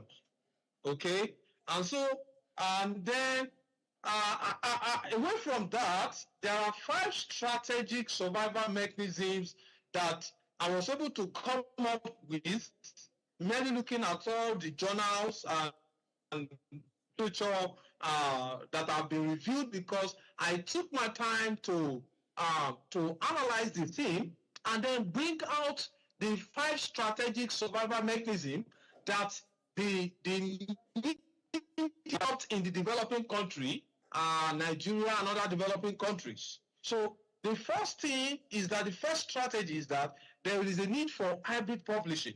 Sustaining limited print alongside digital expansion prevent alienating established readership while growing online audience. So they need to balance the online audience and the offline audience. There's also the need for revenue diversification. That is subscription, targeted ads, sponsored content, event, tech partnership, reduce dependence on any single income stream. There is a need for multimedia content. There is a need for capacity building. There is also a need for audience analytics. And so we can see from the developed and the developing market, there is a sharp difference. There's a sharp difference. The developed world countries, there is robust digital infrastructure. There is, in the developing country, there is infrastructural deficits. So let me go, because of time, I would like to go to the conclusion. I have the implication here. The sustainability, let me talk about the implication for long-term sustainability. There should be, sustainability is not a fixed outcome, but it is the product of ongoing adaptation, which I believe that at time, the developing countries will adapt. So now, the recommendation now is that there is a need to invest in digital tools and journalist training in Africa, in the developing countries, and leverage on academic and tech partnership to reduce cost. There's also a need for hybrid models. Media journalists in Nigeria, in developing countries, are meant to combine print with digital to transition audience gradually without alienating loyal print and subscribers. And also, there is a need for revenue diversification, which I've made mentioned in the course of giving 5 surviving strategies. And also government and regulators should incentivize digital transformation and enforce fair digital advertising framework for local media. And then I want to say, K. Alaboga, thank you very much for allowing me to bring on this presentation.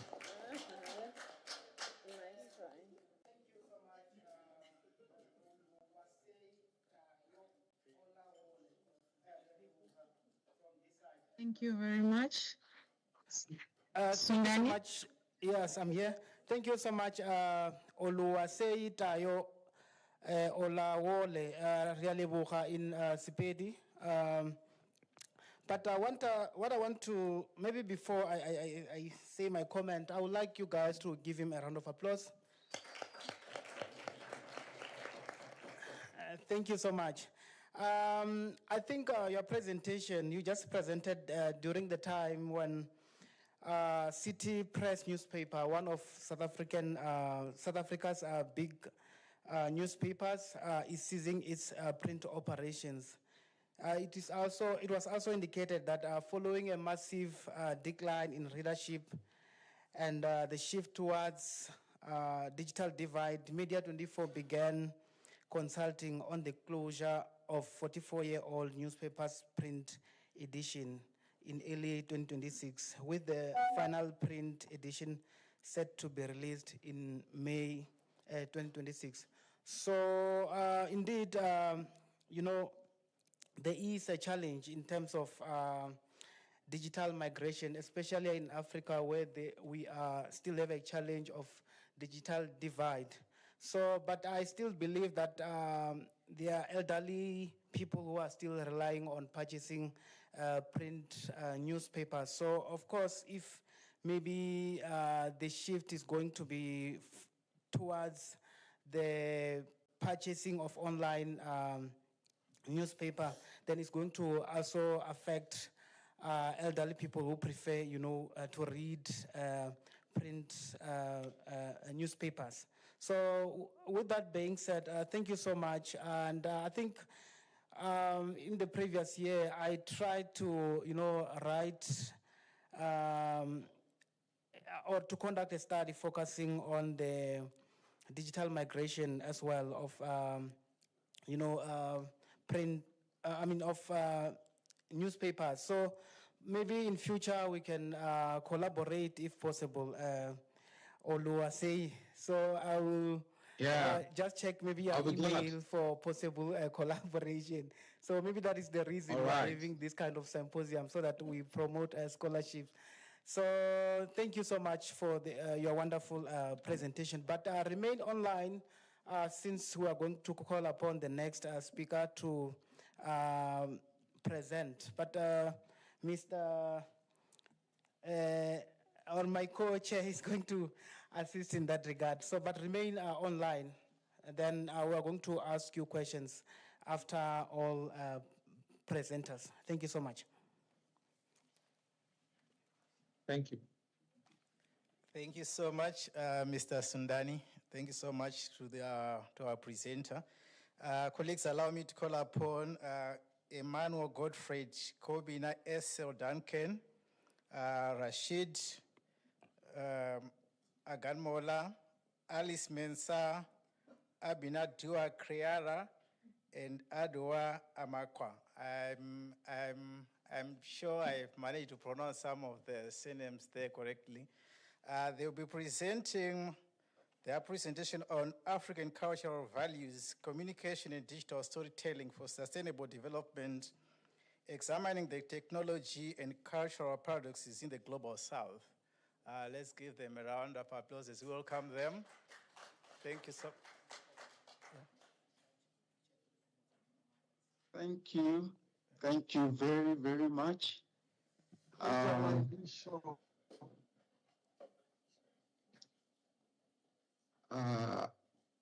Please can the slides I'm trying to share, but I also sent it across. I don't know whether it could be. Which name was it saved under? Rashidi Ogumola. Rashidi. Okay, let me just do that.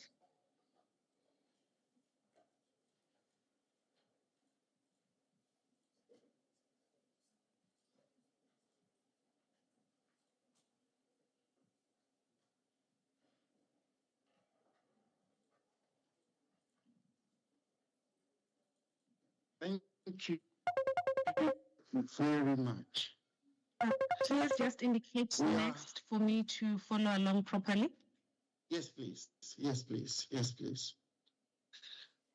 Across Africa, storytelling has always been communal. So we are presenting on African cultural values, communication, and digital storytelling for sustainable development. Please, next. Next slide, please. So here is the outline of our presentation. Let's go next, please.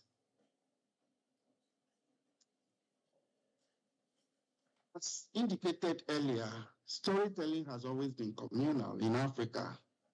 But today, that tradition operates in digital spaces, which, while preserving marginalized voices and reshaping cultural identity through technology, ends up commodifying culture and silencing some narratives altogether. In other words, algorithms do not operate neutrally in any way. They reshape what gets told, what gets seen, and what disappears. African scholarships had actually framed digital storytelling not as individual content production, but as communal performance, a living process through which identity is preserved and continuously reshaped. Next slide, please. Scholarship also confirms that digital storytelling does not simply carry African cultural value forward unpinned. They do not leave them unpinned, but they re-articulate them, transforming communal beliefs, authority, spirituality, and language within the evolving digital narratives. The central question of this study now is, what happens in the process of the re-articulation? Does it sustain or distort the cultural values? Next slide, please. Existing research on digital storytelling has shown a serious blind spot. The dominant frameworks are educational, and they do not account for African cultural communication, cultural continuity, or the specific disruptions that digital platforms introduce into African communal life. Consequently, African cultural communication, its logic of collectivity, structures of authority, and its spiritual and linguistic dimensions remains largely absent from the digital storytelling literature. This study now exists to fill that gap. Next slide, please. So our research objectives are to examine how African cultural values actually are communicated through digital storytelling, to analyze how digital narratives construct the relationship between the community and the individual, and also to examine how human and local languages of cultural continuity in digital spaces. These three objectives actually form a logical chain from what values communicated to how community identity are structured to how specific cultural tools sustain continuity. Let's go to the next slide, please. Our theoretical framework, we are using Shufeli's framing theory. We looked at how digital narratives select and emphasize particular cultural meanings. Fisher's narrative paradigm, where humans are storytelling beings and narratives carry values and moral logic. And lastly, Mumeka's African communication philosophy, which looks at the Afrocentric lens that grounds the analysis in communal, relational communication values. Let's go to the next slide. The empirical literature confirmed, African grounded studies confirm that participatory DST, that as digital storytelling reinforces Ubuntu values and decolonizes research and sustains communal identity. Education-focused studies show DST enhances intercultural learning and global citizenship. However, divergent studies also show that DST spawns civic engagement, AI narratives, tourism, Baba, and others. But there is a specific gap left here, which our study is seeking to cover. African values integration, algorithm influence on communal authority and human and language as continuity mechanism, all are underexplored. I will now give the floor to my co-presenter, Madam Alice, to take it from here. Thank you very much.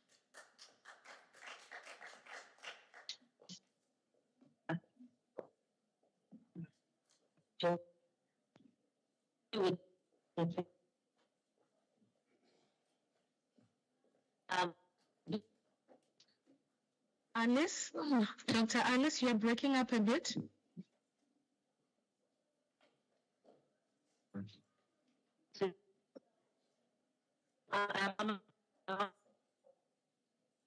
She's not here.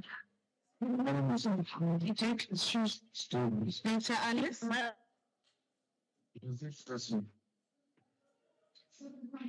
Dr. Alice, you are breaking. Can we ask?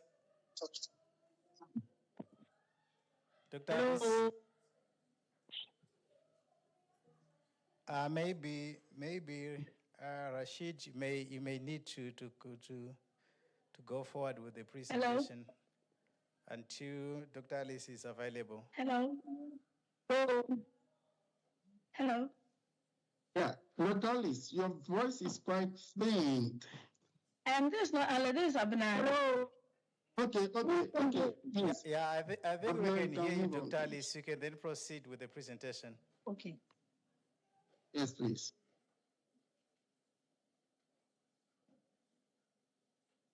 Hello. Yes, we can hear you. Yes, Abner, okay. Abner, you can move on.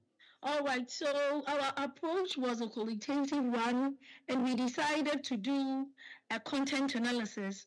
We looked at YouTube influencers,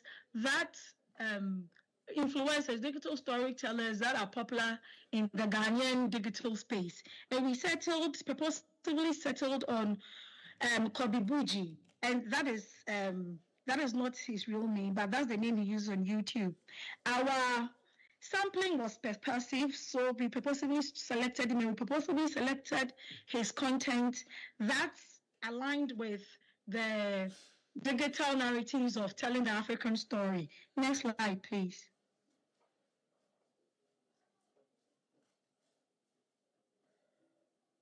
So from our analysis, we realized that when you go through the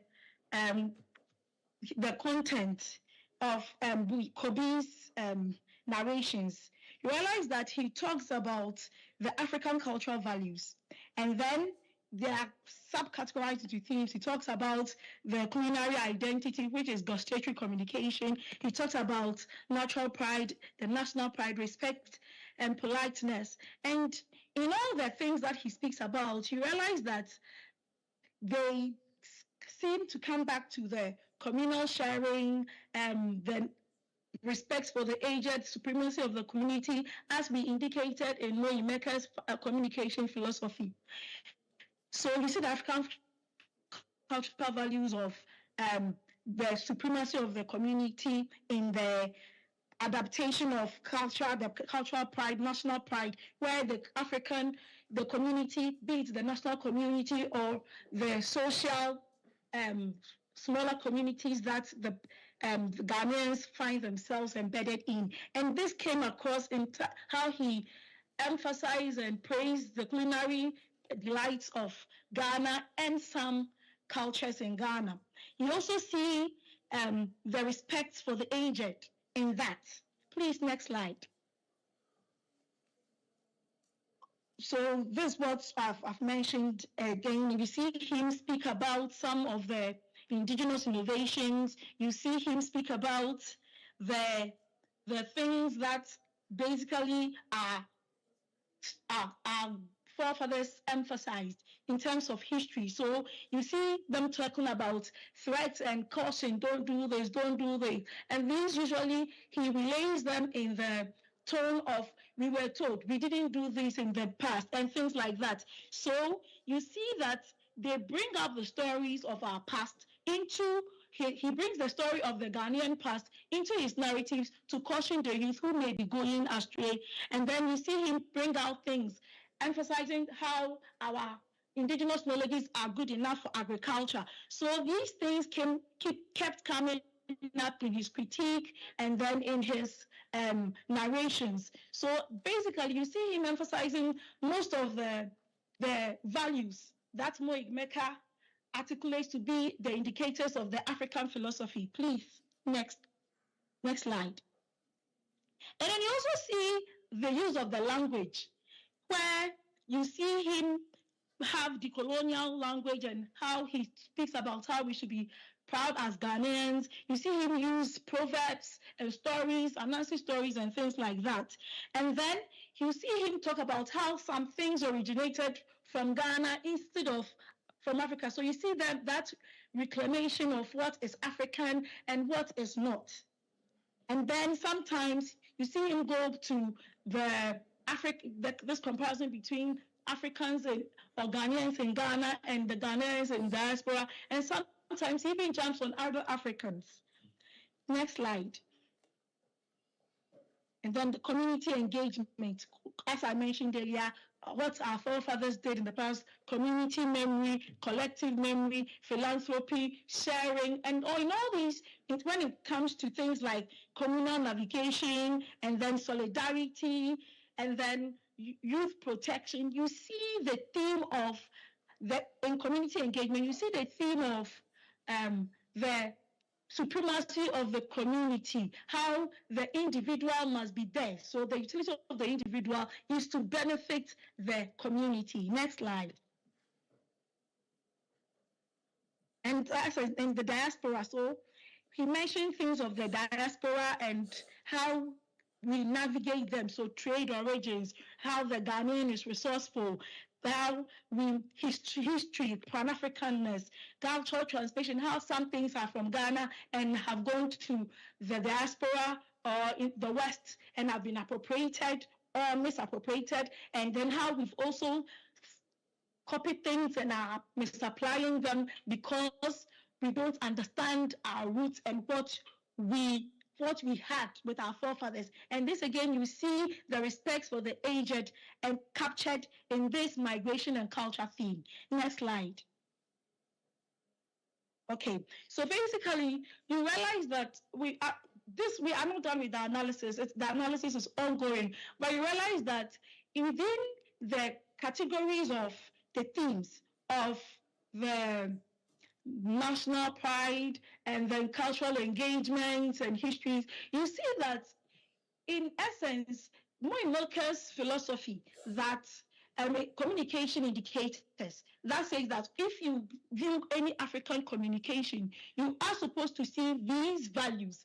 And if you see these values, it means that you see these indicators of the community, an emphasis on community. You see an emphasis of respect for the aged. You see an emphasis of how our communication and our culture are interrelated. These are indicators that whoever is speaking is tapping from African cultural values. And back again, when you look at how Kobe, the YouTuber, digitally narrates his stories, you get the understanding that he is framing these narrations in a way that espouses these values. In a sense, the narrative fidelity. He is in the fidelity of the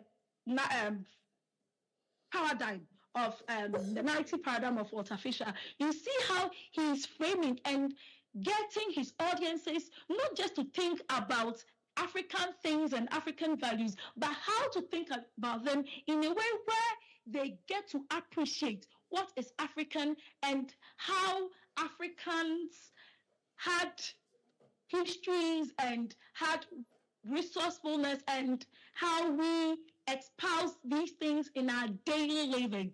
And we hope that as we move through and finish our analysis, we can build a framework that actually integrates these philosophies in the and the indicators of the narrative paradigm into the bigger picture of Walter Fisher's we integrate the indicators of African philosophies into Walter Fisher's narrative fidelity component of the narrative paradigm theory, and then make a position that when African digital storytellers are telling their story, they use the fidelity component of their values by espousing Moimeka's the indicators that Moimeka highlighted in its 1989 seminal work to frame and make Africans or other people or audiences understand the resourcefulness and the sustainability of what African values and African entrepreneurial and cultural and industrial drives are embedded in. Thank you.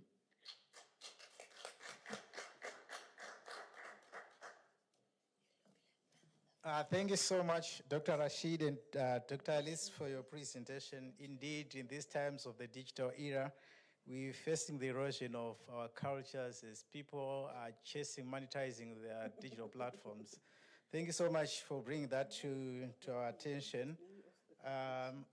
We move to the next presenters. Komoso, I'm not sure if Dr. Preko is around. Prof. Preko, sorry, is around. Let me double check again. All right, whilst Komoso is checking for Prof. Preko for availability, could you please prepare our questions for our presenters? Soon after Prof. Preko, if he's around, we'll open the floor for questions and answers. It looks like Prof. Preko is not around, and all the sessions that we have left are Preko and team. All right, thank you so much. Yeah, unless if Congo is or Caroline are in the meeting, or Genevieve and Alexander, I don't see them as well in the meeting. Wisdom, I also had sent emails, so I'm guessing the time difference is also affecting. Okay, no, that's fine. Maybe colleagues are engaging in some other activities. As they indicated yesterday that they are busy with examinations, they might be engaged in that. So we open up the floor for questions. Please, we have time because we have so many presenters who couldn't make it to this session. So let's engage with the colleagues that presented here. Let's give them feedback so that they improve their work. Any questions from the floor before we go to online and check if there are questions?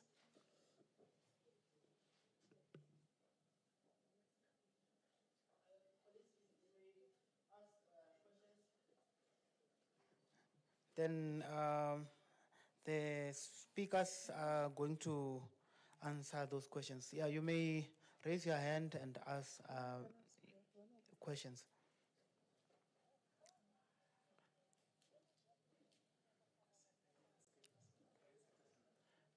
Okay, you may continue.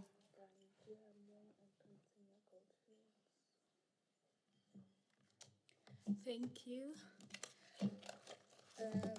Maybe before you continue with the question, I would like to check with our presenters. Our presenters, are you still there online? Because the audience is about to ask questions. Are you still there? Yes, Olawole is here. Olawole is here. All right, and the other presenters? Yes, please. All right, no problem. You may continue with the question, and you can also mention the name of the presenter so that he or she knows that you are asking a question. Okay, thank you so much. My name is Lucia Mabasa. I'd like to comment on Oluwase Tayo's presentation. I actually conducted a study, something similar, was entitled The Sustainability of Print Newspapers in the Digital Era.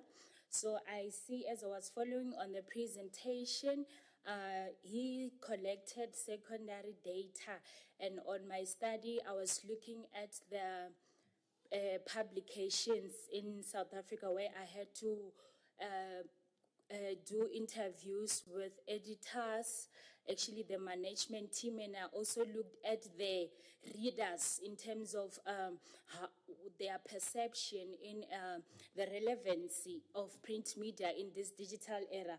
So mine also looked at my findings were supported by the media morphosis as coined by Roger Fiedler, which proved that print media and digital media can actually coexist. Yes. Yes, they can actually coexist. It doesn't mean that the print should actually die, because as I was conducting the interviews, I found that they still have a lot of audience, even though they are smaller, a lot of audience that prefer print. And then the findings suggested that older generation, they still prefer that. So listening to the presentation was quite interesting, and it made me think about looking at in terms of secondary data perspective, because my focus was only on the editors and how do they make sure that the papers remain sustainable. I also looked at the readers. So I've never thought of looking at the secondary data whereby I check the archives and everything. So thank you so much for a wonderful, engaging presentation. I'm also hoping for a possible collaboration. Thank you so much. All right. Thank you. Thank you very much. I would also like to welcome the collaboration, even as the anchor has said the other time. So maybe when it is time, we can actually have a conversation around that through the mail. All right. Thank you so much for your feedback. Then is there anyone with a question? All right, I see someone at the back. You may proceed. Thank you very much. And not necessarily a question, but just a curiosity to Tayo. Thank you for the wonderful presentation, number one. Number two, can you just paint a picture in terms of, the percentages of print newspapers readership in Nigeria? This is simply because, as a matter of fact, many print publications are, facing challenges and some closing down. And given the percentages in terms of internet access in Nigeria, because when the newspapers die, not that they die completely, but they migrate to online. So given the percentages of people with actual internet access in your country, vis-a-vis the statistics or the numbers actually of the people who at the present moment rely heavily on print media. Can you paint a picture along those lines? Thank you very much. Oh, okay. I remember one of the studies I conducted. I want to share a slide very quickly to answer that question, because I remember one of my presentation in a place. Just allow me to quickly find out, because in Nigeria here, there is something that is going on, and that is what I can also call evolution, because there are some media houses that they've already, print media that they've already closed up. They stopped producing tabloid. they now migrated to the print. One of the print media house is Premium Times. Premium Times, they don't produce tabloid anymore. They now produce they now publish their news online. And then if you take a look at, we have Punch newspaper here. For Punch newspapers, they have really reduced the number of pages that they produce. And so now we have realized there is a study conducted by Ogola. I will get that. I did that study some few days ago. I want to project it. Okay, I think I can find it now. Okay. So, and then based on the statistics that I got from the study, very quickly, please. Okay. Now, so here is it. According to Gola 2017, we have what we call digital penetration in Nigeria. I want to project that so that you can see, it. Excuse me. I don't want to take our time. Okay, this is it. Let me share that so that you can see the screen. Okay, now this is a study. I did this some few days ago. There is digital media penetration in Nigeria, and then it's about social media platform dominate news dissemination in Nigeria, and then there is digital literacy gap, which of course there is limited critical evaluation skills among segment. And so this particular paper is actually saying that because people focus attention too much on artificial intelligence, which I don't want to diversify into artificial intelligence in this study, then they keep on having misinformation. But the truth of the matter is that we have about 85% of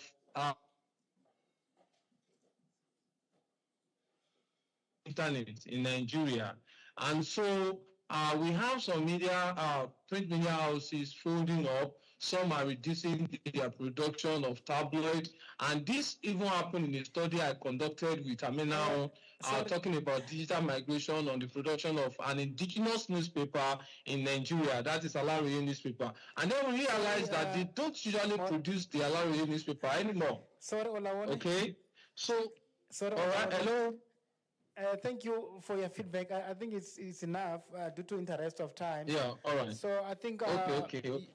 This conversation can continue, just after this symposium. So we'll try to exchange email address with our fellow colleagues so that if maybe they want to discuss, the discussion will continue.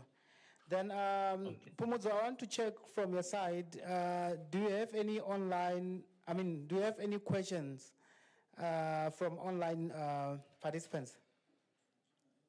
I don't see questions, but I have a question. Okay. If I can go through. Yes, you. I know I was moving slides, but I think I was being disturbed. I might have missed this. This is for Dr. Rashidi and the team. Actually, the Ghana team today made me quite interested on their focus on storytelling and digital storytelling. So I just wanted to find out the use or the prevalence of the use of digital storytelling and which are the platforms that this digital storytelling is mostly happening to communicate all of these things about African culture, values, and stuff like that. I just want to understand, because looking at that, we had more than one paper that is talking about storytelling. It has piqued my interest. And with Dr. Tayo, I wanted to find out, well, Sundani did mention that we have newspapers closing down. Have you had the same phenomena wherein old newspapers that were staples are now closing down because of this new digital development that we're experiencing? Thank you. Yes, thank you very much for that question. To answer, there are many platforms which are being used. Premium Times. Yeah, can you hear me, please? Yes, we can. Sorry, we were just disturbed by an open mic. Yes, please, that's okay. So we have the YouTube, we have the Instagram, we have the Facebook, we have the TikTok. What we are, the platform we have chosen, that of Kobe, is the YouTube. But today in Ghana, TikTok is actually the platform the most used for digital storytelling. All the platforms are being used. The one we have chosen for this very study is YouTube. But currently in Ghana, TikTok is the most popular platform on which digital storytelling is actually taking place. Thank you very much. Thank you so much, Rashidi, for the positive feedback. So, colleagues, the floor is still yours. If you have any question, raise your hand. Then you will then be given time to ask a question. You may proceed. Oh, sorry. Can you maybe also ask allow Dawood to answer the second part of the question? Okay.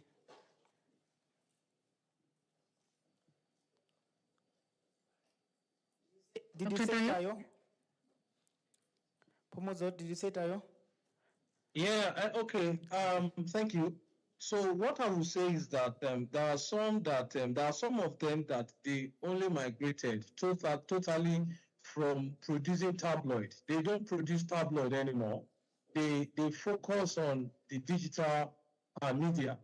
So, and then I gave an example of Premium Times, and there is also a particular newspaper which is Prime Times, and some, instead of folding up totally, they decided to reduce the production of the tabloid, the production of the newspapers. So because we still have those who read the printed copy. Thank you. Thank you so much for answering the question. Colleagues, we still have time. I think we have 15 minutes remaining. So if you want to ask question or if you have any burning question, you may proceed. Questions? Oh, okay. Yeah, you can come here. All right, my question is directed towards Dr. Alice. When you were talking about your sampling method, I heard that you did purposive sampling. I just wanted to confirm with you, which platform were you targeting for these storytelling activities that were happening? So I just wanted to know which platform were you taking your data from? Thank you.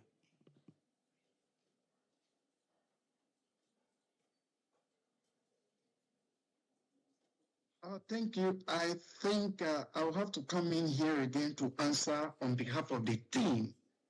Okay, as I indicated to the other question, the platform we targeted is YouTube. We sampled 36 videos of Kobe. So we targeted the YouTube platform, please.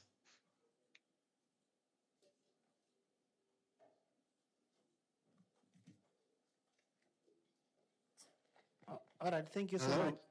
Are you still there? Yes, please. All right. Yes. So, if I can chip in. So this platform was targeted because most of his videos go viral.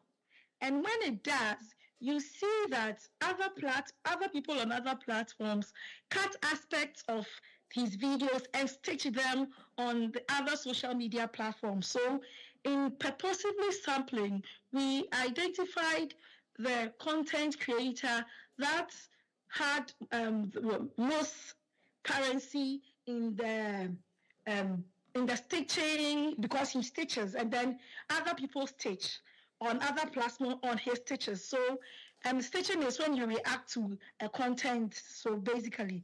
And so that is what's fed into us selecting YouTube and then Kobe, because his content go viral most of the time, and other people cut part of his content and stitch to it. I hope I got the question right, and I'm answering it well.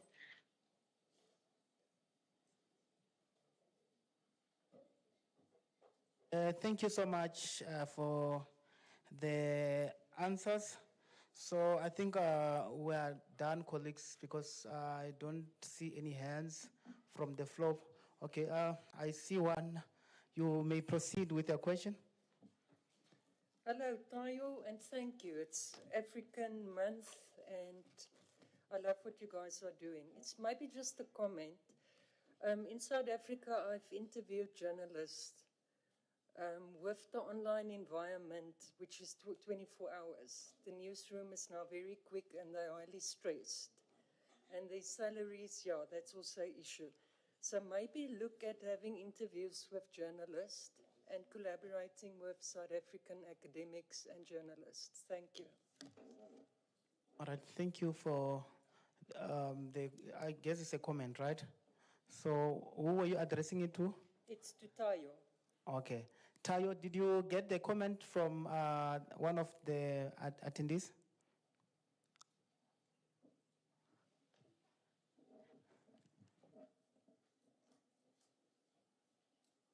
Tayo, are you still there? I just. Oh, please. Hello. Yes, are you still there? Hello. Yes, but I can't hear you. I'm sorry, I was carried away. Okay, you may ask that question. I mean, that you may say that comment again. Hi, Tayo, speaking to Natasha. I've interviewed journalists in South Africa about 3 years ago. Looking at the 24 hours presence of online environment of journalists, they were highly stressed, and their salaries, that was an issue. So I was just thinking if you can maybe have interviews with journalists and look at the South African environment, and then in Nigeria, because you were saying about training and skills. So I would just like to comment on that. Thank you.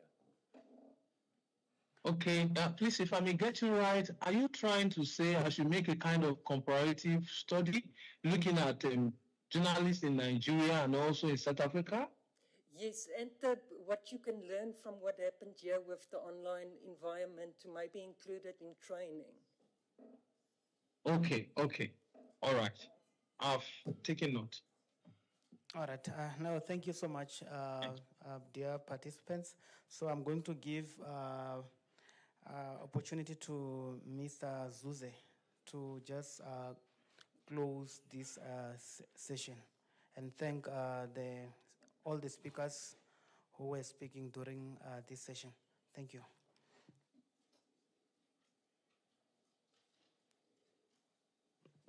Thank you so much, Mr. Sundani. To our esteemed presenters who presented today, who managed to grace us with their powerful presentation, we would like to express our gratitude and thank you for availing yourself. We hope that this collaboration will go on and will meet again in future endeavors. Those who have managed to spot people who they can collaborate with, please reach out to the organizers to get their emails and do the collaboration. To you, our attendees, we would like to thank you so much for being so awesome in paying attention to all the presentation and posing questions. It's only those who are here to benefit from others and polish others who grow better. So we would like to express our gratitude for your attendance as well. I'm not quite sure what follows. It seems like there is an address that should happen when we all gather in the same venue.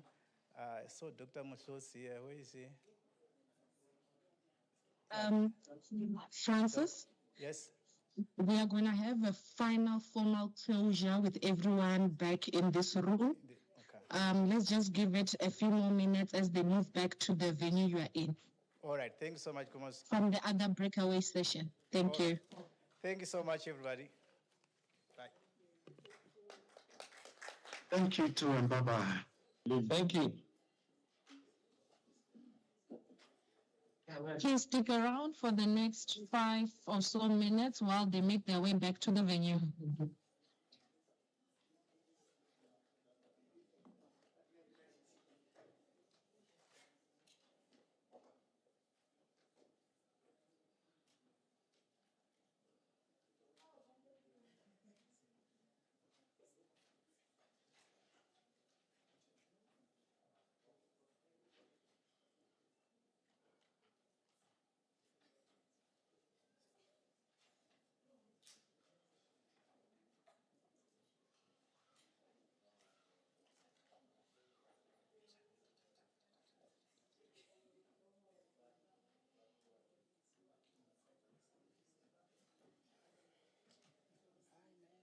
Thank you for steering the ship.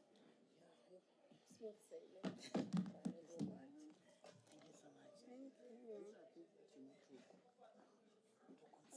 consider. To consider in future, like when they give opportunity, they say no. Sometimes you must just government and the other people. And sometimes you can propose that I would like to show them that so that you see yourself in the pipeline. There are a lot of people and you want to not that it's a competition, but where you feel you can do a part.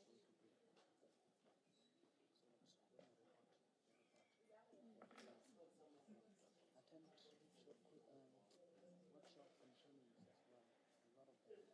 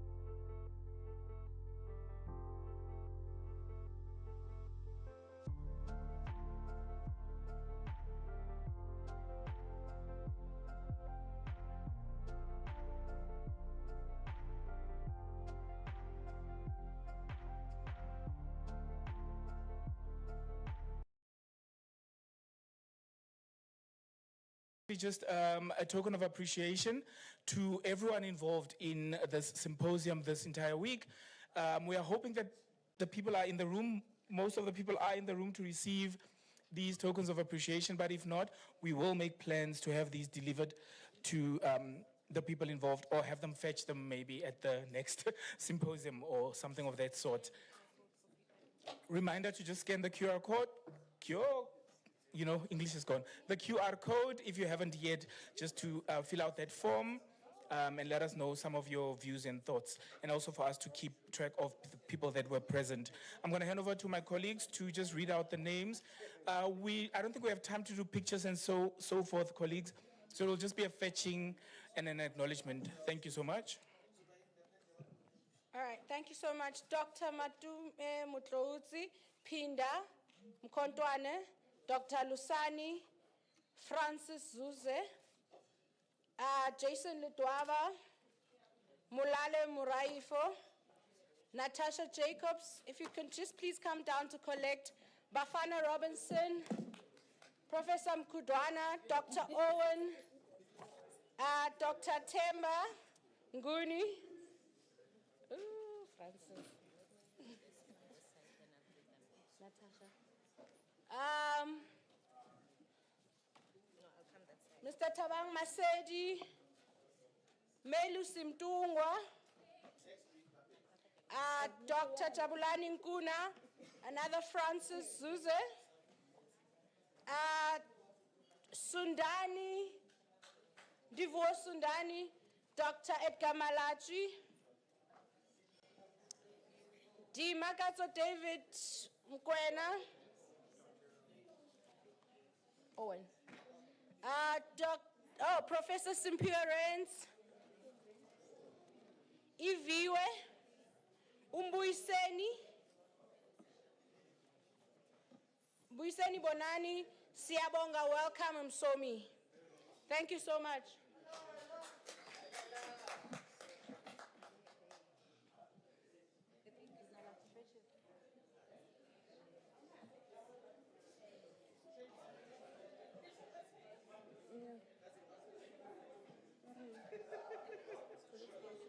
I have a bigger tender now.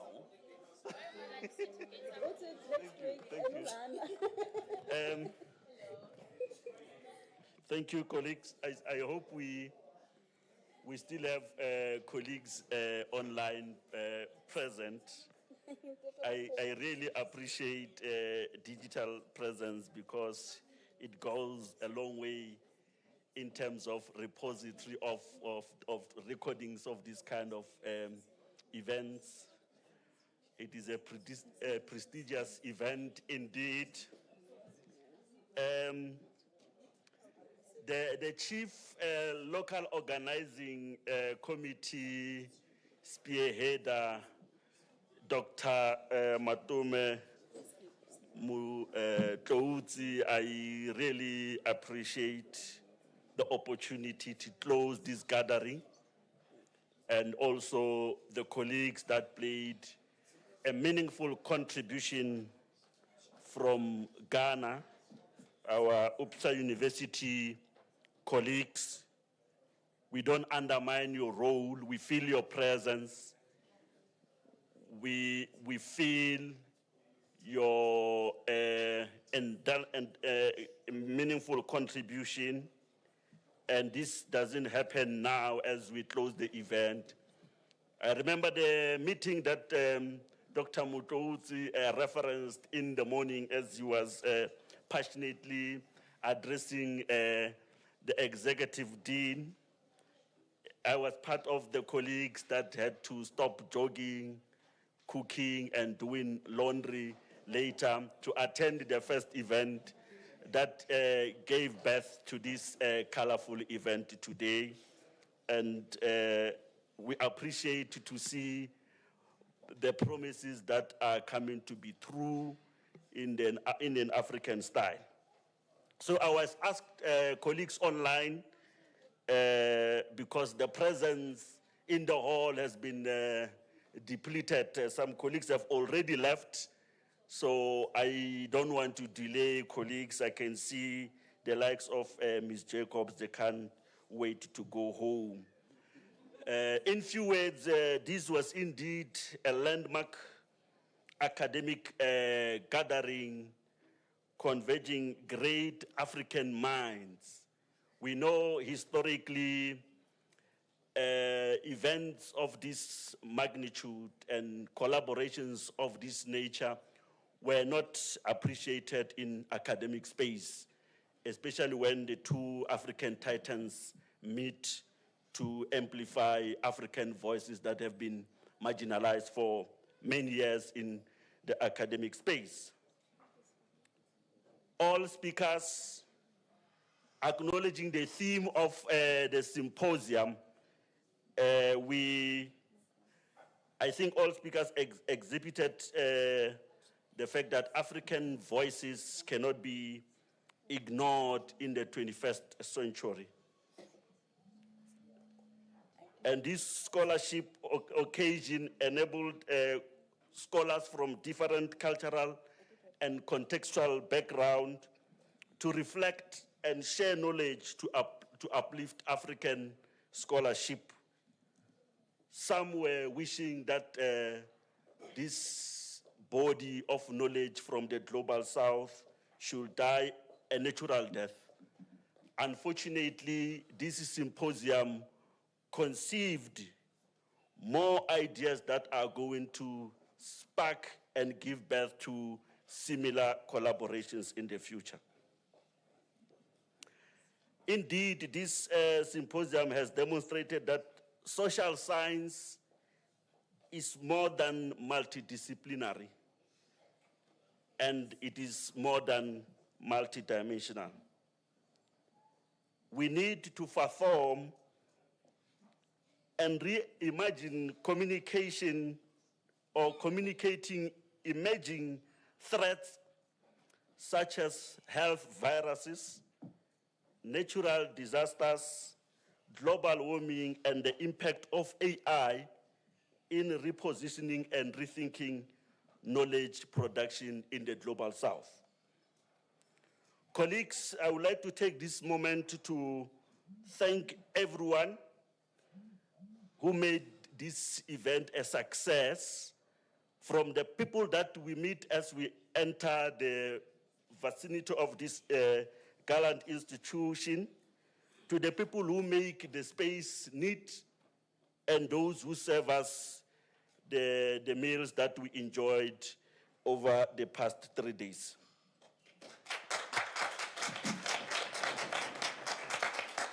I would also like to send my special gratitude to colleagues from the UPSA University for making sure that they stay online. I know it is not easy sometimes. You stay online and you hide by listening to jazz, amapiano, or recently the popular genre is le compo. But they were with us, they were active throughout the breakaway sessions, and we really applaud them for showing that they are passionately reimagining and rethinking African scholarship, actively doing so, not hiding behind keyboards. Also, in this moment, I think I will thank all the speakers for their insightful, informative, thoughtful, and thought-provoking presentations. This is not the end. And I remember in the first meetings that we had to converge and share ideas, Dr. Dela Mutowuts indicated that all your presentations should not go in vain. We are going to make sure that they are documented as scholarly contributions. We are going to have a special edition. I think you forgot to mention that in the morning, unless I missed it. So give yourself a warm round of applause. You are going to have a publication, a research output at the end of this. And indeed, this is not the end. It is the beginning of groundbreaking collaboration in the Global South. We also appreciate, with our knee down in an African style, Rtlhaba Teddy to appreciate the presence of the executive dean, the school directors from UPSA, and the school in here at Unisa. Prof. Chalu was part of us, the dean, Prof. Nkosi, graced the occasion in the morning, and they gave us resounding support indeed. And also the organizing team. Words do not do justice to the amount of work you put in to make this symposium a resounding success. Indeed, a success beyond success. Be relentless in the future endeavors. Dr. Mutlouzi, Dr. Vuma, Prof. Mukudwana, Prof. Preko, and the colleagues from UPSA University, we thank you so much. Realeboga, Inkomu, Abrigado, Asante Sana, Siabonga, Baya Danki. Thank you so much, colleagues. Before we leave, we were also reminded that we need to scan the QR code. Thank you so much.